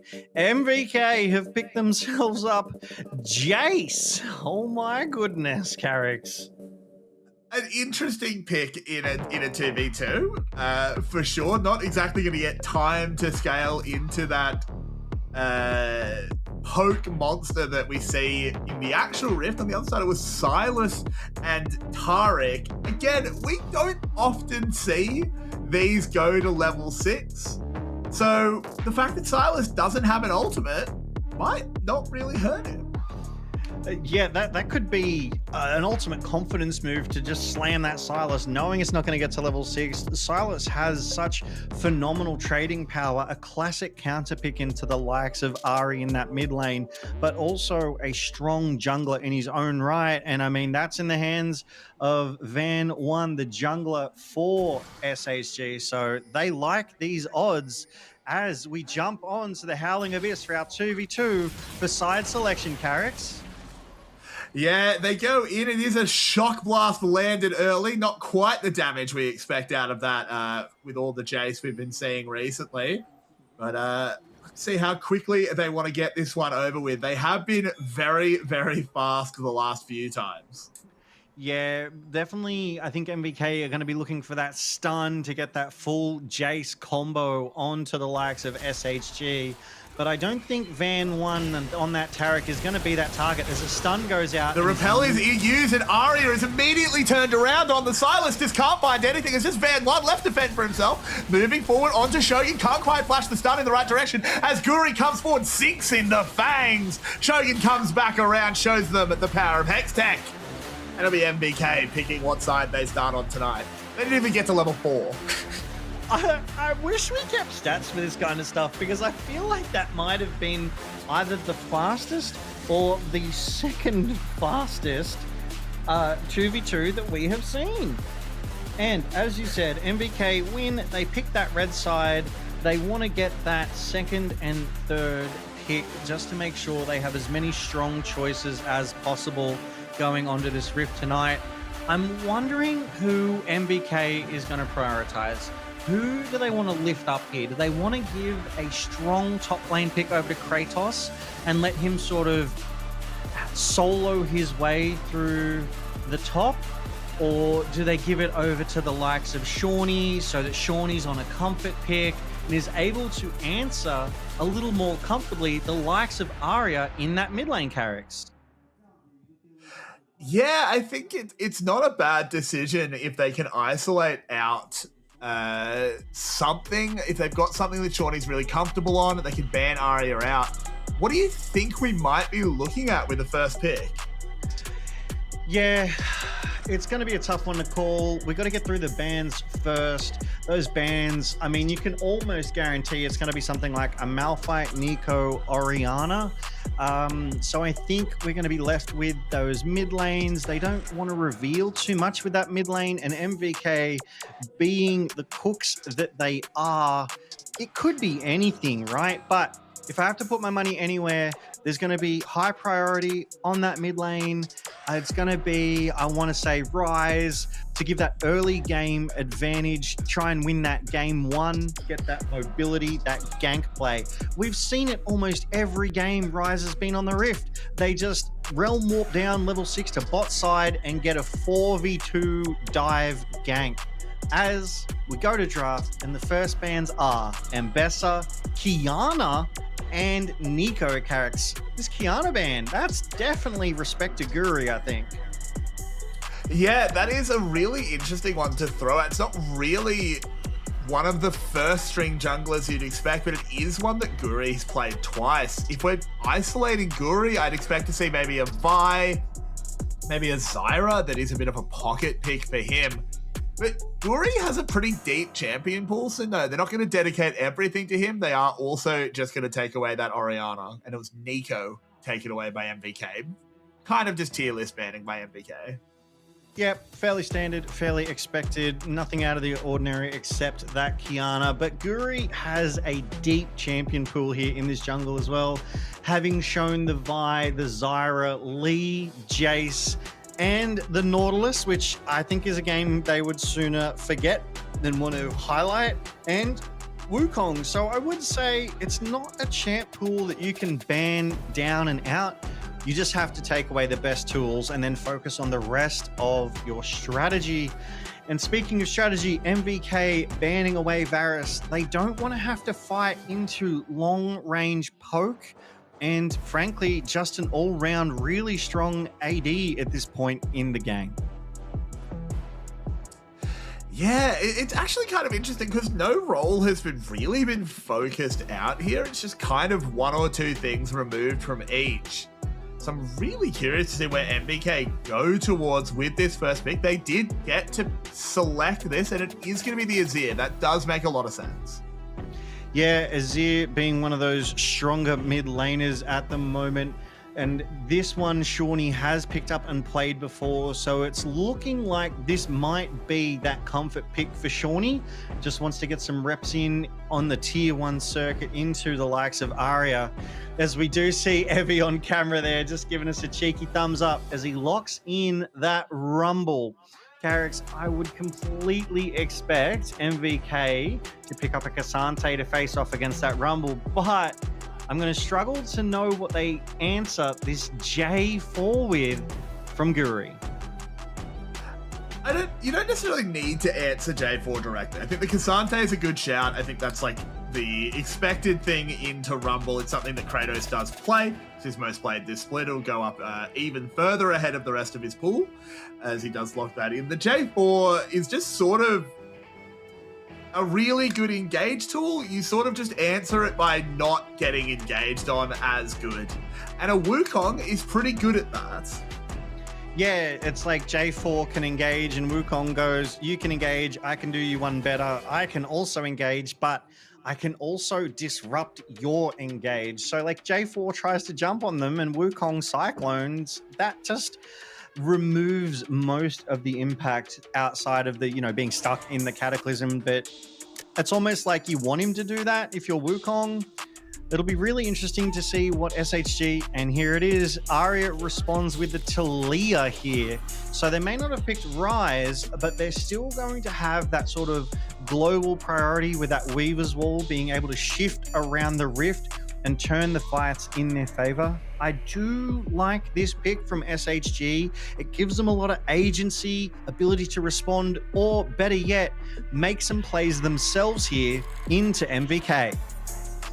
Yeah, I think the Talia makes a lot of sense. The Orianna not available, the Azir picked away. It's sort of the next most obvious thing. Shogun's Ezreal will be removed. I expect another ADC ban probably aimed towards him, given that Marble will be able to pick immediately out of the ban phase. If you had to call the ADCs, where are you leaning? Yunara Corki. Just straight up, it's going to be Yunara Corki. Yeah, exactly. It's just a matter of who's going to get which one. If J4 is there and the Equalizer, I want to say that MVK would... Oh, they banned the Corki. I was about to say... That kind of counts. Yeah, I was going to say they'd pick it so we can Valkyrie out of that cooking pot, but analysts be damned, they ban it away instead, Carrix. I think if you're caught in the J4 ult with the Rumble as Corki, Valkyrie is too slow. I think you're already dead. Unfortunately, as Kai'Sa will be banned, makes sense against Shogun. That is a champion he constantly goes back to. He's played it basically his entire career. All Vietnamese ADCs, just ban Kai'Sa against them. You're never really wrong. I do like that the VCS has established such a strong identity that like everyone in those roles sort of prioritizes that champion, you know, like so in the jungle it's Nocturne, on the bot side it's Kai'Sa. No matter how meta they are, they still make them strong and they still make them work. But MVK, they respond with that Poppy ban. I reckon they watched that 2274 game and were like, nah, because they've got the Azir, they've got the Cassante, they've got the Wukong. A Poppy's steadfast presence would do so much work on shutting down what they are trying to achieve. And that, frankly, feels like diving your backline here as Aphelios locked in and not the most mobile. Yeah, Aphelios is definitely a risky pick here. I wouldn't mind seeing it paired with something like a Lulu. And it actually is just going to be Shogun going to the Ziggs. That's a really good way to stay out of the cooking pot, is to be 2 screens away from it. Yeah, look, even, what do they call them? The ultra high def, extremely widescreen monitors. I don't think Ziggs is going to show up on that one either. Backed up by the Alistair for that protection, that counter engage to prevent J4 staying on top of Ziggs. I like that combo in the bot side. But the playmaking ability SHG have drafted for themselves here, that Bard Tempered Fate, that Talia's Weaver's Wall, MVK are going to have to play respectfully of what SHG can pull out of the hat here, Carrix.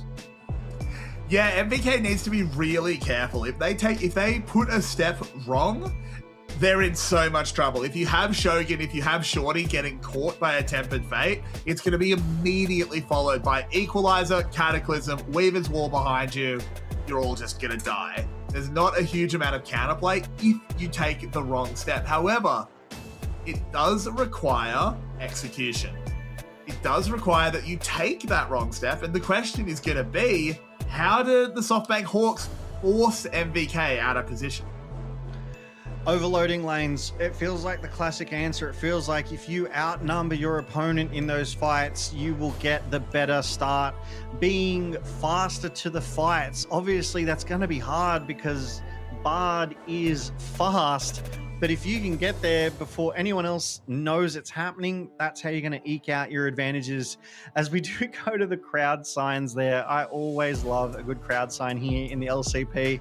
They're always so fun. And some of these audience members, they're frankly artist characters. I've seen some Timo drawings that, I don't know, would put some people to shame as we look to get started on our game 1 of tonight's best of 3 series between SHG and MVK. We're on the rift. And how else would we start except by hitting each other over a Raptor Ward? Is there a better way to start? I ask you the question. Well, it could be like one of the games in the previous series where when we tab in, someone's dead. Valid. But I do like this start already. Obviously, Guri gets a little bit poked down. We're just getting some vision control established. Supportal combat happening in these bushes. They're kind of dancing. They're kind of teasing. But we take a quick look at the junglers, and they've both started in their respective top sides. But MVK has a really deep ward down on that blue buff there. So Van 1 is going to be spotted as he starts to do his clear. Yeah, they're going to get the intel on where Jarvan is, which is super valuable. Just need to always know what the enemy jungler's up to, which way they're going to be going. I don't really see the junglers doing too much early as Elio just knocks Vista away, gets a bit of a shot for his trouble. As I'm not sure where exactly you're ganking. The bot lane, it's a Ziggs. It's not super diveable. It's not super gankable.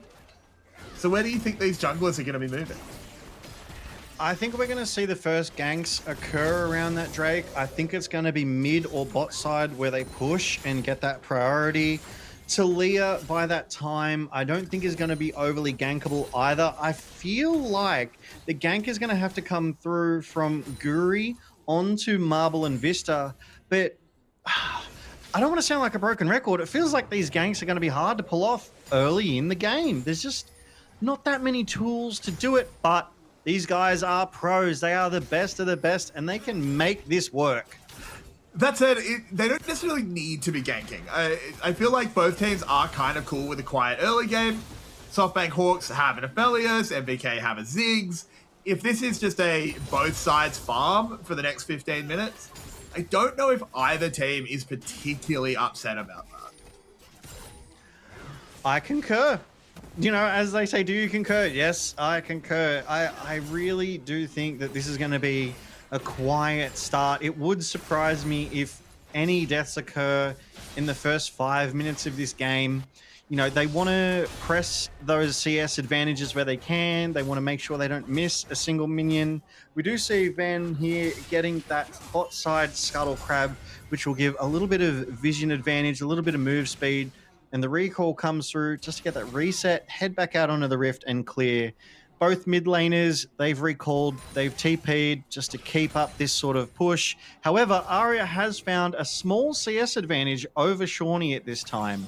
It may not be much right now, but if you can keep snowballing that, that could lead to a game-changing shift, Carrix. It certainly could. Have to see if Shawnee can stabilize as he starts getting a few more points into his abilities. Able to do just a little bit more as he tries to move forward. They're actually a pretty good read that Arya was about to go for the trade. This is not a super easy matchup for Azir. The Unraveled Earth is really difficult for him to play around. I'd like to see Guri show his face mid, try and just get the Talia's flash. I don't think you have any hope of killing her, but if he can get the flash, then then Arya has to play really respectful of the Shurima shuffle, which I think is kind of where you want to be. But Van 1 will use his priority to move in and try and steal away a chicken, and does. I like that invade there from SHG. Van 1 had the priority, went into the opponent's jungle, and popped that Scryer's Bloom and got the information on where Guri was and knew that he could get that chicken camp there. Arya rotated around to help fend Guri off just in case. And I think Shawnee was a little slow to rotate because the wave was pushed in. And that speaks to the priority that SHG is currently exerting. They've managed to eke out, and it's only small, a 400 gold lead across Summoner's Rift right now. And Evie seems to be having a field day on the top side against Kratos at the moment. Yeah, I think they've just been pinging back and forth. We do sort of expect the Rumble to be able to get early shove, able to just overheat, use that Flame Spitter, move forward. Not a huge amount Cassante can do, but it's all pretty even. Both of them using their teleports at pretty much the same time as MVK gets a good shove into the bot lane. Sort of looking ahead, as I don't know if there is going to be any action for the next couple of minutes. What do we think the win conditions are for these teams? So one thing I was about to actually point out is that MVK have really prioritize teleports on their team. They have 3 there. So I almost feel like to answer that question of win cons, it's going to be the first to put a 5-stack into a team fight, right? So if SHG pull a trigger and they risk a 2v2, MVK are just able to respond and get across that map fairly quickly with the number of teleports they have. Yes, I know there's a Weaver's Wall, but that's only one. And Arya actually picked up the teleport there for that Talia. Ooh, and they use the Weaver's Wall there to try and catch onto Guri. They're going to keep going as well. A lot of flashes being invested. They really have to kill Guri, and they manage it. But then Shawnee gets a scoop onto Van, but doesn't have the damage to actually finish him off. So it's a bit of a messy play, but it works out for the Hawks. Oh, as Arya gets another cheeky flick onto Shawnee there just at the end. They want to die. Van won. Yeah, just getting that advantage. Van won. Oh, nearly another flick there. Just goes back with like, I want to say less than 100 health and starts up that Raptor camp full of confidence that just to take it away. As we see Guri here, Guri had the vision, knew Van was walking in, and Van has turned it back around. Oh, sure. Arya gets here just a little bit quicker because of that priority. Yeah, I feel like this was just a bit of a miscommunication. Guri clearly wanted to make that into a play, but Shawnee was clicking back, trying to get the minion shoving. He needed to just commit to this one. Come in, use that Azir ult earlier, try and get the shuffle down, but just a little bit out of sync there for MVK. Yep, and a small advantage has been eked out by SHG. Jungler now has the first blood, getting that extra 100 gold bounty as well. So that will accelerate that J4 a little bit more, which, you know, if you're the enemy team, that's not what you want. As we do see Vista on that Bard already sort of early roaming, getting that ward down, that vision control that is so necessary in these high pro level games, so that you have that info on what the enemy jungler is doing. You can see if the mid has rotated down, as Van is just comfortably invading this jungle. It almost feels like they're ready to bully Guri out of this game. Yeah, and they just can, because Shawnee has been unable to establish himself in the mid lane. You saw Arya was already there, loses nothing for it as well, and the Hawks just have full control stemming from this mid lane. I would almost suggest Marble was looking for a fight there. You know, red and white, Aphelios, you do want to fight. Van one here sees Guri, but unfortunately Arya, obviously because of the vision, is able to move away, ultimately just getting Guri to walk through that mid lane. Arya just been a little cheeky, hiding on the opposite side of that terrain. And as we see, puts that ward down, gets that bonus little Fey Light buff, which gives that plus 25% vision to your wards. And for 45 seconds, you get a bonus area of vision. So really nice little bonus there if you place your wards in the right place. But SHG might be looking to contest. If he can flip a smite here, Guri will be really happy with 2, but I think he just has to give it up and let Van 1 claim both. Karis, I don't know if that felt odd. I felt like MVK, they had the numbers, like Elio was around, Guri was already there, and if Shawnee had rotated, I mean, it looked like he had the wave pushed out at the time. I feel like they could have contested that. No, you can't contest it into the Weaver's Wall. That's the problem. That's fair. That cuts you off. Yep, all right.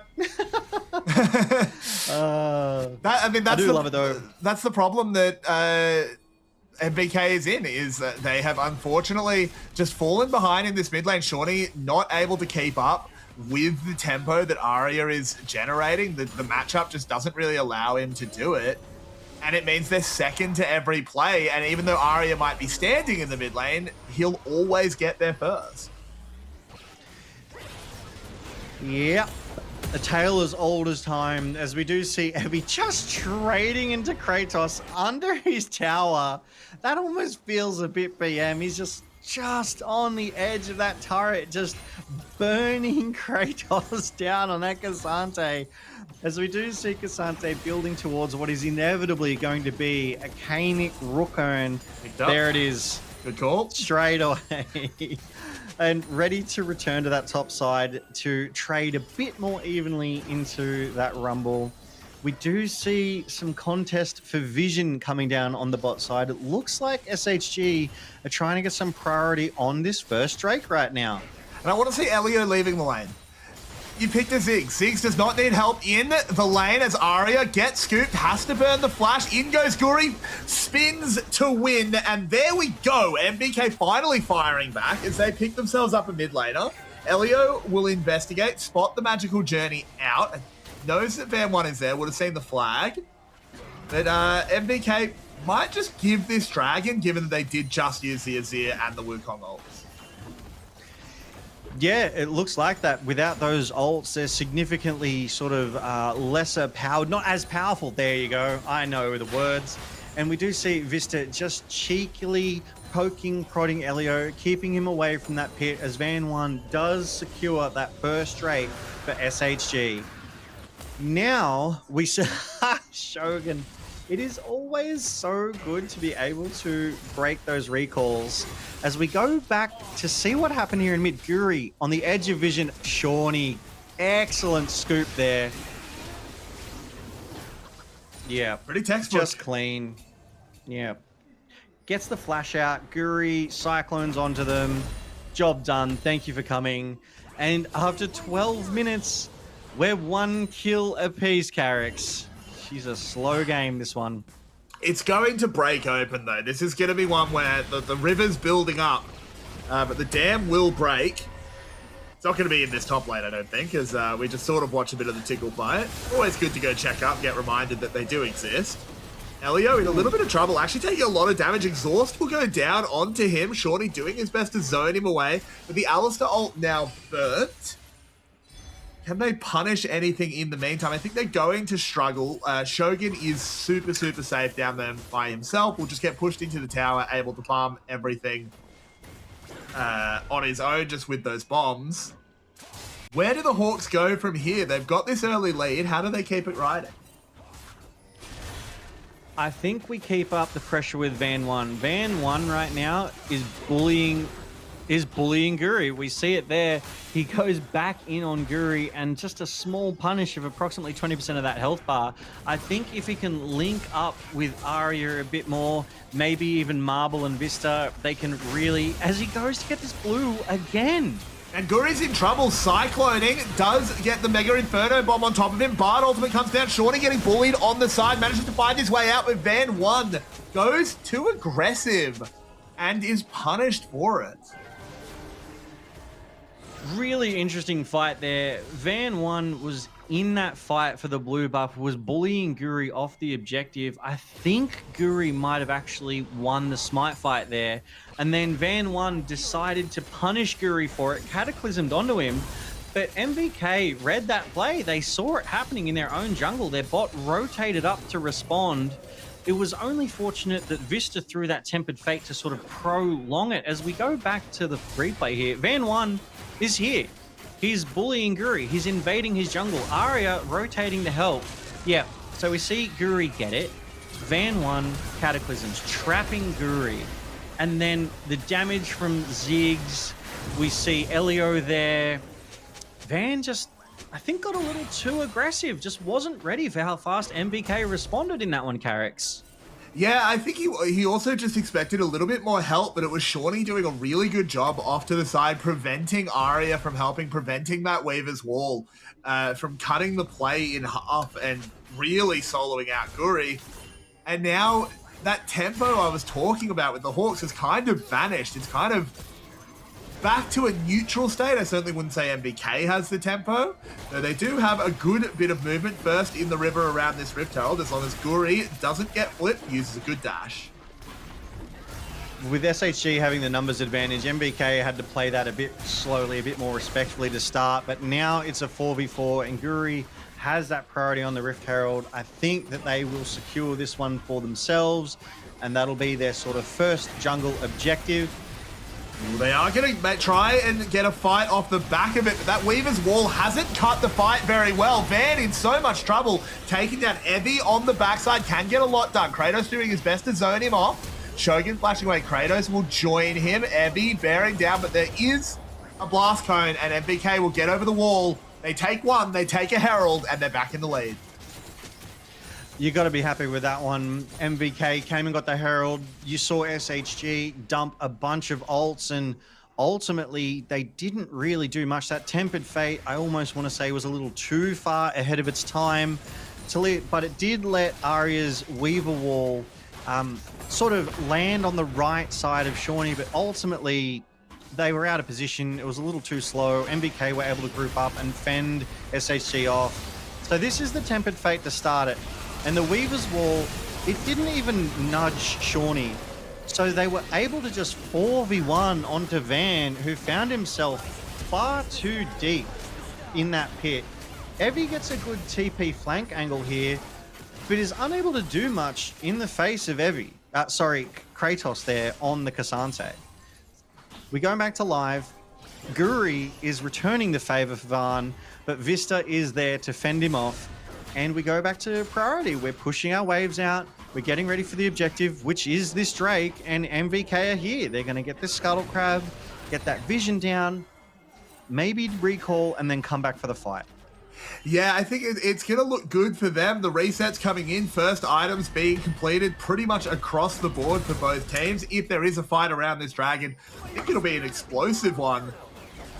What are we looking for in this fight? Who have you got your eye on? So far we've been watching Van quite a bit on this J4, but I'm looking for Marble to get involved. Marble currently 0. Ooh, this is a good catch here. Elio has to try and play bouncer as Shogun has found the little corner to hide in. MVK could be in trouble. Guri stunned up, gonna try and spin his way out of it. The Aphelios ult goes wide, but Guri will finally go down. A jungler picked up with the dragon on the map should secure that for the SoftBank Hawks. That was a really clutch flick there from Arya in the end. It did look like Guru was going to get away, but was flicked back in towards SHG. And as we said it, that team, they showed up. Marble started to get involved in the fight. I was about to point out was 0-0-0, but now has an assist to his name. So it's nice to see them coming together as they push that advantage and turn it into their second Drake of the game, securing that Infernal for themselves. The Dragon stacking has begun. I love the flank angle here. The satchel was used to get Shogun away, but Shogun, as you so rightly pointed out, just able to avoid pretty much everything. Vista's Tempered Fate allows SHG to get into a much better position here to try and secure this kill onto Guri, who is so close to getting away, but Arya really nailing that flick, not letting Guri escape, and giving them something for their significant investments in that fight.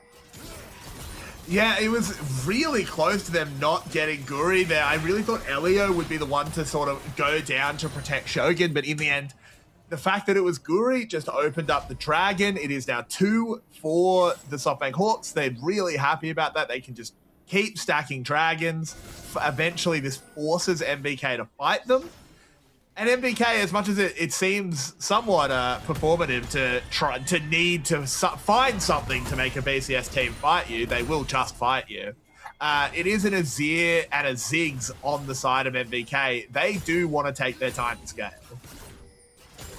Absolutely, they want to start to pocket those items. As we see 2 items come through on Shogun, that ult is going to start hurting once you are trapped. I want to say in Guri's Cyclone, because I don't really have too many tools to lock you down right now to make sure that that ult lands effectively. We do see MVK posturing around mid, invading the jungle as we have a bit of an engage here, Carrix. Yeah, that we do, but it's only Elio locked in the Jarvan ult. The Alistair will go down. It's a good catch, but now the Equalizer being invested as well. Shogun caught by the Weaver's Wall. He has no flash. He can't get out of this one. SoftBank Hawks have just kind of come out of nowhere and closed the net around MVK. The Mega Blast Cone gets Guri out, but they're starting up the Baron. What can Guri do about this? I'm not sure I like this Baron call. I think it's really TP's bold, and when you do that, when Guri goes too early, it's fantastic, because now Kratos arrives with the teleport. He's tanky, but he doesn't do quite enough. Shawnee here as well. They just have to walk away. That's Baron secured. What just happened, Carrix? I genuinely did not expect Guri to die so quickly there. I really look forward to this replay. It feels like Guri just overestimated their ability to be able to contest for this Drake, as fortunately he did pop that Rift Herald, and I think it might have got a little chunk off on that turret. As we go back to the fight here on this replay, Elio, decent engage. There's no follow-up though. The rest of his team is a little far behind, so Van 1 right there is able to punish, locks him down, gives SHG that early advantage. Vista forces Shogun to flash. The flash avoids the equalizer and the tempered fate, but he can't get away from that Weaver's wall. So really good pick there from SHG onto the AD carry of MVK as well. As we go back to live and we're resetting our vision, you can see MVK actually has a little bit of vision in SHG's bot side jungle there. And that gold is now 1.7k in favor of SHG at around the 22-minute mark, Carrix. It's not really that big. It's not huge, but it is an Aphelios being accelerated. Marble now 2k ahead of Shogun, has the 2 items, the IE and the Collector finished. Marble is going to become pretty scary. He's not too far off a 3rd item as well. I don't really know how MVK deal with this. Guri has not had a great game so far, has been getting caught out, has been getting hit by the flicks from the Talia. Shawnee, again, he's got 2 kills, but they haven't been super consequential. He's having trouble linking up with the team and having impact in these fights. And that's the biggest worry I had with him coming in over Carti.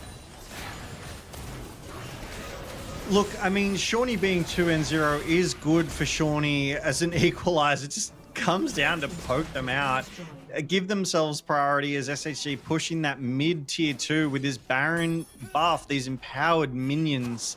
But Shawnee being 2-0, I think is still good for at least the mentals of Shawnee, proving that he can kind of stand up. Unfortunately, on his own in this situation, he hasn't been involved in any team fights, but one might be about to break out here, Karis. Oh, they're able to defend it. Okay, wrong call from me there. As SHG just walk away, the minion wave is defeated. You rightfully called though, Guri unfortunately just keeps getting caught at the moment. Yeah, and this will be another dragon picked up here for SHG, able to bring themselves up to Soul Point, get themselves just 5 minutes away from a real win condition.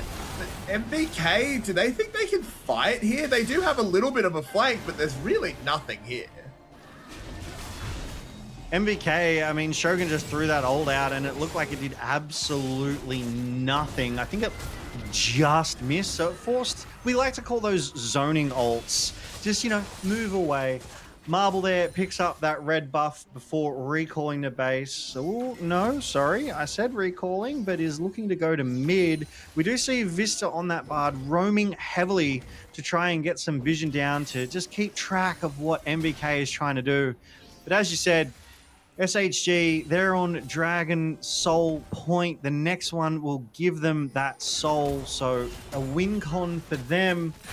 MVK, they're the ones that have to pull this one back. They're the ones that have to make a big play happen here, because SHG doesn't look like they're going to make too big of a mistake at this point. No, and where is the break point for MVK? What is it that will let them try and get back into this game? Look, I almost think it's going to have to come through the likes of Elio getting an absolutely monstrous pulverized headbutt engage, maybe getting 3-4 of SHG, Shawnee getting an absolute giga scoop into a Guri Cyclone. I really think Kratos on this Cassante right now hasn't had much impact either, hasn't really been there to frontline, but none of these fights have really been your traditional back-to-front 5v5s either. So it's almost like MVK isn't able to handle the kind of breakout skirmish that SHG seem to be getting the better of at the moment. I think MVK just need a traditional 5v5, and I think they would win that. Maybe. I think it is hard. I'm just scared of the Aphelios. I agree with you. So far, the Hawks have been able to find these interesting angles where they aren't fighting fair. They're not fighting front-to-back 5v5s, but they've got themselves to a point where in that front-to-back 5v5, you have a 3-item Aphelios. It's hard to say no to that. Kratos should be fine here. We'll just go for the flick back. They're actually going to call in the squad all out onto Arya. In comes Shorty. Can he find a good ult? Only pushing back Van 1. There's a Bard ult on the other side. Deception off the fight as Elio flashes over the wall. This could be it for MVK. So pick up the first kill. Marvel now joins the fray though. And there's that Aphelios that we were just talking about. Emmy should go down to Guri on the side, but it's a double kill picked up for Marvel. Shogun desperately running, but a flash will put him in the dirt. And MVK have been wiped out. Triple kill for Marble. This has been a really good fight. It's extended a little as Guri does his best to get away, forcing the flash out of Vista there. Magical journey, the chase. Guri goes down under this tier 1 turret in mid, and SHG take it all here except for Kratos. I really liked that fight. It was a proactive move from SHG. They roamed top. They wanted to get Kratos. MVK saw it coming and they responded. They threw down two TPs. They got there as quick as they could and the fight broke out, but Marble was left untouched in those backlines and was just allowed to blast as they convert this team advantage into that Baron. Yeah, this 2v1, Kratos is winning it quite frankly against Arya, forced to flash. The Tempered Fate only goes on to 1 here, as it looks so messy, Carrix, but SHG clean up. Yeah, they do, and it's just, once again, not a front-to-back fight. I was talking about how maybe the Hawks win a front-to-back anyway, but we might not find out because they're just not taking them. They're constantly able to split up MVK, force Shawnee to not be in a position to actually fight, to actually bring this Azir damage. You see, he did 3,000, but that was with like a 3-man ult. He just didn't actually get the auto attacks off. He's got that Nash's tooth. He needs to find a way to stand at the back and actually get the damage off. I really like what SHG is doing here. They are forcing this Baron power play down the throats of MVK here in this top side. They are 4 people strong, forcing MVK to respond to them. Vista just poking Guri away. It looks like there's a 2v2 scuffle here, but SHG have got their priority. They push the waves in.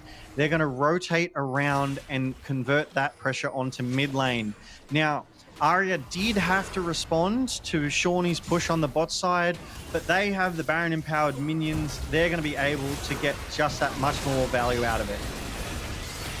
Yeah, and now another engage here straight onto Guri. He's immediately put into the GA. There's no way for into the fight either for Kratos. So MVK just has to run, do step around that Tempered Fate really well. Guri desperately trying to escape. Azir turret does give them just enough space that MVK is able to evacuate. I always love these fights where almost every ultimate is thrown out, but no one dies. However, they do get the GA out of Guri and are able to convert that mid lane pressure that they just secured for themselves into the Dragon Soul. So SHG, they're just getting these incremental victories. They're winning these team fights, sort of 1-2. They're getting these Drake stacked. They now have that soul. They're looking in a pretty solid position, but they're definitely, they haven't won it yet, Carrick. So it's a challenge. MVK still have gold advantages on 2 of their lanes. Yeah, it is so interesting they do still have that gold advantage, and we're kind of saying that that's just not going to be enough. Guri has been sort of unable to get anything done on this Wukong. I haven't really seen anything particularly out of Shogun. He's trying to sit back. He's throwing bombs, but they're just too far behind for the poke to really matter. Yeah, I mean, it almost feels like SHG are just walking into the poke of Shogun, almost, dare I say, overconfidently. They're able to take the damage that's being put down despite having a Rabadon's death cap on that Ziggs of Shogun. They're just not worried about it. They're able to engage, close the gap, shut him down whenever they want. And I mean, you look at Marble, a 4-item of Felios at 6-0 right now. SHG are frontlining so hard. Uh-oh, Guri's been caught again. They bring in the boys, and Guri goes to the death chamber. That is now a 7th kill for Marble, and I don't know how MVK brings this one back. Yeah, SHG are getting the picks. It's just a pick war right now, and they are winning it. They keep finding Guri, unfortunately. I mean, that's got to do some damage to the mentals, because Guri is up in CS. He's out farming Van 1. He's got 3 full items as well. So it's not like he's, you know, wallet diffed here. It's just suddenly he finds himself caught in a 4v1. Vista with these tempered fates is doing work, absolutely buying time for SHG to get there as they look to convert this 5v4 pressure onto the top side, and MVK are forced to respond here, Carrots. Yeah, I mean, they're just going to have to keep looking for ways out, but I just don't really know how many of them exist. I think that's sort of the scary thing. I think if SHG, I almost feel like it's going to come down to like a final fight in the Nexus. I feel like SHG are going to be feeling themselves. They're going to have every advantage under the sun. They're going to be pushing, you know, the Nexus inhibitors. And then I think MVK will find their fight there. If I have to kind of like make any kind of prediction, that's where they'll find their fight. I think Shawnee's going to get like a 2-3 man scoop, and then they're going to be able to convert it. Maybe Kratos is able to pull off, you know, one of those all outs into the fountain and just suddenly turn it around. But I will subscribe to your fanfic.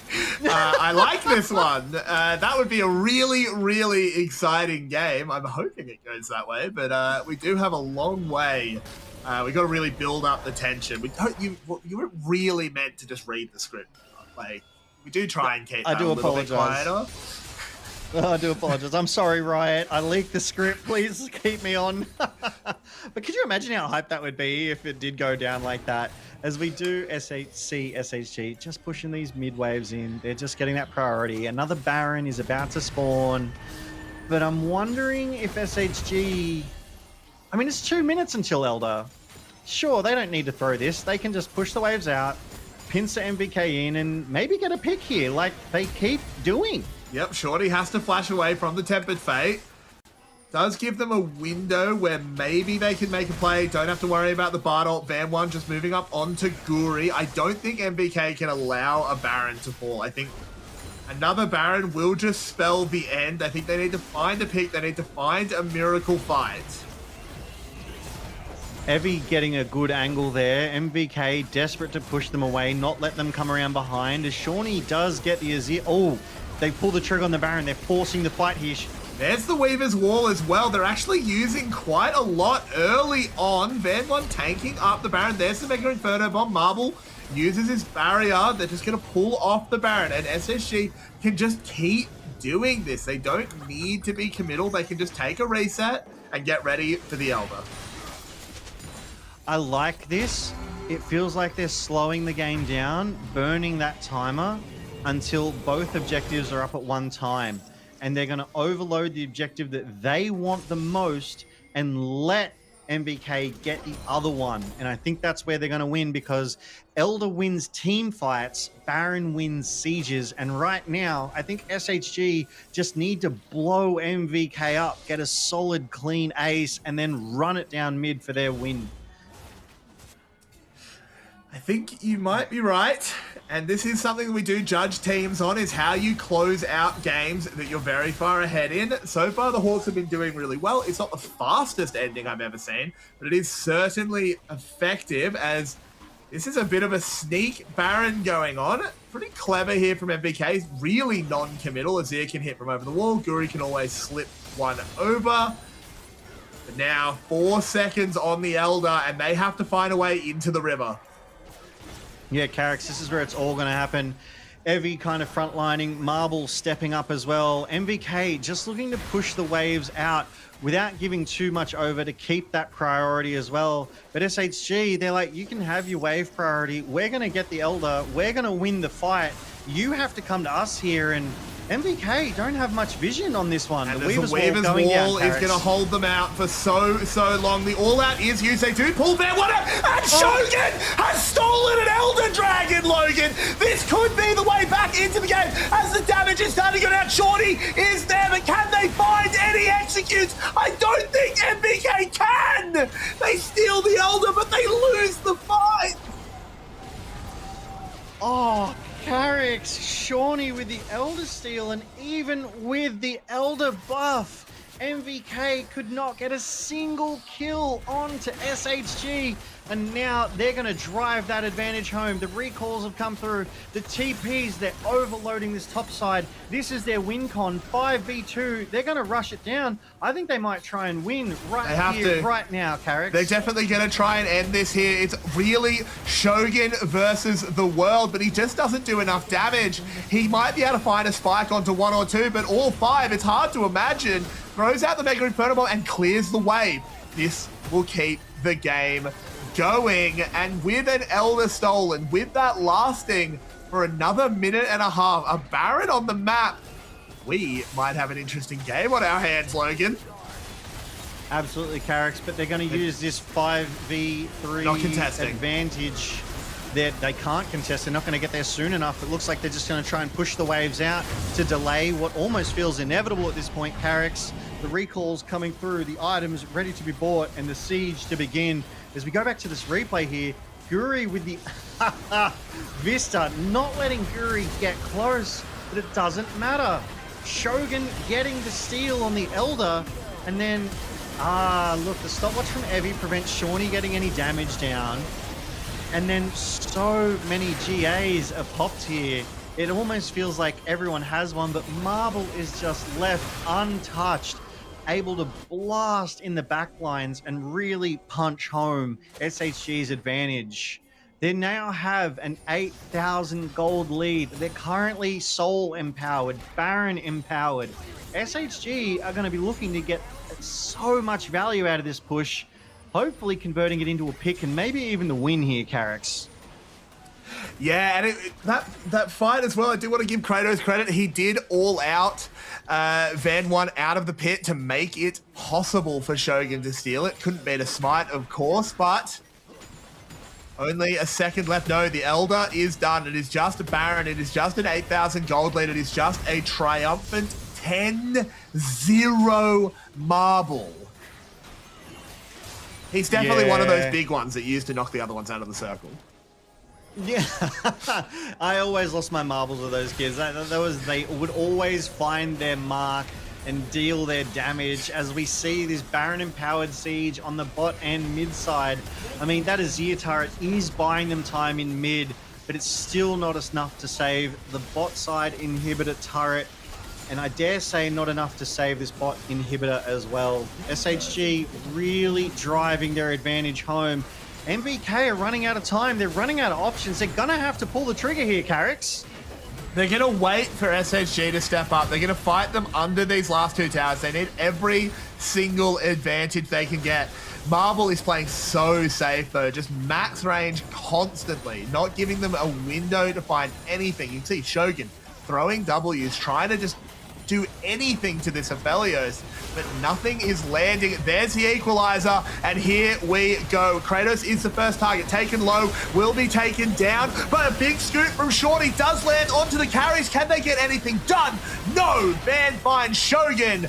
MVK goes golden for just a moment, but the real gold will be given over to the SoftBank Hawks as they take themselves a game 1 and put themselves 1-0 up in our series. SHG must be feeling so good after that game 1. Really well played. It was so well controlled, I feel, from start to finish. They chose what fights they wanted to go in on, and they disengaged and retreated from the fights that they didn't want. And I mean, it sounds simple, it sounds derivative, but that's how you win these games. If you're not ready for the fight, you avoid the fight. if you have the item advantage, you have the flank angle, you go in, and it just works for SHG. The Weaver's walls from Aria were really good, pincering, going halfway down the middle of the enemy team and splitting that fight up, giving them their numbers advantage. The picks that they were able to find, unfortunately for Guri, onto him all too many times. It felt like a 4v5 game a little too often in SHG's favor. Yeah, it just really was SHG the whole way through. It just didn't really look like MVK at any point was in this game. Yeah, I mean, ultimately, I think the fact that Marble ended up, 10-0-1, it almost tells the story that MVK were never able to find pressure on Marble. SHG were just able to protect and peel for their AD so much. They executed their plan spectacularly. Aria had some phenomenal flicks, just not letting MVK get away from the team. It was really clean team play, Carrix, and it kept working for them. Yeah, it really did, and it was Marble that just went absolutely insane this game. I think he ended 13-0.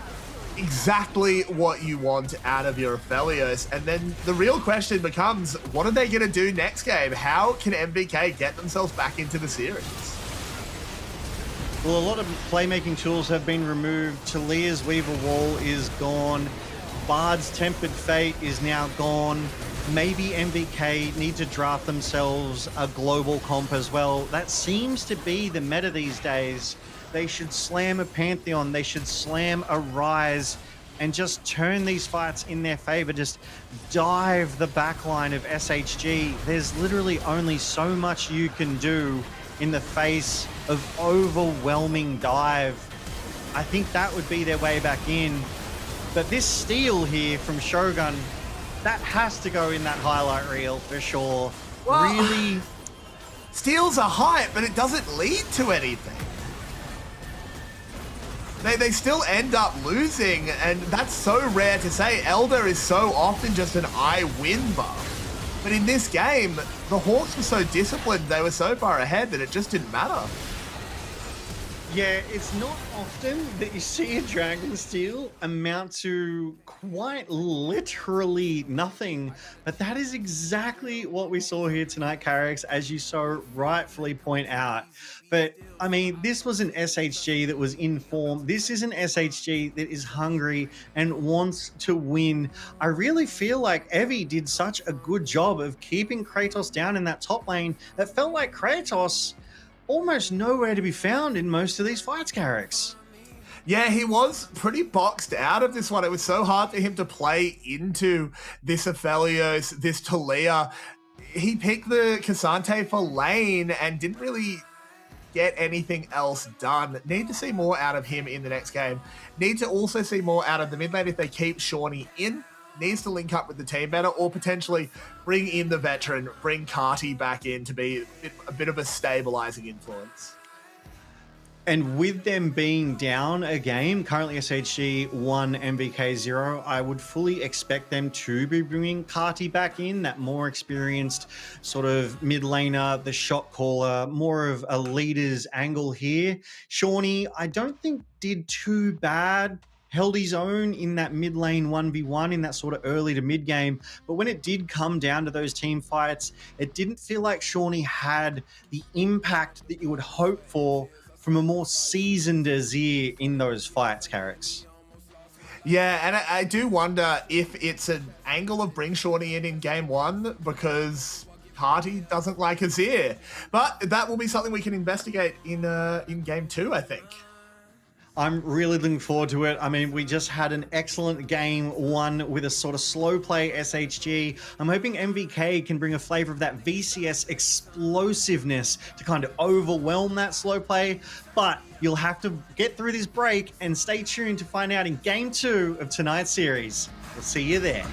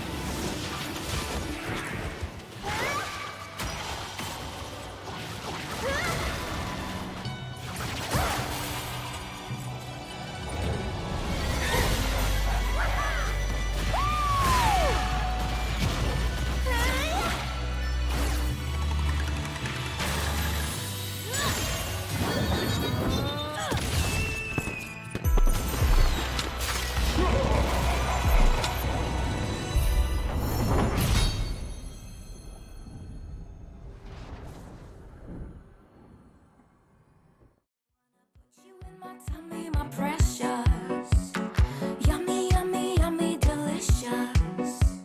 Tasting you is epic, delicious. A fancy Caesar salad, a sweet Darjeeling tea, a vegan matcha latte, and a hot French creme brulee. I like you crunchy, I like you soft. I like it when you're freshly served. For me, for me.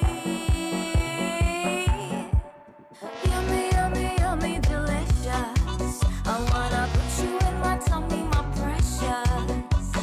Yummy, yummy, yummy, delicious. Tasting you is so delicious. Yummy, yummy, yummy, delicious. I wanna put you in my tummy, my precious.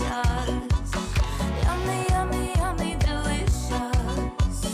Tasting you is so delicious. My mama's borscht and syrniki, your mama's baklava. Some grandma's secret recipe to tauntaun ramen bar. I like you crunchy, I like you soft. I like it when you're freshly served. For me, for me. Yummy, yummy, yummy, delicious. I wanna put you in my tummy, my precious. Yummy, yummy, yummy, delicious. Tasting you is so delicious. Yummy, yummy, yummy, delicious.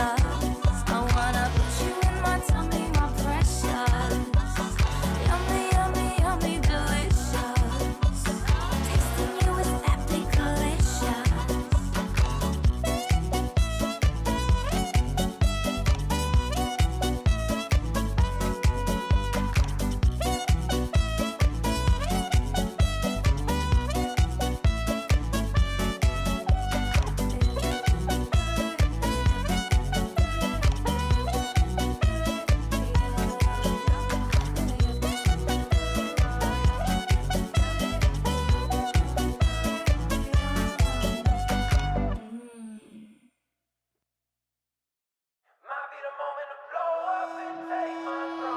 This is the blueprint. I lay it out like a map for you, no cap for you. Better take notes, this facts for you, real rap for you. Catch me in action, seatbelt fast. And can you imagine, tell of a dragon, you'll never get it or get anywhere without all of the passion. Put in the work, multiply that, straight from the dirt, straight out the mud, catching a buzz now. This a high with no come down, tune in for the rundown, yeah. Ooh, if you want a problem, then come find me. Come find me. Come find me. Ooh, if you want the work, then come find me. Come find me. Come find me.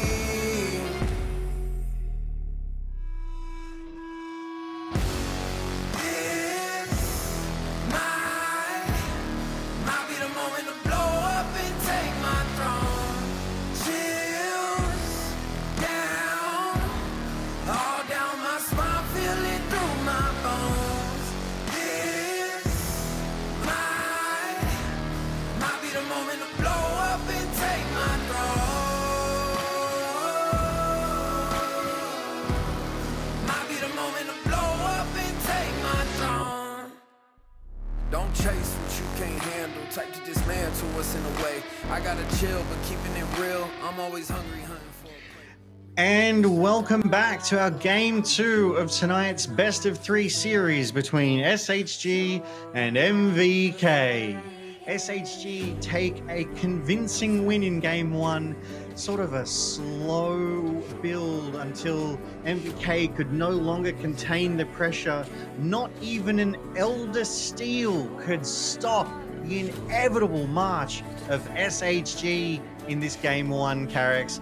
I'm really happy with that result, but I'm fully expecting MVK, and there it is, to substitute Cardi back in. Shawnee didn't have a bad game, but I think we need to see something a little extra special, Carrix. Yeah, I think it's not so much a matter of individual performance as it's a matter of team cohesion.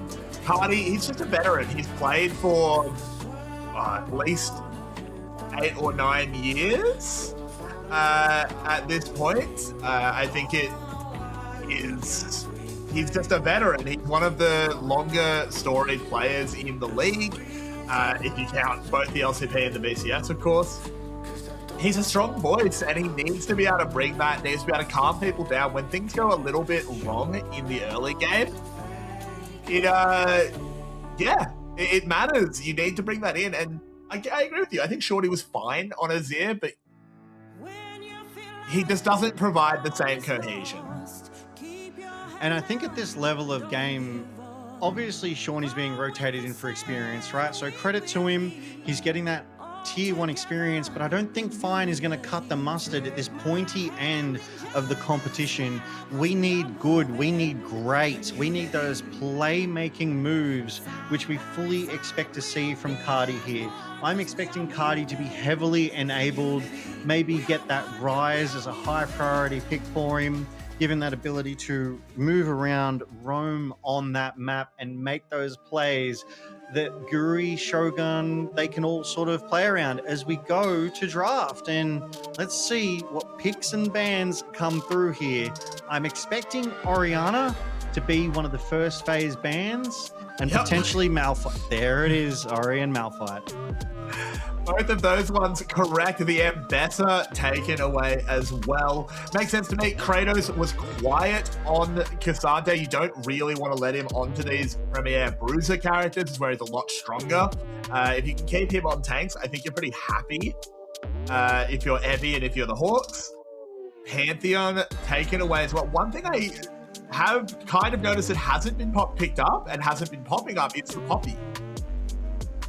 Yeah, I think Poppy did see a ban maybe in game 1, or maybe I'm getting that mixed up with the series one. I did see one ban, but definitely hasn't been banned heavily and definitely has not been picked this evening. So maybe these teams' styles, maybe these teams' supports just don't play it much or aren't willing to work around it too much.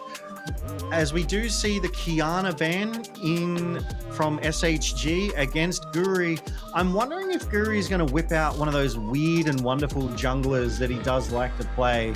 I would like to see a Zyra from him again, but I think the comp conditions have to be very, very favorable for that. And MVK, they're not willing to give Evie those traditional tanks, Sion being one of the biggest, one of the baddest. That guy at level 20 is so hard to break down and punch through, no matter how much damage you're dealing, Carrix. Yeah, 100%, and this was a good one to sort of identify. The Nico gets through. It makes sense as a first pick. MVK have to figure out what they're going to do in response. And sort of the question I want to ask is, what do we do about Marble? Marble went 13-0 last game, I think.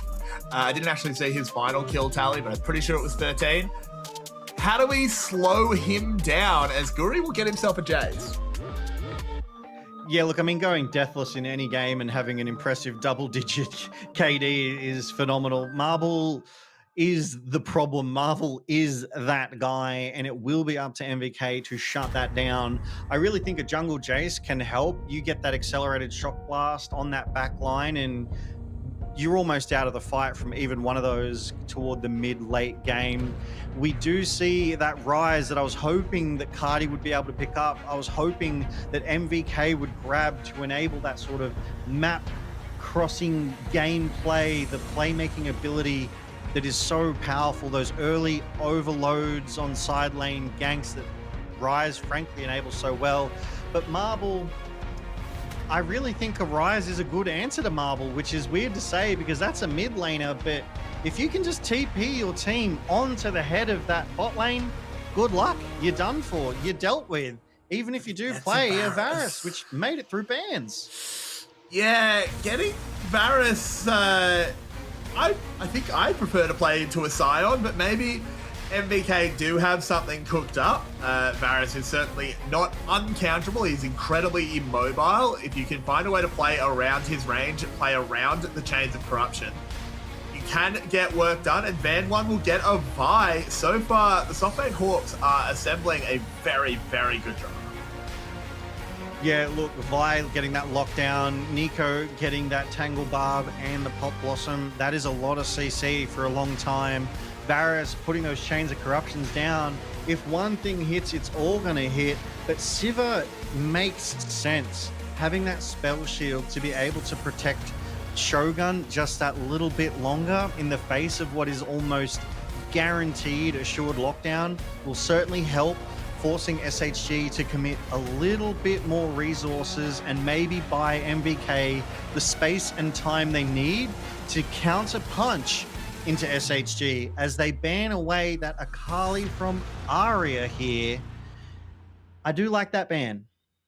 Yeah, taking away a little bit of comfort, something that's really able to dive over the Ryze, not a huge amount Ryze can do about an Akali, playing around the stealth as well. The Siva is very vulnerable to Akali. The spell shield is very hard to use against this Akali, but where do we think we're going to go? It is the solo lanes left for the Hawks. Where do you expect that to go? Yeah, so we still have their top, we still have their mid, we're still focusing on Evie here, and what is it? It's mid and top. So that's Evie and Arya. Interesting. Okay. So I think we're going to see Evie on a traditional top laner, right? That's his champ pool. That's his bread and butter, as we say.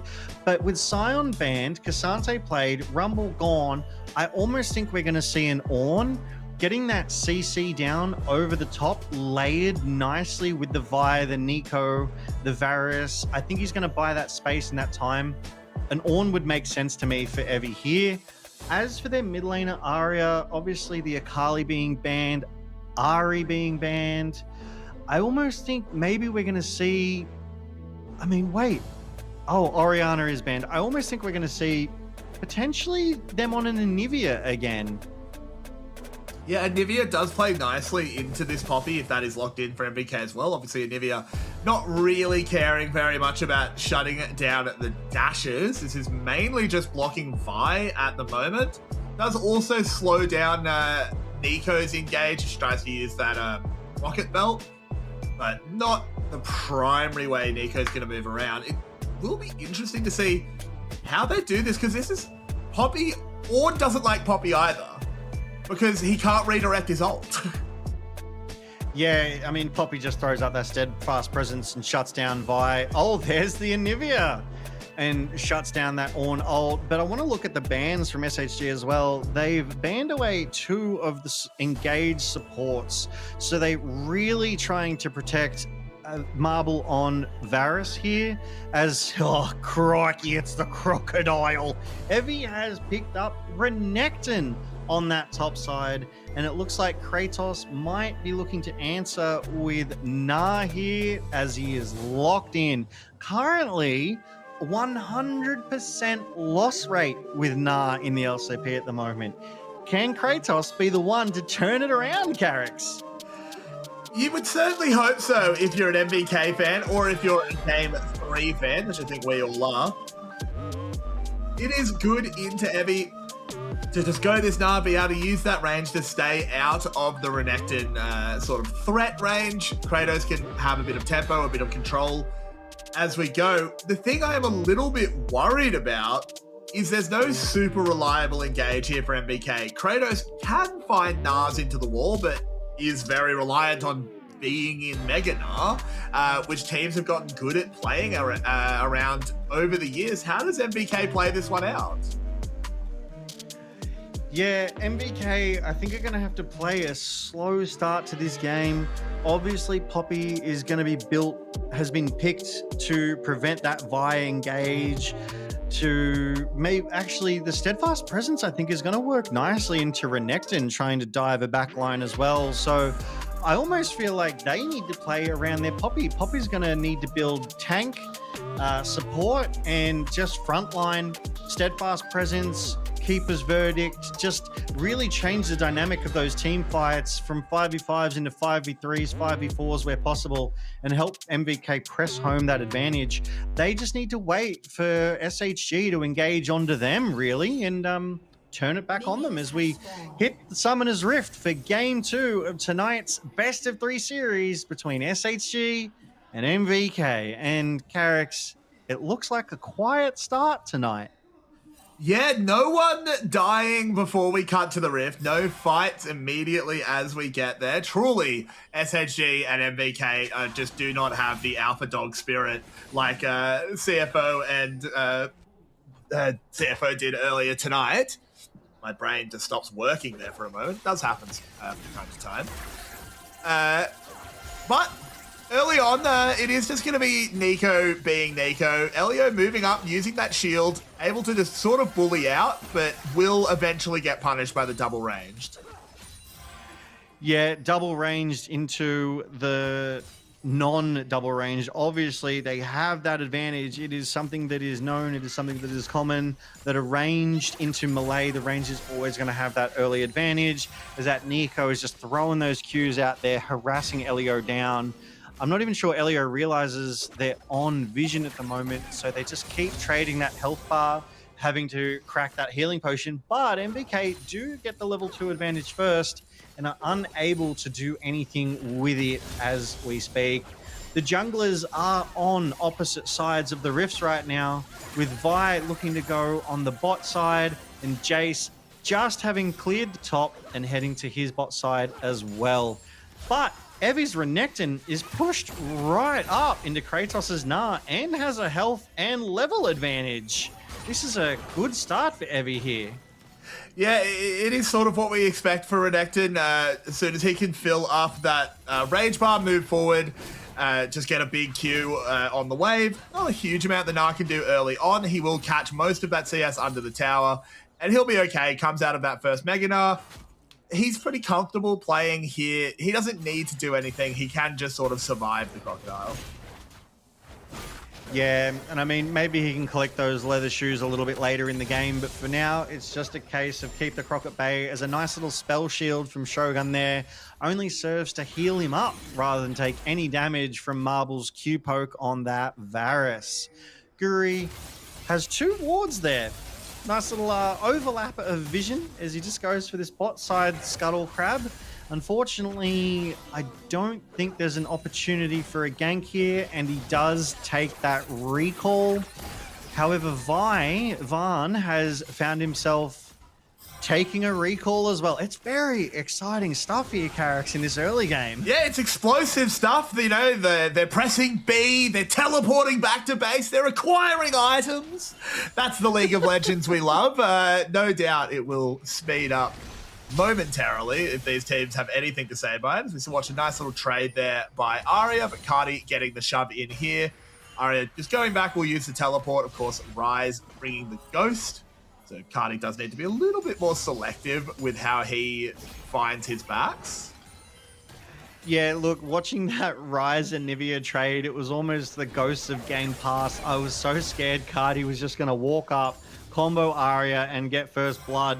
But Arya playing with a bit more respect of the Rise combo and does not give over a first blood in this game, thankfully. As exciting as it would have been, I don't think SHG want to hand an early advantage for nothing over to MVK. As we just get some solid trading, that ricochet from Siva is just such a wave-clearing monster.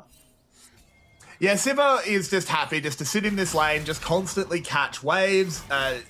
Probably after this reset, we might see Elio go for a bit of roam, which no doubt will be matched. She'll just leave. Doesn't need to worry about Shogun. Siva is so safe. Varus can't really do anything. Chains of Corruption is very reactable. Not that they're level 6 yet, but when they get there. With a Siva spell shield in the isolated play. Honestly, if no mistakes are made, this should be a very quiet first 10-15 minutes. Yeah, just trying to farm up, get their items, get some priority on objectives. Well, as we do see. But they can't go for this. The wave's not in the right place, yeah. Yeah, that instant, the recall TP is just instant. We do see a little bit of action. That accelerated shock blast. They're calling the Realm Warp. They want to go for this. The wave is pushing in. Cardi's here. Guri is here. They need to try and turn this one immediately. The Rune Prison lands. First Blood will be secured. And as I say, it's going to be a bit quiet. It's MVK claiming a really, really good dive. Carrix, it is a tale as old as time. We even called it in the draft. that Rise level 6 immediately realm warping down to that bot side, overloading it. It was a 4v2, and it started out exactly as you'd expect. Jace gets that accelerated shock blast, pokes that damage in, chips them down. The wave is about to crash. Admittedly, it's small, but it's just enough to avoid one more turret shot as Cardi gets that aggro. And Vista is juggled around by MVK as it is just a clean 2-for-0. And they take that priority, and SHG are on the Drake now. I can't say I expected that. They do use the reset timing there well. Cardi was low after tanking up the tower, had to go back, catch his wave. You expect Kratos, he has to back go clear his top side, so the consolation prize of the first dragon is picked up there for SHG, but that's really no sweat here for MVK. They don't mind giving up one Infernal Drake to kill the enemy bot lane. Absolutely. Getting the duo of the bot lane is far more advantageous than one Drake. They can contest any and every Drake they want for the rest of the game. Just a really good play. It's what the comp is built to do, and they did it well. It might have been the cleanest tower dive I've seen so far in tonight's series, and I hope we get to see more of it. As Kratos here just shoves a wave in under Evi's turret, Evi's going to clean up these minions, but Kratos gets the priority to roam down, potentially put some deep vision and clear that jungle with the Scryer's Bloom to just give his team that information that the jungler is not on that side of the map. So now MVK probably aware that Van 1 is bot side and maybe respecting it. Yeah, they're certainly going to try and respect it. I think with the Chains of Corruption coming out, Elio, this actually might be a little bit of a mistake here by the SoftBank Hawks. I feel like they kind of just played their hand a little bit too obviously there, but they do get Elio's flash for it. Yeah, I really think if they just let MVK push them a little bit harder, they could have got more, as Dominus has popped here on the top side. Yeah, Kratos is just going to run away, takes another little cull to make for his trouble, but he has a brewing Megana, so Evie's not going to chase any further. MVK is able to just back off. They go through the mid lane, show themselves, and this will be them asserting their dominance and picking up some grubs. Yeah, just running as a trio through mid. They're like, hey guys, the three of us are here. We're getting the grubs. There's nothing you can do. Thank you, bye. They start off with that scuttle, and Cardi and Elio just there to act as bouncers in case SHG do want to show up. They're able to rotate though as Evie aggresses onto Kratos here, and they're just able to make sure their top laner stays safe whilst getting the grubs. Vaan able to sort of buffer that damage nicely there with the shield, preventing a lot of that accelerated shock blast value. MVK find themselves... Cardi, this is such a good off-tempo play. Just realm warps down to the bottom side. Neither ADC was expecting any aggression, but Cardi just reads it, goes down, and claims himself another kill. Well, he got the assist, but claims Shogun a kill. Yeah, Cardi is putting in work. He's absolutely playing for the team here, helping get his bot laners significantly ahead. That's nearly 1,000 gold advantage on their AD alone. 2 kills. That's going to be an accelerated Sivir, which is not what you want to see. And Arya on this Anivia is just struggling to do anything, cannot match that realm warp mobility of Rise, and will always be getting to those team fights that little bit too late. So I almost feel like SHG are the ones who have to pull that trigger. They're the ones who have to get mobile, move around quickly, rapidly, and surprise MVK. Yeah, it has been really good from Cardi, just recognizing that that's the advantage he has. The Anivia just has no ability to match him. Does mean that Arya has built a small gold lead, has chipped off a few of those tower plates as well. Arya doing the correct thing, because he can't try and roam. It's not like he can just walk down river and try and match the Rise. He has to just try and build a CS lead, do his best, but it's he has to make the selfish play, which isn't always something that feels very good. Yeah, I am loving how Shogun is playing here, basically spell shielding every single Q poke out of Marvel, just denying so much damage and trade power that he's looking for. And Shogun picks up the Essence Reaver for the Sivir. That is a classic item on Sivir and is only going to serve to strengthen that wave clearing power, team fighting. Evie dodging that accelerated shock blast very nicely here. Yeah, they're now going to move up. They do get a lot of damage down immediately onto Guri. He's low, but he's living! And oh my word, they turn around. Kratos picks up one and can bear down for a second. Misses the big rock. Can he find his way on to Evie? Flash wallet will miss. Oh, Evie just dodging everything, and he gets out. Whew. Yeah, the fact that Guri lived there. Not even close, is. Yeah, I mean, still had health. Health is just a resource. Spend it. I don't know how Guri lived. I really don't know how. I think we'll call that divine intervention. It felt like it was just one more auto. As Van is here, is spotted on vision. So Guri and Kratos, and then the ult in. They really wanted this here, knocking back Guri. And just one more auto would have done it. A denting blows, sort of cleave effect would have reached, but it was not to be. Unfortunately, MVK coming off better of that topside gank there, and they're able to exert that pressure. They currently have the waves pushed in top, mid, and not bot yet, but Shogun is on the front foot clearing that minion wave out now as MVK move to get themselves their first Drake of the game. Yeah, and there's not going to be any contest here from SoftBank Hawks. There's no reason to do so. It doesn't really matter if you get equaled out 1-1. You're 3k gold down. You don't want to play into that one. You don't want to allow Cardi another impactful Realm Warp. And this is what we wanted to see out of MVK in Game 1. We didn't see any of it there. But in Game 2, we're seeing a very polished, linked-together squad that so far just haven't really shown any weakness. It doesn't look like SHG has any answers as Arya's passive comes back up there, it looked like as well. That Rod of Ages being completed first, using that sort of CS advantage, and those role quests being completed across the board. But as you said, Carrix, SHG, they're looking to put something together, be cohesive, but it is hard in the face of an MVK that is struggling to make mistakes, to be honest. They're playing this so clean, so well. They've got those strong gold advantages on their AD and jungler, getting that Jace poke even more accelerated that much sooner. Yeah, it is just sort of everything going right for MVK at the moment. Looking at SHG, what do you do about this? It seems like it's a bit of the full court press at the moment. Well said, full court press. Yeah, it's hard to see what they do different. Oh my word. Oh, you can't step up there, but you had to read the Meganar.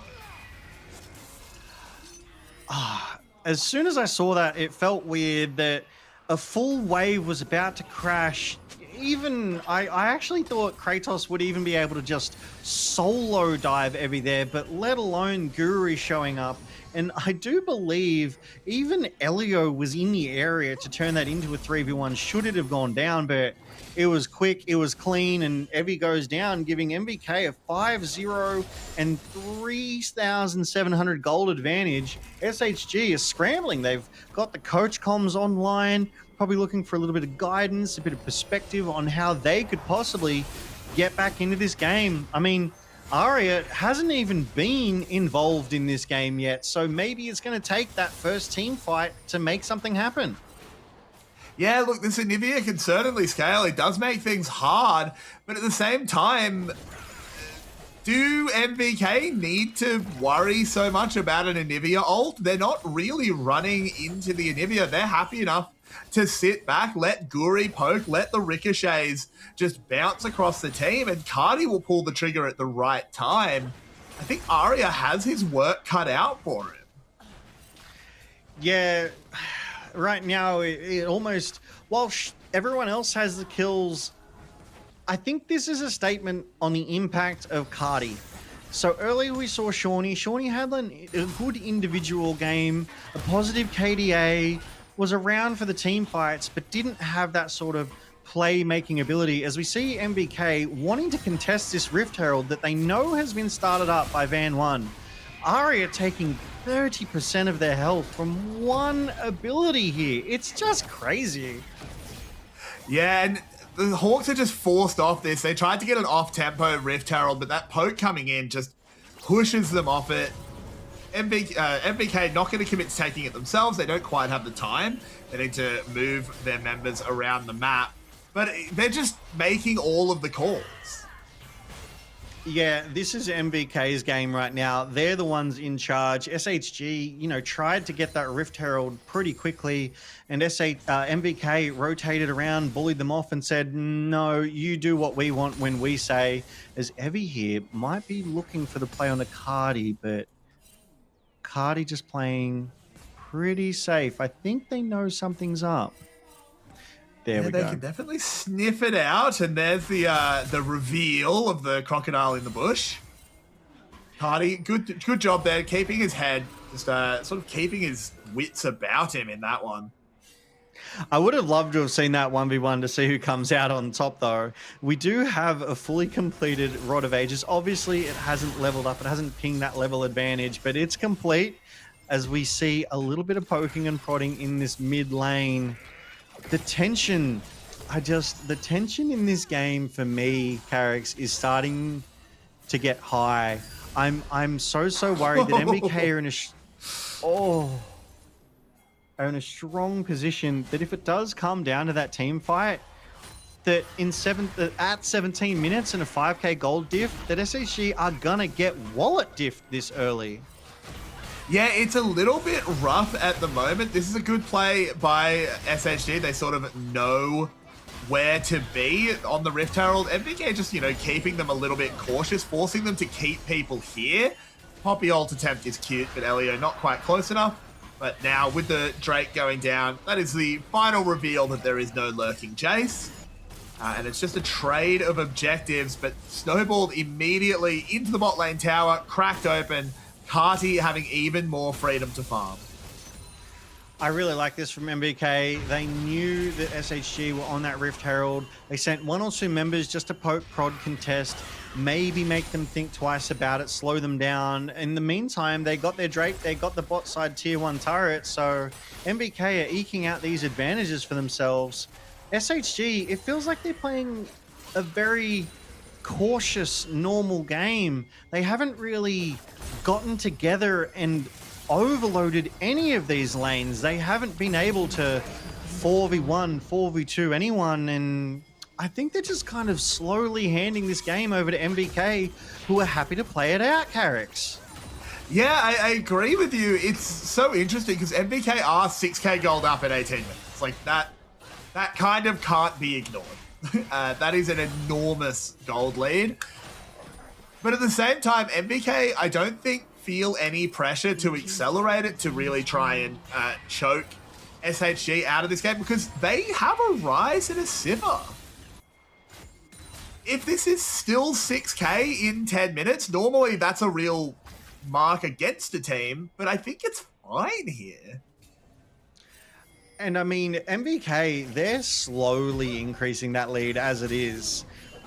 So if they can consistently just create these small incremental growths, if they can play the SHG game 1 into SHG in this game 2, I expect they'll take this win. As, it's almost a poke war here. Varus goes for the Q and Jace goes for the accelerated truck blast. Elio is caught, but can just flash away, and the Realm Warp is so terrifying that they just have to get the hell out of dodge. Cardi walking up, Kratos is here on the side. The poke comes in, doesn't really land. I think MVK will call this one off, but that was a caught support in the jungle that results in the Hawks running away. Yeah, and that's just that power of that Rise, right? The quick response. I mean, Shogun ran down, Guru was in the area. This is the difference that makes or breaks these games, is how quickly you as a team can respond. And right now, MVK are not only responding quicker, but they're also equipped with the tools to respond better. They're able to get there before anyone can run because they have that teleport. and they're managing to increase this gold lead. It's now at 7,000. SHG are being slowly strangled out of this game. There's level advantages, there's gold leads in every single lane. It's going to take a big pick from SHG to get themselves back into this one. Yeah, look, they do have those pick tools. They have the Chains of Corruption. They have the follow-up from the Renekton. They have a Vi ult as Elio just flashing on top of a clone. It was a Hex Flash, of course. Nothing too silly going on. Though, having watched Elio for as long as I have, he would use his real flash then. And that's why we love the VCS. It is. It's not even a joke. You never know what to expect, and that is my favorite part. But Elio, you can see he's just able to walk into the enemy jungle. He just has impunity on this bot. Yeah, I mean, it's a one item and boots Poppy and already feels tanky, already feels like they're just doing whatever they want. And while we're speaking about supports, I can't say I've seen Vista on this Nico actually do anything, Carrix. As we see MVK start to overload this bot side, SHG are forced to respond. And he kind of can't do anything. Nico in this competition wants to be a secondary engage, wants to be the one going in on top of a Chains of Corruption, on top of a Vi ultimate, but just that first line hasn't been happening, and thus the second kind of can't. Rift Herald is summoned up here in the bottom lane. Kind of feels like it was just about to expire, and they had to drop it. Yeah. It's not even going to charge. It's it might if they not kite what you back. want to see. It's going to charge if they kite back, but doesn't even get a charge off, just wasted. Yeah, that's definitely not what you want to see. That could have been a way to get some standing gold on the map for SHG, maybe line their pockets a little bit, get something competitive. But they are first to this Drake, so they do have priority. But MVK, I don't think they're going to let them have this one for free. Guri is in the area, and the rest of MVK are approaching quickly. Yeah, the Dragon is going low quite fast. The Poppy ult doesn't land onto Van, but the steal will come in regardless. And now the Hawks are in so much trouble for daring to attempt to take MVK's property. Logan, they're going to bear down on them. Envy will be the next one to fall. Elio bearing forward onto Arya, and around the corner comes Kratos. About to go Mega, can't quite get close enough. He's held up, but MVK, they just start Baron. I mean, why not? You've got all of the advantage. Kratos had an excellent flank angle, unfortunately able to execute there in the end. They get the Drake, they get the team fight, they convert that into a Baron. I mean, that was so much wallet if it wasn't even funny. Vista got a three-man Pop Blossom, but there was just no one there to follow up and put any damage down over the top of MVK. So we see this Drake getting low, and Keeper's Verdict doesn't get anyone. Okay, it's a two-person Pop Blossom. Chains of Corruption goes out. There's just no damage from SHG here. Even Evie is trying his best into Cardi, and MVK just turn it around and put that Croc back in the swamp that it came from. Not able to do much of anything here, Carrix. Yeah, it's a little bit one-sided at the moment. I don't know what the Hawks do. It feels like maybe they start thinking about Game 3. They're like, yeah, we'll defend our base, but Game 3 is where our realistic chance is, because right now they don't have a single kill. They're 10.5k down. They were fortunate enough to get that Drake and prevent that soul, though. But in doing so, they handed the fight, they handed the Baron. A little bit of proactivity here, though. They see Cardi alone, but they know they're spotted on a ward, and they have to get back to base to defend it against these Baron-empowered minions. As MVK are pushing, they're knocking on the doorstep. They want this game now. Yeah, they absolutely do. They want to break this open during the Baron. They're going to try and get something done onto Kratos. He is tired at the moment, not able to go into the Meganar. But flashes over the wall. Ebby can't get over it, so he will just get away. It's just going to keep getting worse. Yeah, that gold lead, it's now 12,000. The Baron power play nearly at 3,000. That turret pushes it over the top. MVK, it feels like they're sitting on a royal flush in hand. This game is theirs right now. I mean, Marble did a good job in picking up this Edge of Night to try and protect himself from that accelerated shock blast, you know, assassination attempts from Jace, but it's still not proving enough to stop the rest of the team. Even at 0-7, it's such a low kill game, 7 kills in 26 minutes, but it doesn't feel like SHG are even going to get the chance to get any on the board by the time this game is over, Carrix. And where is Arya? 0-0-0. He's just chilling in his nest. He's got eggs to sit on. I'm sure they're warm enough by now. You would think so. You'd hope they hatch. Maybe, you know, a few more little Anivias will actually give them the advantage they need. Rework idea, right? The same? Don't have to credit me on that one. No, break off into like multiple Anivias so you've got like multiple miniature walls. Yeah, but it's like that's in the future. Yeah, that's 2027 champion design, where you get to play 5 Anivias at once. But peak League of Legends aside, Shogun is 2,000 gold ahead of Marble. Not quite as far ahead as Marble was in the last game, but this Sivir is 3.5 items, is only going to get bigger. Party has gone 3 items, has gone a little bit more defensive. No actualizer third, going towards the Zhonya's. 45 seconds till Cloud, though. I mean, I think that's where the game is going to get really, really put in the ground. I just want to point out the level advantage in the jungle, right? Guru's about to tick over to 17. That's a 4 level advantage. Van is about to get Flame Horizoned. He's nearly 100 CS down on Guru. Yeah, it's not great. That is spectacular.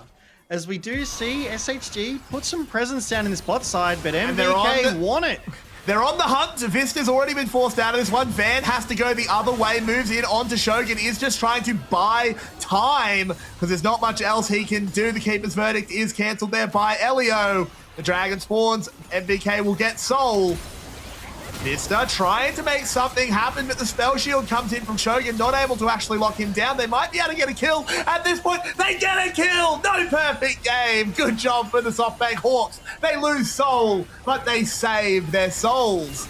As, oh boy, they will not be saving them for long, I feel, as a Realmort brings Carti and Guri down.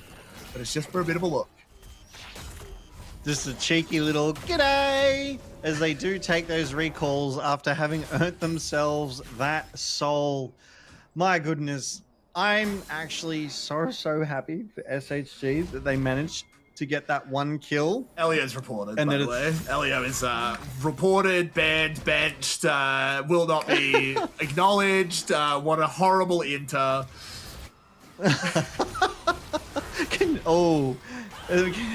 Oh my gosh, Kratos blind hitting Varn over the wall as well. I feel like Varn did the best that they could there. I mean, 4 of SHG were in the area, 5, sorry. It was a fair 5v5 fight to begin. That Shogun spell shield just preventing that Pop Blossom. So ultimately, Nico only being able to secure 1 in that knock-up. These fights, they just look so one-sided, even in the 5v5s. Yeah, look, it's a 13k gold lead.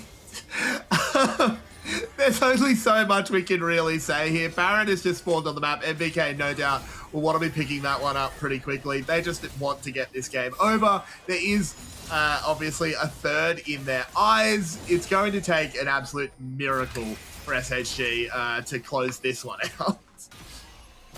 Yeah, I agree. I know we like to talk about what's the way back in here. I don't think there is a way back in for SHG. The gold Meteor lead, hits the soul studio.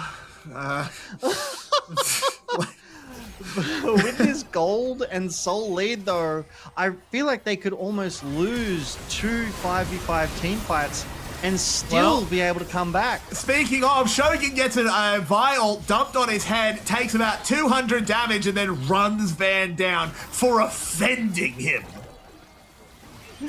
How dare you come close to me? I don't let peasants near me. Sends him packing. I mean, game 2... Sometimes you worry that when a team loses game 1 like they did, maybe MVK get in their own heads, they get shaken a little bit. Nah. I think they're all right. I absolutely think they are. They had a pep talk in the team room. They're like, it's okay. We've still got 2 games. We're still in this.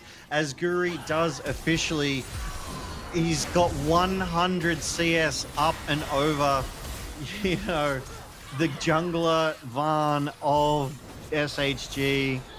This engage from Vaughn was unfortunately forced. He was waiting in the bushes. He was approached by Kratos on the Gnar, was forced out, had to pull the trigger, and SHG was just nowhere nearby. He couldn't do anything. Yeah, look, I don't really know what he thought was going to happen with that ult. Might have just been a bit of frustration. Hawks know how this game is going. Obviously, they're going to do their best. There are 3% chances, 5% chance to get back in this one. Elio getting a little bit caught here is a good way to start it out. Does manage to get away with the Mikhails. Moving back in, Vista trying to cut it out, but Shogun is just frontlining at this point, just raining it down. A second kill has come in as Elio once again inting the game away, but Cardi and Kratos will stabilize it. Shogun as well running forward, and that is going to be 4 members of the SoftBank Hawks claim. Marvel, the only one left on the map, as the Nexus comes under siege, and we have a 6-game day, Logan, as we love it. We get the maximum amount of LCP, we get the maximum amount of enjoyment as we move to 1-1 MVK with a dominant game 2. This was the tale of the game that SHG could not play. MVK gave them no opportunity to get in. SHG were not able to play it. It was just so dominant. It was so constrictive. It's definitely a different team than we saw on the Rift for game 1 here. But as you say, Carrix, this is one of my favorite situations where we get every single possible game of League of Legends we can from a series.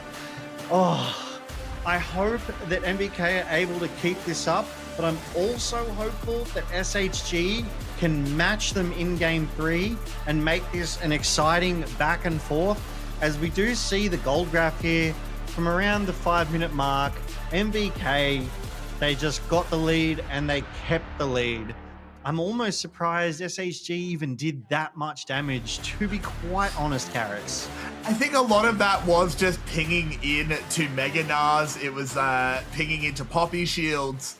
It wasn't particularly effective damage. We sort of, at no point, this dive was where it sort of broke open. This was at about 5 minutes.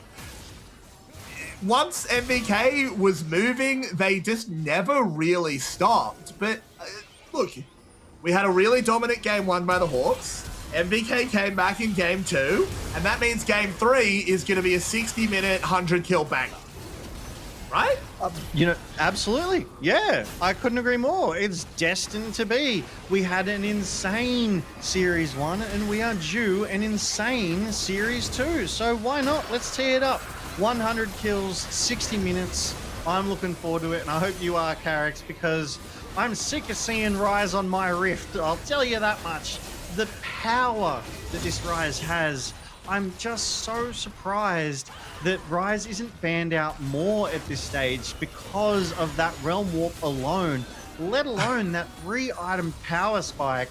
And if he gets that actualizer, he literally takes over the game, Carrots. I do like what I'm going to call the MVK gambit, which is play Shawnee game 1, look okay, but not super cohesive. And then game 2, you sneakily put Carti back in and they go, oh, well, like, the mid laner wasn't super big problem. Let's just leave Rise open. And then Cardi just goes, rubs his little hands together and goes, time to realm warp on your bot lane. Because he just did the exact same thing. He did it on Thursday.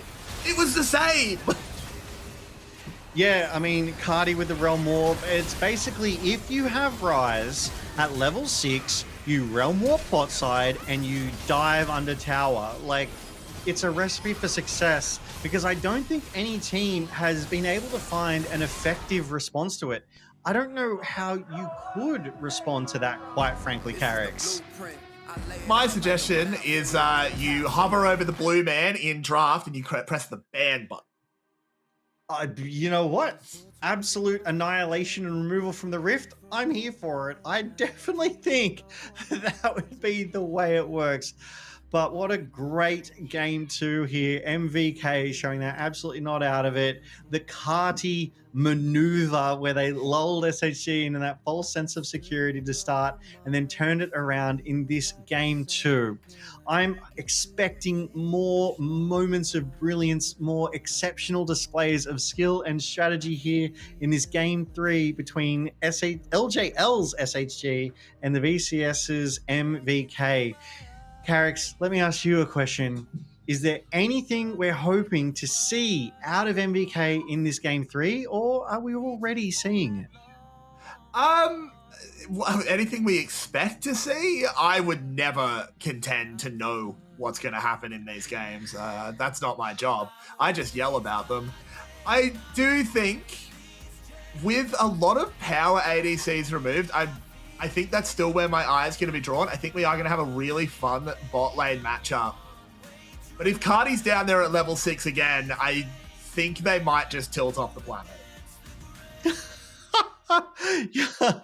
I agree with you. I think there's definitely got to be some mental realignment going on in these team lockers as we go to this break here. Stick around because there is still a game 3 in this second series tonight between SHG and MVK. We'll see you there.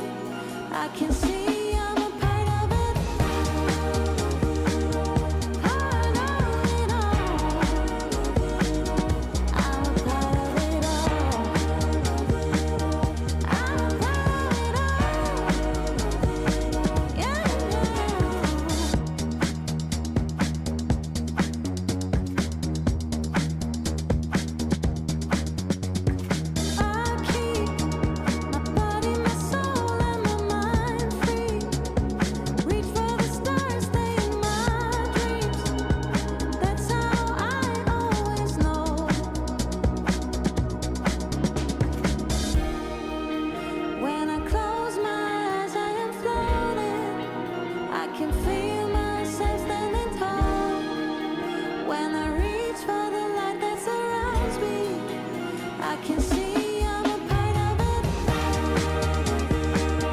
Part of it all. I'm a part of it all. I'm a part of it all. Yeah.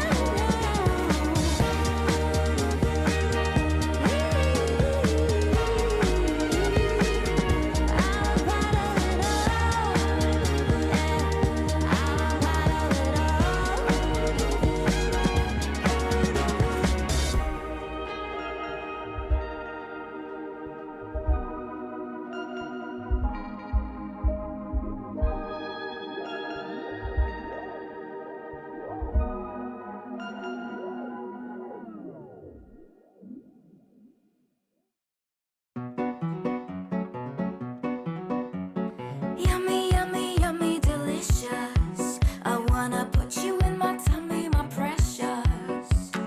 Yummy, yummy, yummy, delicious. Tasting you is epic, delicious.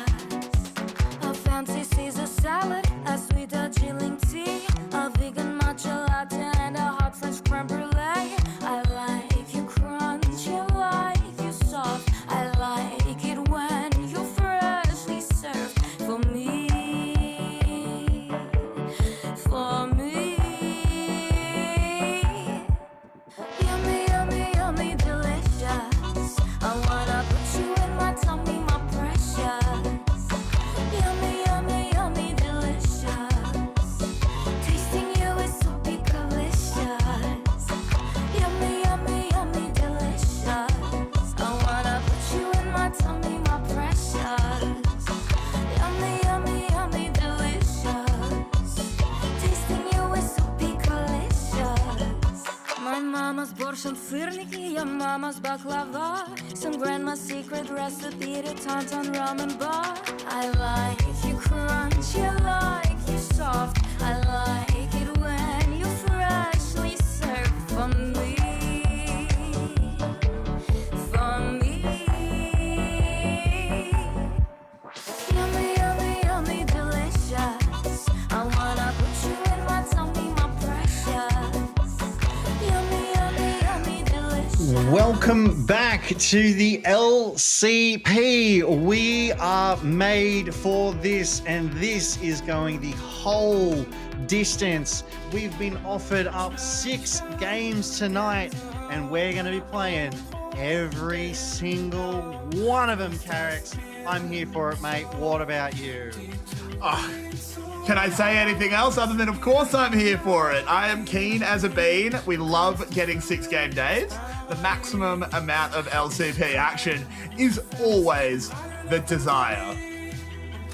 Absolutely. We love League of Legends. It's why we do what we do. So the more League we get, the better. And what an exciting region to be able to enjoy that League of Legends with, as we have SHG first pick the blue side for this game 3. And as you so correctly pointed out, in the first series, the blue side gets that priority in the game 3 of a series because of those fearless bans. So many picks gone. It's more important for that blue side advantage this late on, Carrots. Yeah, I really do agree. I do sort of sound like a broken record. We can track the champion pool down with so many fearless bans coming in. And then first pick just becomes better. Orianna still around. Still something we need to deal with. And if it gets through bans, I think it's an obvious first pick. It shouldn't get through bans, frankly. It just should be removed. That said, where do we want to go with mid laners with everything that has been removed? It's going to be tough because we've seen so many played already. We've seen so many banned already. Akali is still available. Orianna is still available. It's going to have to be something deep in the pockets of these players as we move to draft. Maybe we get something like a Victor here. I mean, Ari's still on the table. Yeah, it kind of works. I mean, it becomes a tongue twister for us, but it's good for Ari, you know, as we see that just respect to the entire region of the VCS Nocturne ban come through, Carrix. Yeah, I think again, this is sort of a game 3 type of ban. I think just getting rid of the Nocturne, it's not that first string meta jungler, but it's something that Guri can go to when the pool is more restricted. If Guri is who you're going to try and push away from comfort and strength. And the thing is that I think MVK have a similar read. The Pantheon's gone, the Malphite's gone. These junglers are being pushed down the list. I really do like this approach, though. By banning the Nocturne and the Pantheon, they're also banning that semi-global, global proactivity that a lot of these teams are bringing to the fore. It is followed up by an Orianna ban, which we fully expected, to be frank. So I really do think that we're going to see an Ahri, maybe that Akali on the mid laners of these two teams. It would be good to see these Fearless bans, though, because I can't remember if we've seen an Aurora just yet. No, we haven't. That was in the first series. We definitely saw an Aurora. We have not seen it in this one. So definitely could come through. Is something that has a lot of play, has a lot of power even. If it doesn't get banned out, which it doesn't, Sion, the last ban here, which way do we think the Hawks are going to go? I mean, with that Akali ban, it almost feels like the Hawks should pick up, I dare say, the highest priority mid lane being Ahri for Arya. Give Arya that agency, that power, that advantage and priority in that mid lane. So it will be interesting to see what SHG want to do with this draft as they lock themselves in. This makes a lot of sense.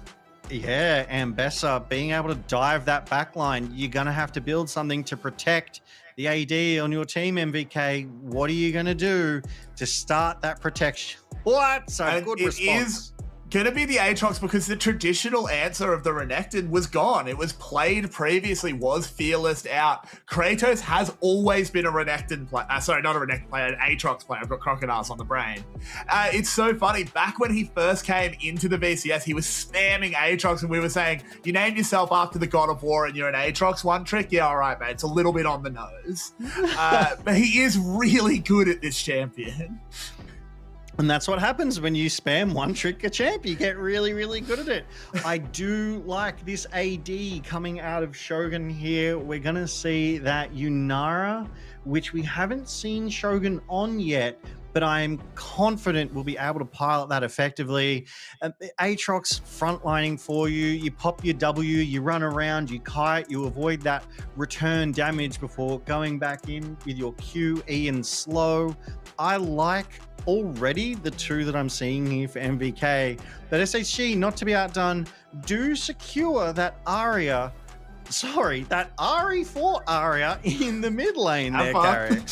Yeah, it's interesting because we think that when it comes to game 3 of Fearless, when bans are being thrown out as well, people will be pushed off their comfort, but Ahri is comfort for Arya. It's not something he plays every game at the moment. It's not super meta at the moment, but it's something he has played an enormous amount of throughout his career in the LJL. When he has gone over to other regions, he's constantly fallen back on this incredibly safe, incredibly dynamic champion. But it's answered by the Mel from Carty, something that we did see take a loss earlier tonight.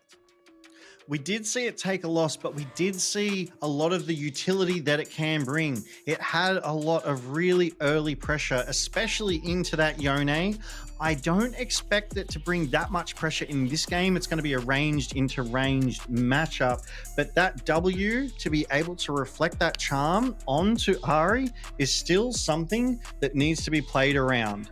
As we do see some round 2 bans coming in, the Nami. So they're expecting, they want to keep the Nami away to prevent their all-in, their dive on top of SHG.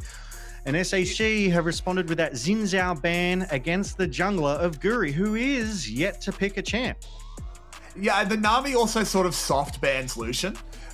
You can play Lucian with other champions, but Lucian Nami is the premier way to play it. It's what we almost always see. And the Caitlyn taken his way as well. Marble kind of pushed deep in this one. Yunara obviously picked on the other side. Aphelios is gone. I think Ezreal is still available. I do wish we could see the Fearless bans. We are having to recall things. I think Ezreal is definitely still up. So I think that might be where Marvel has to go. I'm going to need to start writing notes of every single champ that is played and banned so that we don't have to depend on these graphics as a Braum. Nice. Yes, Braum ban does come through. They don't want to give Braum over to MVK to create that sort of, I almost think a Braum signals an Ezreal pick for Marble. Being able to get that arcane barrage off over the top and not have it blocked by the likes of Braum. You still have to get around that Mel, but instead of having 2 skills, there's only one that they have to play around. I kind of like that ban as a preemptive answer, but Caitlyn has been banned away. So MVK, they probably got that read, the same read that Doggo did, that you can simply outrange that Yunara and poke her down and use that advantage. And they don't want that happening to them, banning her too and picking up Gwen for their top side. Wait. No, what? that's an Aatrox jungle. Guri's playing Aatrox. They flexed it. Oh my gosh. Yeah, it's Gwen top. They've flexed it. They've pulled a little sneaky on us here, Logan. As I thought, Kratos is an Aatrox player. It makes a lot of sense that he would just go to that one, but that's going into the jungle. Yeah. I'm keen to see this, right? Have we seen Aatrox jungle yet? So this is Guri picking an Aatrox. We've seen one game of it by Van. Yeah, which is on the opposite side of this rift at the moment. But let's talk about that bot side duo of SHG. They have locked in the hyperscaler Kai'Sa and Rel. Rel brings so much lockdown and CC to keep, at least one, sometimes the entire opposing teams in one place for a significant period of time. That will probably work nicely with Ambessa's public execution into that back line. So they're going to need to put some tools in place to protect Shogun. And you know what? I think Rakan is the one to do it with that knock up and charm Carrix. One thing I'm looking at here is I think it's pretty easy to see what SHG want to do. It's the standard hit a public execution, you follow up on it with a charm, a rel, Lee Sin is going to kick. Obviously you can kind of do these things in any order, just depending on what makes sense. It's hit one thing and then everyone else just bombs onto that guy and then you fight a 4v5 really good. What is MVK doing? They kind of run at you, but they kind of don't as well. They're cooking. That's what they're doing. They're definitely cooking. But I'm struggling to see what the basic identity of the team is. Everybody, every party. I love those signs again. We might be getting mixed signals on the identity of MVK Esports, but they know what they have put together. They probably feel confident in this draft and that they can play it into SHG. They probably think that they can out-hands them, but I'm excited to get onto the Rift here for Game 3 of tonight's Best of 3 series, Carrix. We have had 5 games and we are going to get treated to a 6th. Oh, I feel spoiled with this much League of Legends, Carrix. How could we not? We've had the first series was honestly one of the best series I've watched in like a long time. If you weren't around earlier tonight, watch this one and then go catch the VOD, because DCG versus CFO was an absolute banger. So far, this one has had 2 one-sided games, and that promises to me that the third game is going to be not one-sided. You've had one-sided, one the other way, and that means you have to have the third option, which is a 60-minute 100-kill bang. Every single game is winnable. Every single game you go in with a 50-50 chance. Every single game also has the chance to be a 100-kill 60-minute banger, but I would say that those chances are a little bit lower. As we don't believe, Logan. My faith is in this sign. DCG greater than CFO. Next week, GZ greater than CFO. I love the energy, the honorary Osh team getting a shout out there. Being better than CFO could be a tall order here as we go to an SHG fan in the crowd. I love these signs. I love the community. I love the audience engagement with these games. One day, Carrix, I'm going to be there. I'm going to be in that crowd. I'm going to cheer these teams on. And I hope be in the you crowd, get to mate. as You'll be well. on the stage. Come on. Aim high. No, it'll be great. For sure. I'm sure we're not too far away from the Rift either. This is a game. I just want to sort of talk about the stakes a little bit, because I think this really is important. It sets the tone for these teams for the rest of their split. I mean, it's fair to say that that's a valid statement for almost every team here. Earlier, our series, it was equal third, and they had to scuffle to find out who would stay on top. In this series, it's between fifth standings and seventh standings, so it's the fight to stay off of that bottom, because if you can stay away from that bottom and you can start to build towards the mid, even the top of this, 8 teams here that we have in the LCP, that will build your confidence, that will boost your morale. You will start to snowball those wins as you start to feel yourself a bit more confident in these engagements. And ultimately, if you avoid the bottom of the ladder, you don't risk relegation at the end of Split 3, which is a component of what the LCP here has, which I like, Carrix. Yeah, look, I think the discussion on relegation promotion is one it's got a lot of layers to it. But as someone that doesn't have to pay attention to any of the behind the scenes stuff, which is where a lot of the complication comes from, I can just say, hey, I like watching the best possible teams. I like when, even at the end of the split, where maybe a team can't really make playoffs anymore, they're not going to have that postseason. There's still something really important to play for. There's still real stakes to their games, and they are constantly forced to improve, constantly forced to keep innovating. That's so important to a league, and I think it's something that, as you said, it's the LCP has it. It's one of the only leagues that still does, and I think it makes our league really special. Special is the right word there. I really like the use of that, Carrix. The LCP is special. We haven't been around the longest. This is the second year for the LCP, but we have crashed into the international circuit, stamping our names in the history books with CFO's performance there. Obviously, CFO looking to sort of repeat that performance, build themselves back up, just like they're building that roster back up. I'm really hoping we see an amazing team rise to the occasion for first stand in Brazil, Carrix. This is the second year we've ever had that sort of first, split international. We have 3 a year now. Yeah, and it's so good. I think First Stand is really good for highlighting the LCP, also the LCS as well. It gets a lot of shout there, where you're not drowned out by there's so many teams that you can kind of get a little bit lost in the wash. Previously, we've had that at MSI, back when there was both the VCS and the PCS. You would occasionally have a GARM make a big run or get a big upset. Talon, back in the day, would also make some really nice runs, were never able to be discounted. But First Stand, given we get to just go, this is our best team, put the best foot forward. CFO last year really impressed a lot of people, made a super deep run, and my hope is that a second team can do similar. They don't have to go quite as far as CFO did. I think that's really hard. But my fear is always being defined as a one-team region. It happened with the VCS. Everyone knew GARM, not everyone knew the Buffaloes. The Buffaloes were right there behind them. It's happened in the PCS previously. It was Talon, and previously before Talon, it was Flash Wolves. They were the eternal kings of the PCS and of the LMS before that. I'm really showing that, aren't I?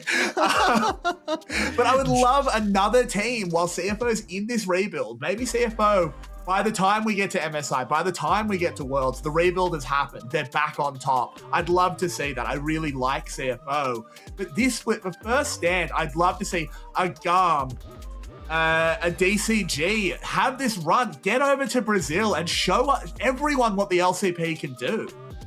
I love that you've name-checked Garm and Relove DCG there because, quite frankly, those are two of our sharper-looking teams. They're proving to be so competitive, so hungry for these wins and to show their dominance. This Garm roster that they've rebuilt, they chose world winning over domestic wins by going with Ares in their mid lane too. I love that priority. And it's so far working out for them. They've got that sort of domestic priority here as well. They're winning games. And if they can convert that winningness, I don't even know if that's a word, they could absolutely take that. Yeah, I've coined it here. You heard it here first in the LCP. They could take that to first stand. They could take that to MSI and Worlds. I frankly think Garm are going to make a really good run this year. But it's going to be in part because they're being pushed by the likes of Relove DCG. They're going to have that competition of CFO. The LCP 2026, the quality of our top end is so much higher now compared to 2025 as we hit the rift for the last game of tonight's series between SHG and MVK. Carrix, I'm excited. I am too, and I love, we're seeing on your screen, it is the Aatrox jungle. MVK did pull a sneaky on us. Moving things around, getting Kratos onto the Gwen instead. That is going to be a matchup to watch as well. Ambessa versus Gwen, that's like a fairly even 50-50-ish matchup as far as I know. And it's just going to come down to who has the better hand. Hands diff is right. It's going to come down to those reflexes. It's going to come down to that decision making between these two champs in that top lane. As we do take a quick look at the summoners, these are extremely normal, absolutely expected summoners here. There's nothing. Wait, what? What's this replay? Okay, there was just a cheeky bit of poke. Yeah, I was like, did we miss another kill? Party did have to burn his flash. That kind of matters. There could potentially be like a level 3, level 4 gank. Lee Sin, if a charm can be found, flash charm from Arya, that's something to keep in mind. You are so right. That gives that advantage over to Arya in that mid lane. Already eked out a massive 14 gold difference. Hear me out there. That's almost a pot. Absolutely. I do love a little bit of those healing pots. But overall, just a cheeky little 200 gold diff in favor of MVK, chipping away, getting those early CS leads that can swing back and forth wave by wave as Cardi gets some good poke down onto Arya in that mid lane and avoids the trade back, avoiding that electrocute proc as well. Yeah, we did see early on Gwen getting early priority. Makes sense, has that snip. The cooldowns are just so much shorter for Gwen. Ambessa is always gated by just having really, really long cooldowns in the early game. But nothing really catching my eye. Where is Van pathing? That's what I'm looking at. He's cleared towards the top side. Hard to gank top for him. He is going to have to, try and go in with a W first so that he doesn't get blocked by the Gwen W on a Q. I think this will just be a scuttle trade and then both junglers resetting. That's exactly what it looks like. Both junglers are right in that river there. I mean, Guri gets that scuttle crab first. We see Van complete theirs. And now they look towards mid here. Guri moving forward, but Arya able to just dash away. They now know where Guri is. Van stealing a camp away, I want to say, getting some nice priority for himself. He just wants to get some information here and just potentially man fight Guri because the Mel is unable to come help. If you tag this up with your Q, it's very difficult to outsmite a Lee Sin. He can't do it. Van does steal away that camp.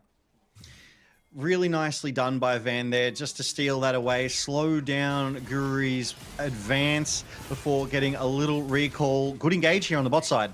Yeah, Vista's gone really far forward. Elio went somewhat low, but now Vista's the one in trouble. Marble as well, having to burn the barrier. Shogun still has access to his, so it's a very slight win out there for MVK. MVK ahead for sure. SHG's health bars just that much lower than MVK. Elio aggressively moving forward, knowing that there's no mana left in Marble's Kai'Sa. Shogun has a 10 CS lead already. Now, we do know Marble is going to be able to get that CS back as the wave crashes under that tower, but really good early game pressure from MVK to eke out that lead against SHG. Nice reflect, just pokes that damage back onto Arya. We do want to see those reflects with the charm, or you could just use your feet and dodge it, Cardi. All right, then. Yeah, there's always that second option, as is low on mana. Cardi will just get the reset, Arya at the same time. Both of them probably just immediately TPing back to lane. Pretty much what we expect here. Same in the top side. Evie gets a good trade in onto Kratos, but both of them are just going to reset. This is both teams basically just getting everything they want in the early game. Nothing particularly exciting. Where does this game break open? Where's our first bit of action, Luke? I mean, I feel like our first bit of action has to be that Drake. It is up, it's sitting there. Cardi just trying to reflect that charm out of Arya there. But both junglers are in their respective top sides, so it doesn't even look like they're going to go for that Drake. Kratos is pushed up, but as you said earlier, Carrix, not the most gankable of champions in that lane, as all good reflect. Yeah, it does manage to turn some of that damage back, as Guri has spotted out Van 1, misses that first Q. We'll just force them off for now. It's just going to be a bit of a scuffle for the scuttle, but one that MVK is going to come out on top of. The priority that Kratos was able to get by shoving that wave in, hands that scuttle over to Guri, getting that little bit of gold injection, getting that little bit of vision, and that nice little boost of move speed as you go through that scuttle crab sort of AoE, that area of influence as well. We do see that CS is still pretty even across most of the Rift. That small advantage that Shogun had eked out of 10, still very nice. Evie just dashing away from that Kratos engage to minimize the damage that's landing. But MVK, they've turned their 200 gold lead, I was going to say, into a 500 as it flashed away. So No. It's just closed in again. No, the gold lead is not real at this time. Do not let your eyes be baited by a couple hundred golds. That is always just going to be turned around by waves crashing to and fro. As more trading in the bot side, still it is MVK with pretty much full control. Again, not too surprising. Yunara is able to just sort of keep priority. Rakan constantly threatening. If an all-in happens, the Hawks have much more of a chance. But when it is just in this neutral state, I'm not too surprised to see MVK with priority, as the Eclipse was used there. Wasn't really ever going to kill. If you've got the ult, use it. I guess that's the attitude, right? If it's not on cooldown, you're just wasting it. You've got to get that poke in. You've got to threaten. You've got to get that priority, that advantage. We do see Van 1 rotating through the jungle up towards mid. I think just to maybe farm that, yeah, that pool there. Okay, no worries. I thought maybe moving to mid to cover that wave crashing, but Arya is able to catch it and doesn't lose anything out. It would be interesting to see how that sort of Eclipse usage came out. It did send Arya packing, as we see Cardi returning to the mid lane. Kratos, as we expect, does have that early game shove into Evie there. Has eked out a bit of a CS advantage. Ooh, they go in. Elio, tagged by the charm, really stuffs his engage there. Good stuff by Arya. Yeah, absolutely. As we do see the three of MVK rotating around. SHG are responding in kind though, but that ward from Guri is able to spot them approaching. I think SHG are at a disadvantage here, though, with Arya being at 50% health from that earlier engage. Kratos using that priority to rotate towards those grubs, maybe looking to give it over. Yeah, Guri gets the one and walks away. Happy to let SHG have the other two. And we just go back to business as usual here. Yeah, they're happy enough with that, I think. They just want to continue playing this neutral. It's benefiting them at the moment. They are slowly eking out leads. They've got a slight lead top, slight lead bot, and it's pretty even in the mid lane. You're pretty happy with that. You just don't need to bet the farm on getting an extra grub or two. It'll be sort of in the next few minutes, maybe around a dragon, that I want to see MVK pushing into the opposing jungle, getting some vision down, and potentially playing around the strength of their bot side.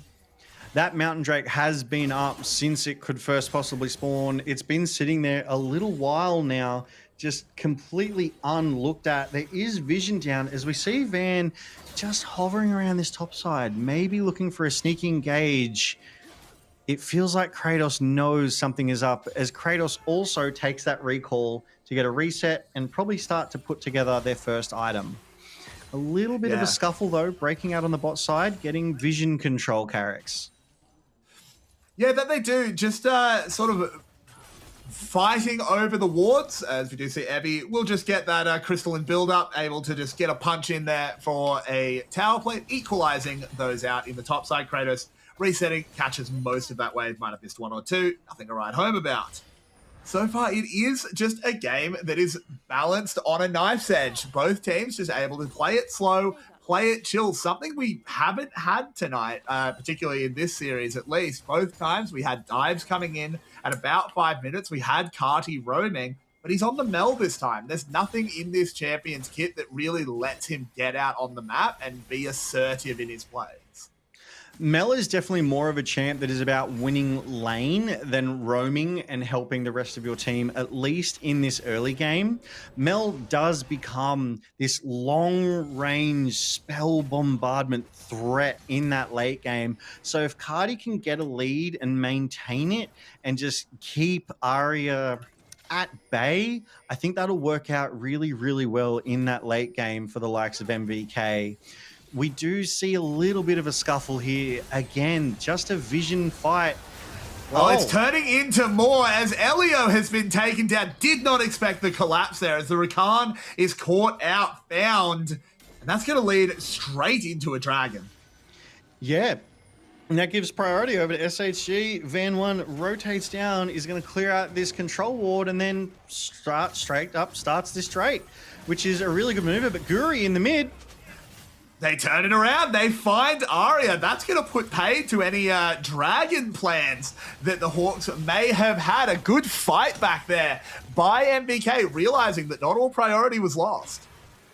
Yeah, really nice response. Guri able to push that down the mid there, get that kill back onto Arya and stifle that priority that they had gained off of that first blood. And now MVK might be looking to turn it into their Drake. Yeah, they've started it up. They want this Drake.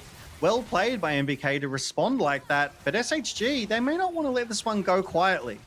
Well, Van can certainly go for a steal. Is Elise in, jumps in fairly early. It'll be a 50-50 smite, one that Van wins. And now they jump in straight on top of Shogun. The Magnet Storm is good, but not good enough. As Shogun on this Yunara, able to run it out. Marble will finally claim it on the inside. Rakan goes down. Guri needs to get it done, but does not have the world ender. Cardi moving in to try and save his beleaguered jungler. But again, the Eclipse is just not doing enough damage. And it's the Hawks that walk away with a huge win.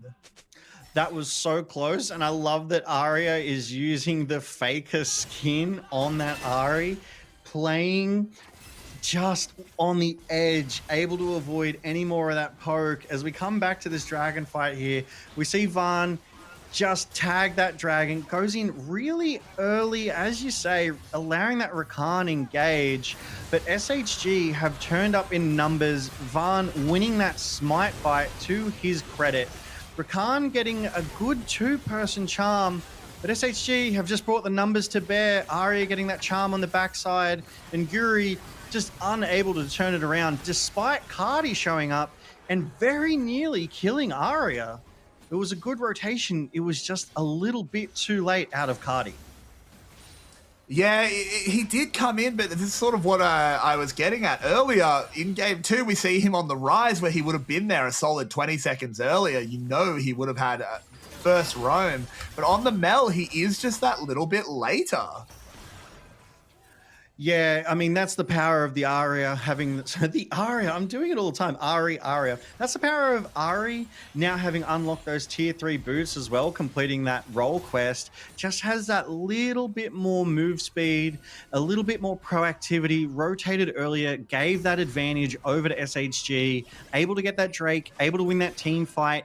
and slow the advance of MVK. They had managed to get themselves about a 1.5k gold lead, which has now been reduced quite tidily, and SHG are back on even footing. This top lane, though, Kratos kind of bullying Evie here. Yeah, he is just going to keep crashing these waves. In has the Rift Maker, the Hex Drinker for Evie will stop any attempts at an all-in. Not super likely to result in a kill, but I do think this will just be a farm match. But how does Kratos get out onto the map? They're going to swap him down to the bot side. I think that makes a lot of sense. But how do we activate this Gwen to really leverage this lead? I'm looking to see those deep flanking TPs that have almost become synonymous with the identity of Gwen. When a Gwen gets that flank TP, gets straight onto the back line and just annihilates an AD, it is game-changing. Shogun having to get over the wall as the van comes in. They just collapse onto him, and that is exactly what this composition wants to do. Find hero, kill hero. It is literally as simple as that. This is the SHG of game one. They've got the tools to get these ganks, and they've just realized it. They're like, oh, we can do this. Let's pull the trigger, and away they go. They're going to convert that advantage that they've just got for themselves, hopefully into a Rift Herald, but it doesn't look like MVK wants to let them have this one for free as we see them start to rotate around. They thought about it, then they thought better. And I'm glad they did, because that would have been a bit of a mistake, as Elio is just caught for 0 and has to burn his flash. Silly, silly stuff there. Really good poke from Marble there, though. Very quickly getting Elio down to 50%. I mean, that's a 4-level difference between the two of them. You're never going to stand up to an AD 4 levels higher than you, as both top laners have now rotated to the bot side. We're shifting around. We're putting some pressure. As MVK currently, they're deep in SHG jungle right now. They might... No, I was ambitious. I'm like, they might be setting up for a gank, but there's recalls, there's rotations. They're getting out of there. Now is not the time for that. They do have excellent vision control in the bottom side jungle, though. 40 seconds until this dragon. And MVK is going to have full knowledge of who's stepping up, who's making the rotation, and if SHG want to push their dragon lead into that 2-0 department. With that said, how does MVK approach a fight? MVK, how are they going to approach these fights? I believe they're on a relatively equal footing right now. I just think MVK's best bet, they've got that Gwen, they've got that Aatrox, so they have a solid sort of double bruiser combo frontline into arguably, you know, an engaged support and an ambassador. So I feel like their frontline is better. I feel like they would just win a straight up front to back 5v5. They've got the long range AP of Mel. Yunara's got that mobility. Rakan can just get a 4 to 5 person charm, and I think it'd be lights out for SHG if they're able to pull that off. I think the big problem with that is that Shogun doesn't have a second item. Yeah, it is 2 items to 1.5, and unfortunately I think the timing isn't going to work out here for MVK to contest. I think if Shogun had 2 items, you might contest here, but you just can't. Shogun does a little public execution. Yeah, it goes in. It's just basically an execution for poke, as Cardi will just move forward. Again, presses the... Look, Cardi, we're going to Google this after the game. I'm pretty sure there's an indicator when it's going to kill, as Kratos is getting dove, able to carry this one out, though. Van will go down, and snip. This is why we picked the Gweb. That's how they get back in the game. Once again coming, but Guri's already here, and Cardi gets the kill. Oh, my word. SHG just gave 2 kills over for basically free to MVK. This is how MVK get back in the game. SHG just make the mistakes. Carrots, what's happening? Completely over-aggressed. I just don't know why they've done this. I like the play onto the Gwen, but you don't need to be so aggressive. I'm not sure why Evie waited in the bush there. I liked the initial play. Go in, try and get something done onto Cardi. Okay, it doesn't work out in the end. You get his ult.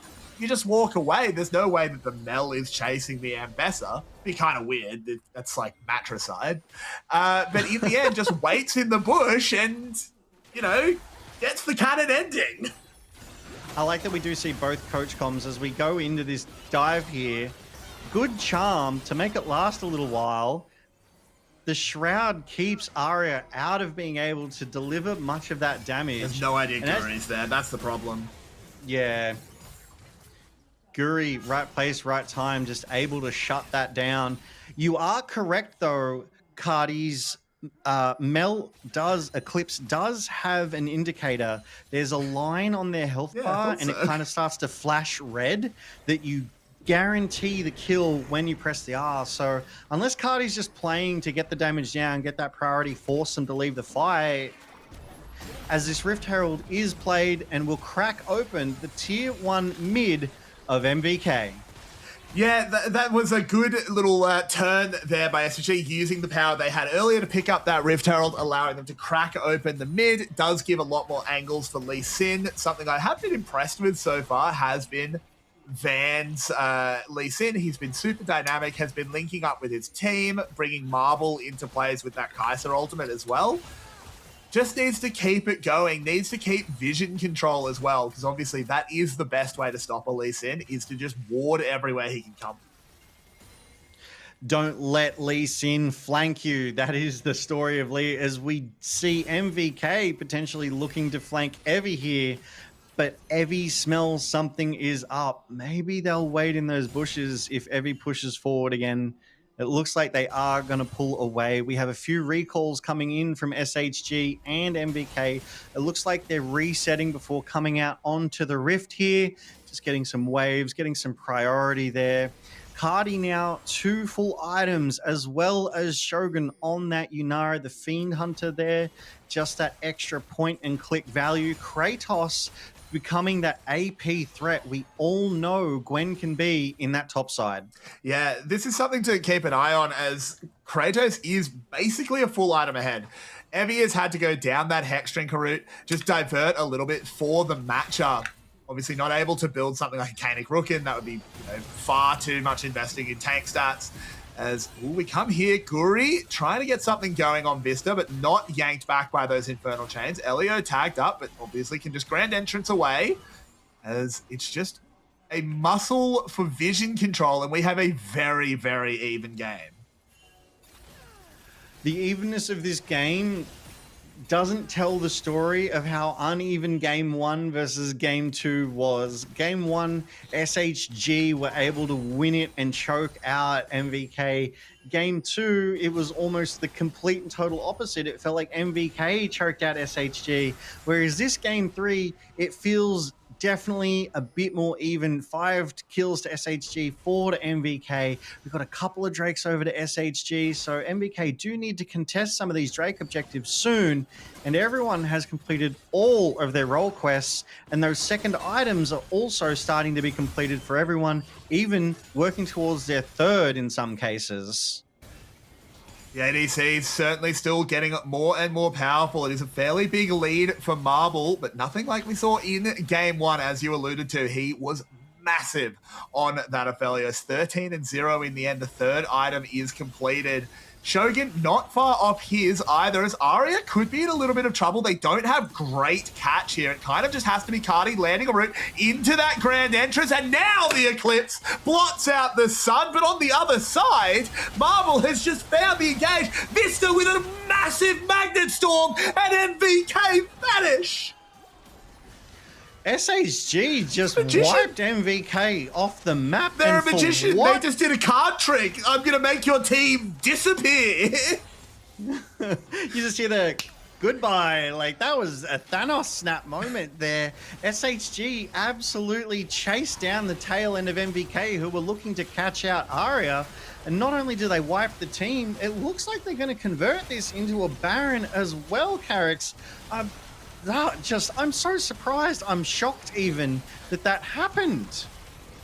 Well, I can say it was a magnetic play out of Vista, as he just just lit them up. Kratos is going to try and take down Evie on the backside, but a teleport in from Arya puts paid to that. So it'll be Baron, it'll be Dragon, it'll be a 3,000 gold swing.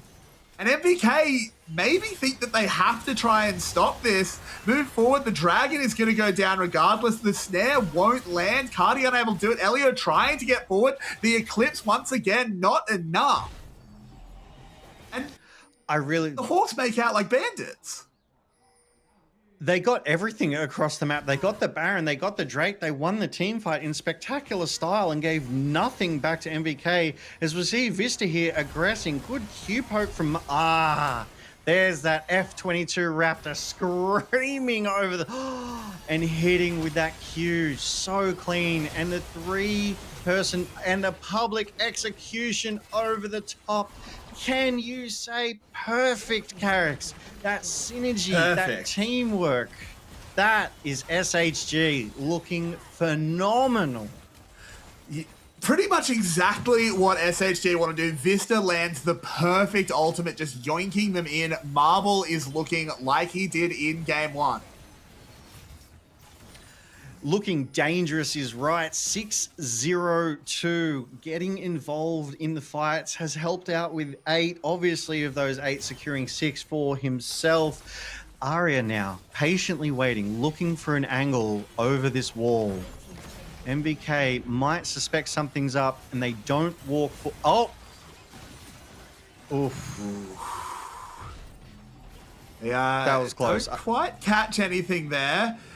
One person I need to see more out of is Guri. They pulled a sneaky on us in the draft. They moved the Aatrox to the jungle, picked themselves up the Gwen.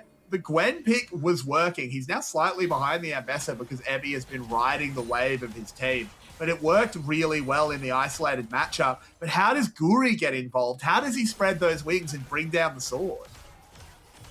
One of my favorite ways of seeing an Aatrox get involved and bring that world ender to the fore is the flank.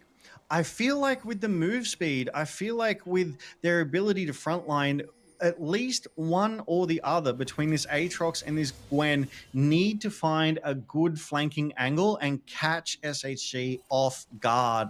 The problem, I think, with the flank angle is the mobility that SHG have. Like Ambessa, she gets caught. She's got a dashes for days. Lee Sin can Dragon's Rage kick you away. Ari has that charm to slow you down, has the ult to dash. It's a tall order, but I think it's going to be what they need unless SHG throw more mistakes in like they did at the start of this game. It's certainly not an unthrowable lead, is I think what you're getting at. There are mistakes that can be made. There are angles that can be found, but they're not easy to find. I think Marble is just a little bit too big. He's a full item ahead of Shogun. It is just like a Dusk and Dawn ahead. And yeah, I see that. We've got the Nashes, the Kraken, yeah, the Dusk and Dawn as well. The full item is so much. It's a 3,000 of the 4.7k is literally sitting on the AD carry of SHG Marble. I contend that Marble's game 1 combined with this game 3, presuming the win comes through, would definitely put him in contention for player of the match on this one. But yeah, I think 2 games where you're like, let's say, 20 something and 0. I think, yeah, probably gets you in contention in the conversation at least. Oh, for sure. As we see a fight brewing. Yeah, and they're going to go straight in onto Guri, who has to immediately flash away. Elio does find a way to transition over to the other side of the fight. Arya chunked out. They call the Eclipse. It does cause them to go gold. Kratos arriving in the fight is very strong. Can they get anything going, or are the Hawks able to just evacuate this play? Evie going low. One more set of scissors will be a shutdown over to MVK. Shogun needs to be so careful. I don't know how much more MVK can get. They'll get the tower, but I think they'll call it there. Really fast response out of both of those teams too, committing those TPs. Evie took the brunt of Shogun just running him down, spamming those autos, Qs and Es into him with that Fiend Hunter activated. So it was really good to see Shogun be able to apply that damage, even only being a 3-item compared to that 4-item of Marble. It was a fight that SHG were on the back foot for basically from the get-go. As we see SHG, though, be the ones to initiate here, as you say, on Daguri. Arya getting that charm onto Elio, so Elio is taken out a little early. That's a really great stopwatch to stop the Eclipse, disarming Cardi's Mel there. And then here's the retreat. It's 5v3 as Vista, not even in the fight, but in live, we see the Drake go down, I believe, to MVK, preventing that Drake stacking there. It absolutely did. It was picked up by MVK, and this is what I was talking about. Kratos has to be brought to bear.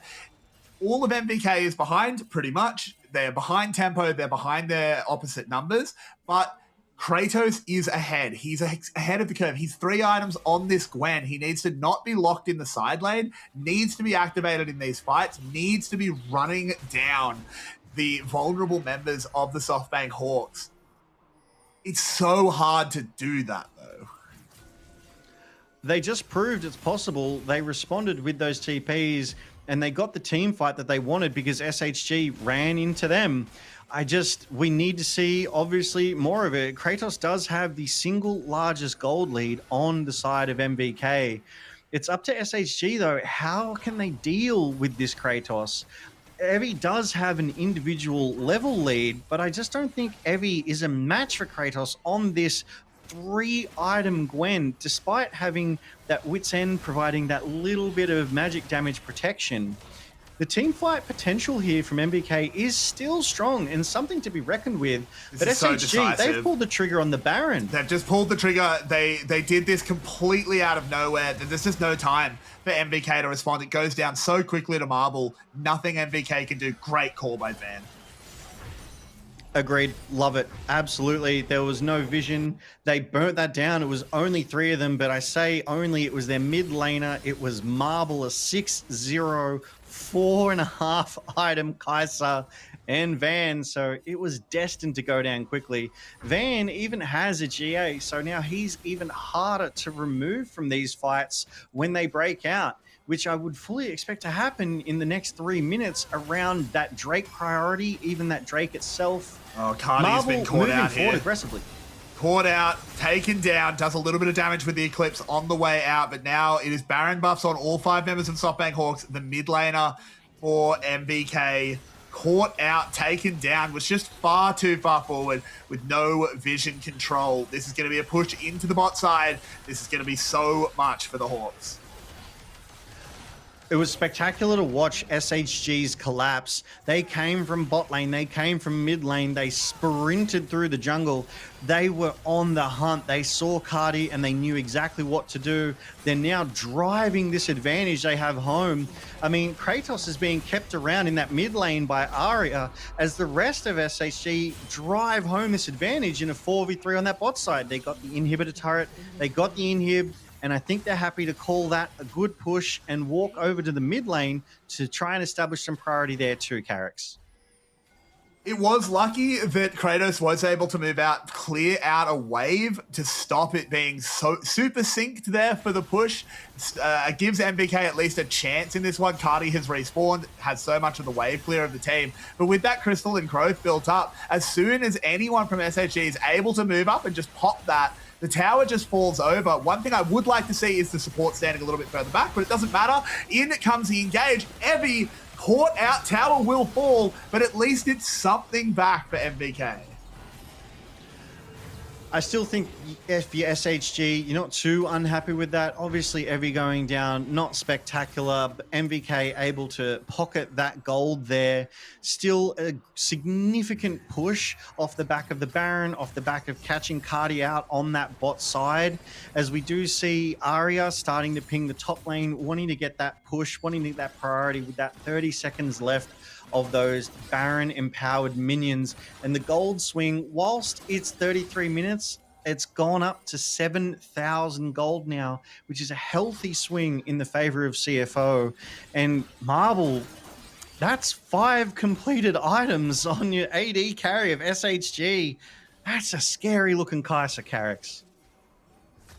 The thing is, the great thing about a Kai'Sa that looks that scary is you don't have to look at her for very long because she kills you in 1 second. I do appreciate that energy. I do. Like Marble at this point, like Marble has to make a mistake. Marble has to make a huge mistake, and it's even harder because he is on the Zhonyas, and I don't even get a chance to talk about Kratos just getting caught, getting taken down. MVK are just getting pulled apart. They don't have a response for this, and they're just going to walk it down. They have a synced wave. It's going to be 3 inhibs down. Once 3 inhibs are down, the chances of coming back are so small. MVK are not just under the ropes, I think they're under the ring. I think that's a fair comment, Carrix. SHG really turned up to this Game 3 and wanted this victory. So far, it's looking pretty good. Stranger things have happened. I don't want to call it in their favor, but they're really driving home their advantage. No Soul, no Baron, and some excellent wave clear from MVK, though, could keep them in this game. It's a full 20 seconds before Kratos is back out onto this rift. But Marble Super just minions gets to sit coming back in. and Van goes in, gets a nice kick. Public execution goes in. Shogun will not be participating in the fight. Elio is the next target. Guri in the front line, desperately trying to end worlds, but it is only his world to end, as it is going to be SHG claiming themselves the second Nexus of the night. They are now 2-3 in the LCP as they defeat MVK. SHG have to be so happy with that. SHG now take tonight's best of 3 series 2-1 over MVK, who were the anticipated favorites coming into this matchup. SHG in game 1 were able to slowly throttle MVK, keep them out of that game and eke out this victory. But in game 3 here, SHG were a bit more explosive. It felt like they'd found their comfort picks. They'd got the ganks, that power, the team making ability that they needed and brought that to bear on MVK. And it just felt like MVK didn't have the answers. They weren't able to find the picks, and frankly, they weren't able to punish SHG's mistakes hard enough that they did hand deliver to them early in that game, Carrix. It's tricky to say what went wrong as Emmy gives us the classic, the thumbs up. We always love it. The one thing we see out of Emmy so often. It is difficult to say exactly what went wrong, but game 1 and game 3 did look similar in so many ways. Marble he's kind of good at this game. To say Marble is kind of good at this game is to say the sun is kind of hot, I think, Carrix. Marble absolutely stamped his domination as an AD carry on game 1 with Aphelios and game 3 with that Kai'Sa. Obviously, game 2 with the Varus was a bit more subdued into the likes of MVK, but it was still a good showing, if not as good as his game 1 and game 3. But I think a lot of teams are going to be looking at these VODs, they're going to be looking at these recordings going, what can we do to prevent Marble from coming online and just overtaking these games, as we take a quick look at these damage charts, Carrix? Well, the damage charts tell the story. Marble did a lot, and Cardi also dealt a lot of damage, but it felt super ineffective. I've seen this Mel twice today now, and neither times has it impressed me. I know sometimes I've seen in other leagues, this Mel can work. I don't think the teams that have picked it so far have really figured it out. It could definitely be a draft difference, the things to play around Mel. I think perhaps this draft wasn't built for Mel. More Mel was picked to supplement the rest of the team, but still a little bit disjointed. I frankly think it was a little out of place, even in the hands of Cardi. Those first few eclipses, as you pointed out, just missing the mark. There is an execution indicator, but I think Cardi wasn't able to get any more damage down, and so hit that ult just to poke a little more, maybe take them out of the fight.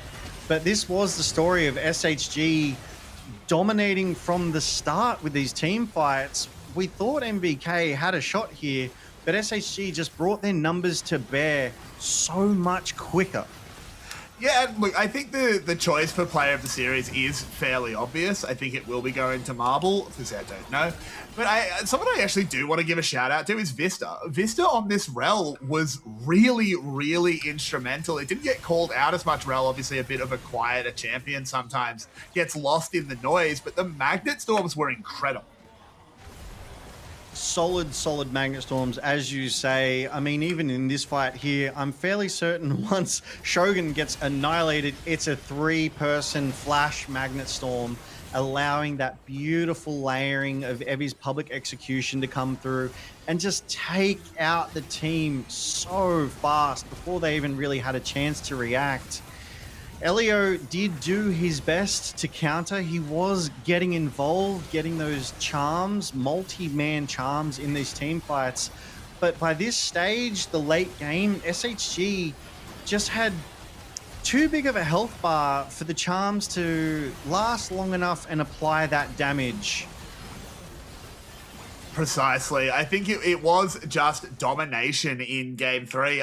We were promised... a more close game, and it was closer than Game 1 or Game 2, but I think SoftBank Hawks really showing that people have just been underestimating them, and they need to be taken seriously as they do move to 2 and 3, and they are sort of in that mid-pack scrum. I do like that SHG did take that victory tonight. We have significant VCS representation. We at least did before the start of this weekend up that top end. It's nice to see it sort of start to mix and mingle and get some competition as we go to the current standings of day 3 of our Super Week. We have one more night ahead of us. Relove DCG, they're on top of the ladder, Carrix. They've got to be loving this. It's always good to spend some time on the top of the ladder. Even, it's a little bit fake, given that Garm will be playing tomorrow, can move up with them. But regardless of whether, the difference between 1 and 2 at this stage is not super high. I think Relove DCG have to be feeling themselves, have to be really, really happy, because I feel like people didn't know what to make of them, and they're showing that what to make of them is that they might be the best team in the league. They're definitely proving they're a contender. They have exploded into the LCP and are looking to make their mark. We were talking about Garm earlier being that potential second team to land on that international stage, but really it's looking like it could also be Relove DCG. As we have a look at some of the arena here, one of my favorite things is that you can go to this arena and you can interact, you can pick up those merch, you can support your favorite pick up a teams. I want to be Doggo. I can be Ki. I'm flying. I'm booking a flight. I'm going to be there tomorrow. What do you mean you're not there already? I wish. Support your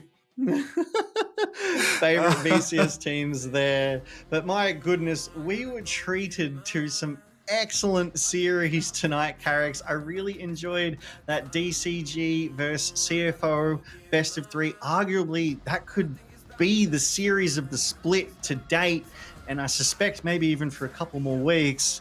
But this series is absolutely hard to beat. But this second series tonight as well proved pretty good as well, Carrix. Yeah, I think we were blessed with two series, I should say, of really good League of Legends. Series 1, seriously, if you missed it, you need to go back and watch it. Absolute banger. Game 3 in particular, just cinema. The whole way through, just cinema. This second series was a little bit marred, the fact that Game 1 and Game 2 were stomps either way. I don't think anyone will disagree with me too loudly there, but it's so interesting to see how that can develop, how teams can kind of get stomped in a game and then do the stomping in the second game, and then in the third game come back, it's a little bit closer. It's hard to make a read on some of these teams. They were absolutely different styles of series. The second series was a bit of a slower paced matchup, I want to say. And the first series was much more explosive. Fights broke out nowhere. There was constant fighting. It felt like every time we would cut to a replay, we had to cut straight back to live because DCG and CFO were back at it again, Tom. But we are done for tonight's LCP series. I don't know how I'm going to sleep after this one, Carrix, but we are back tomorrow night and we are going to have up TSW versus GARM and DFM versus GZ. So make sure you are here for the last night of the first Super Week of the LCP. Thanks for watching, everyone, and good night. I believe the more I get a world away, the whispers I hear keep me in place. The steps I take to close this space.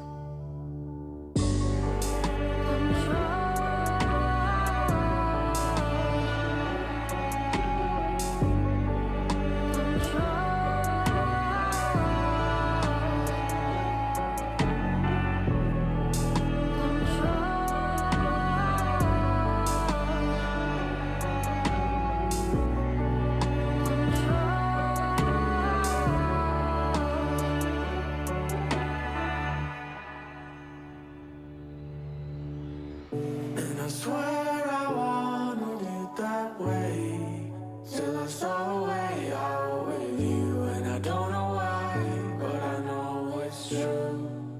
I want a way out with you. Does the reason have to be the proof? Guess I don't know both, but I'm sure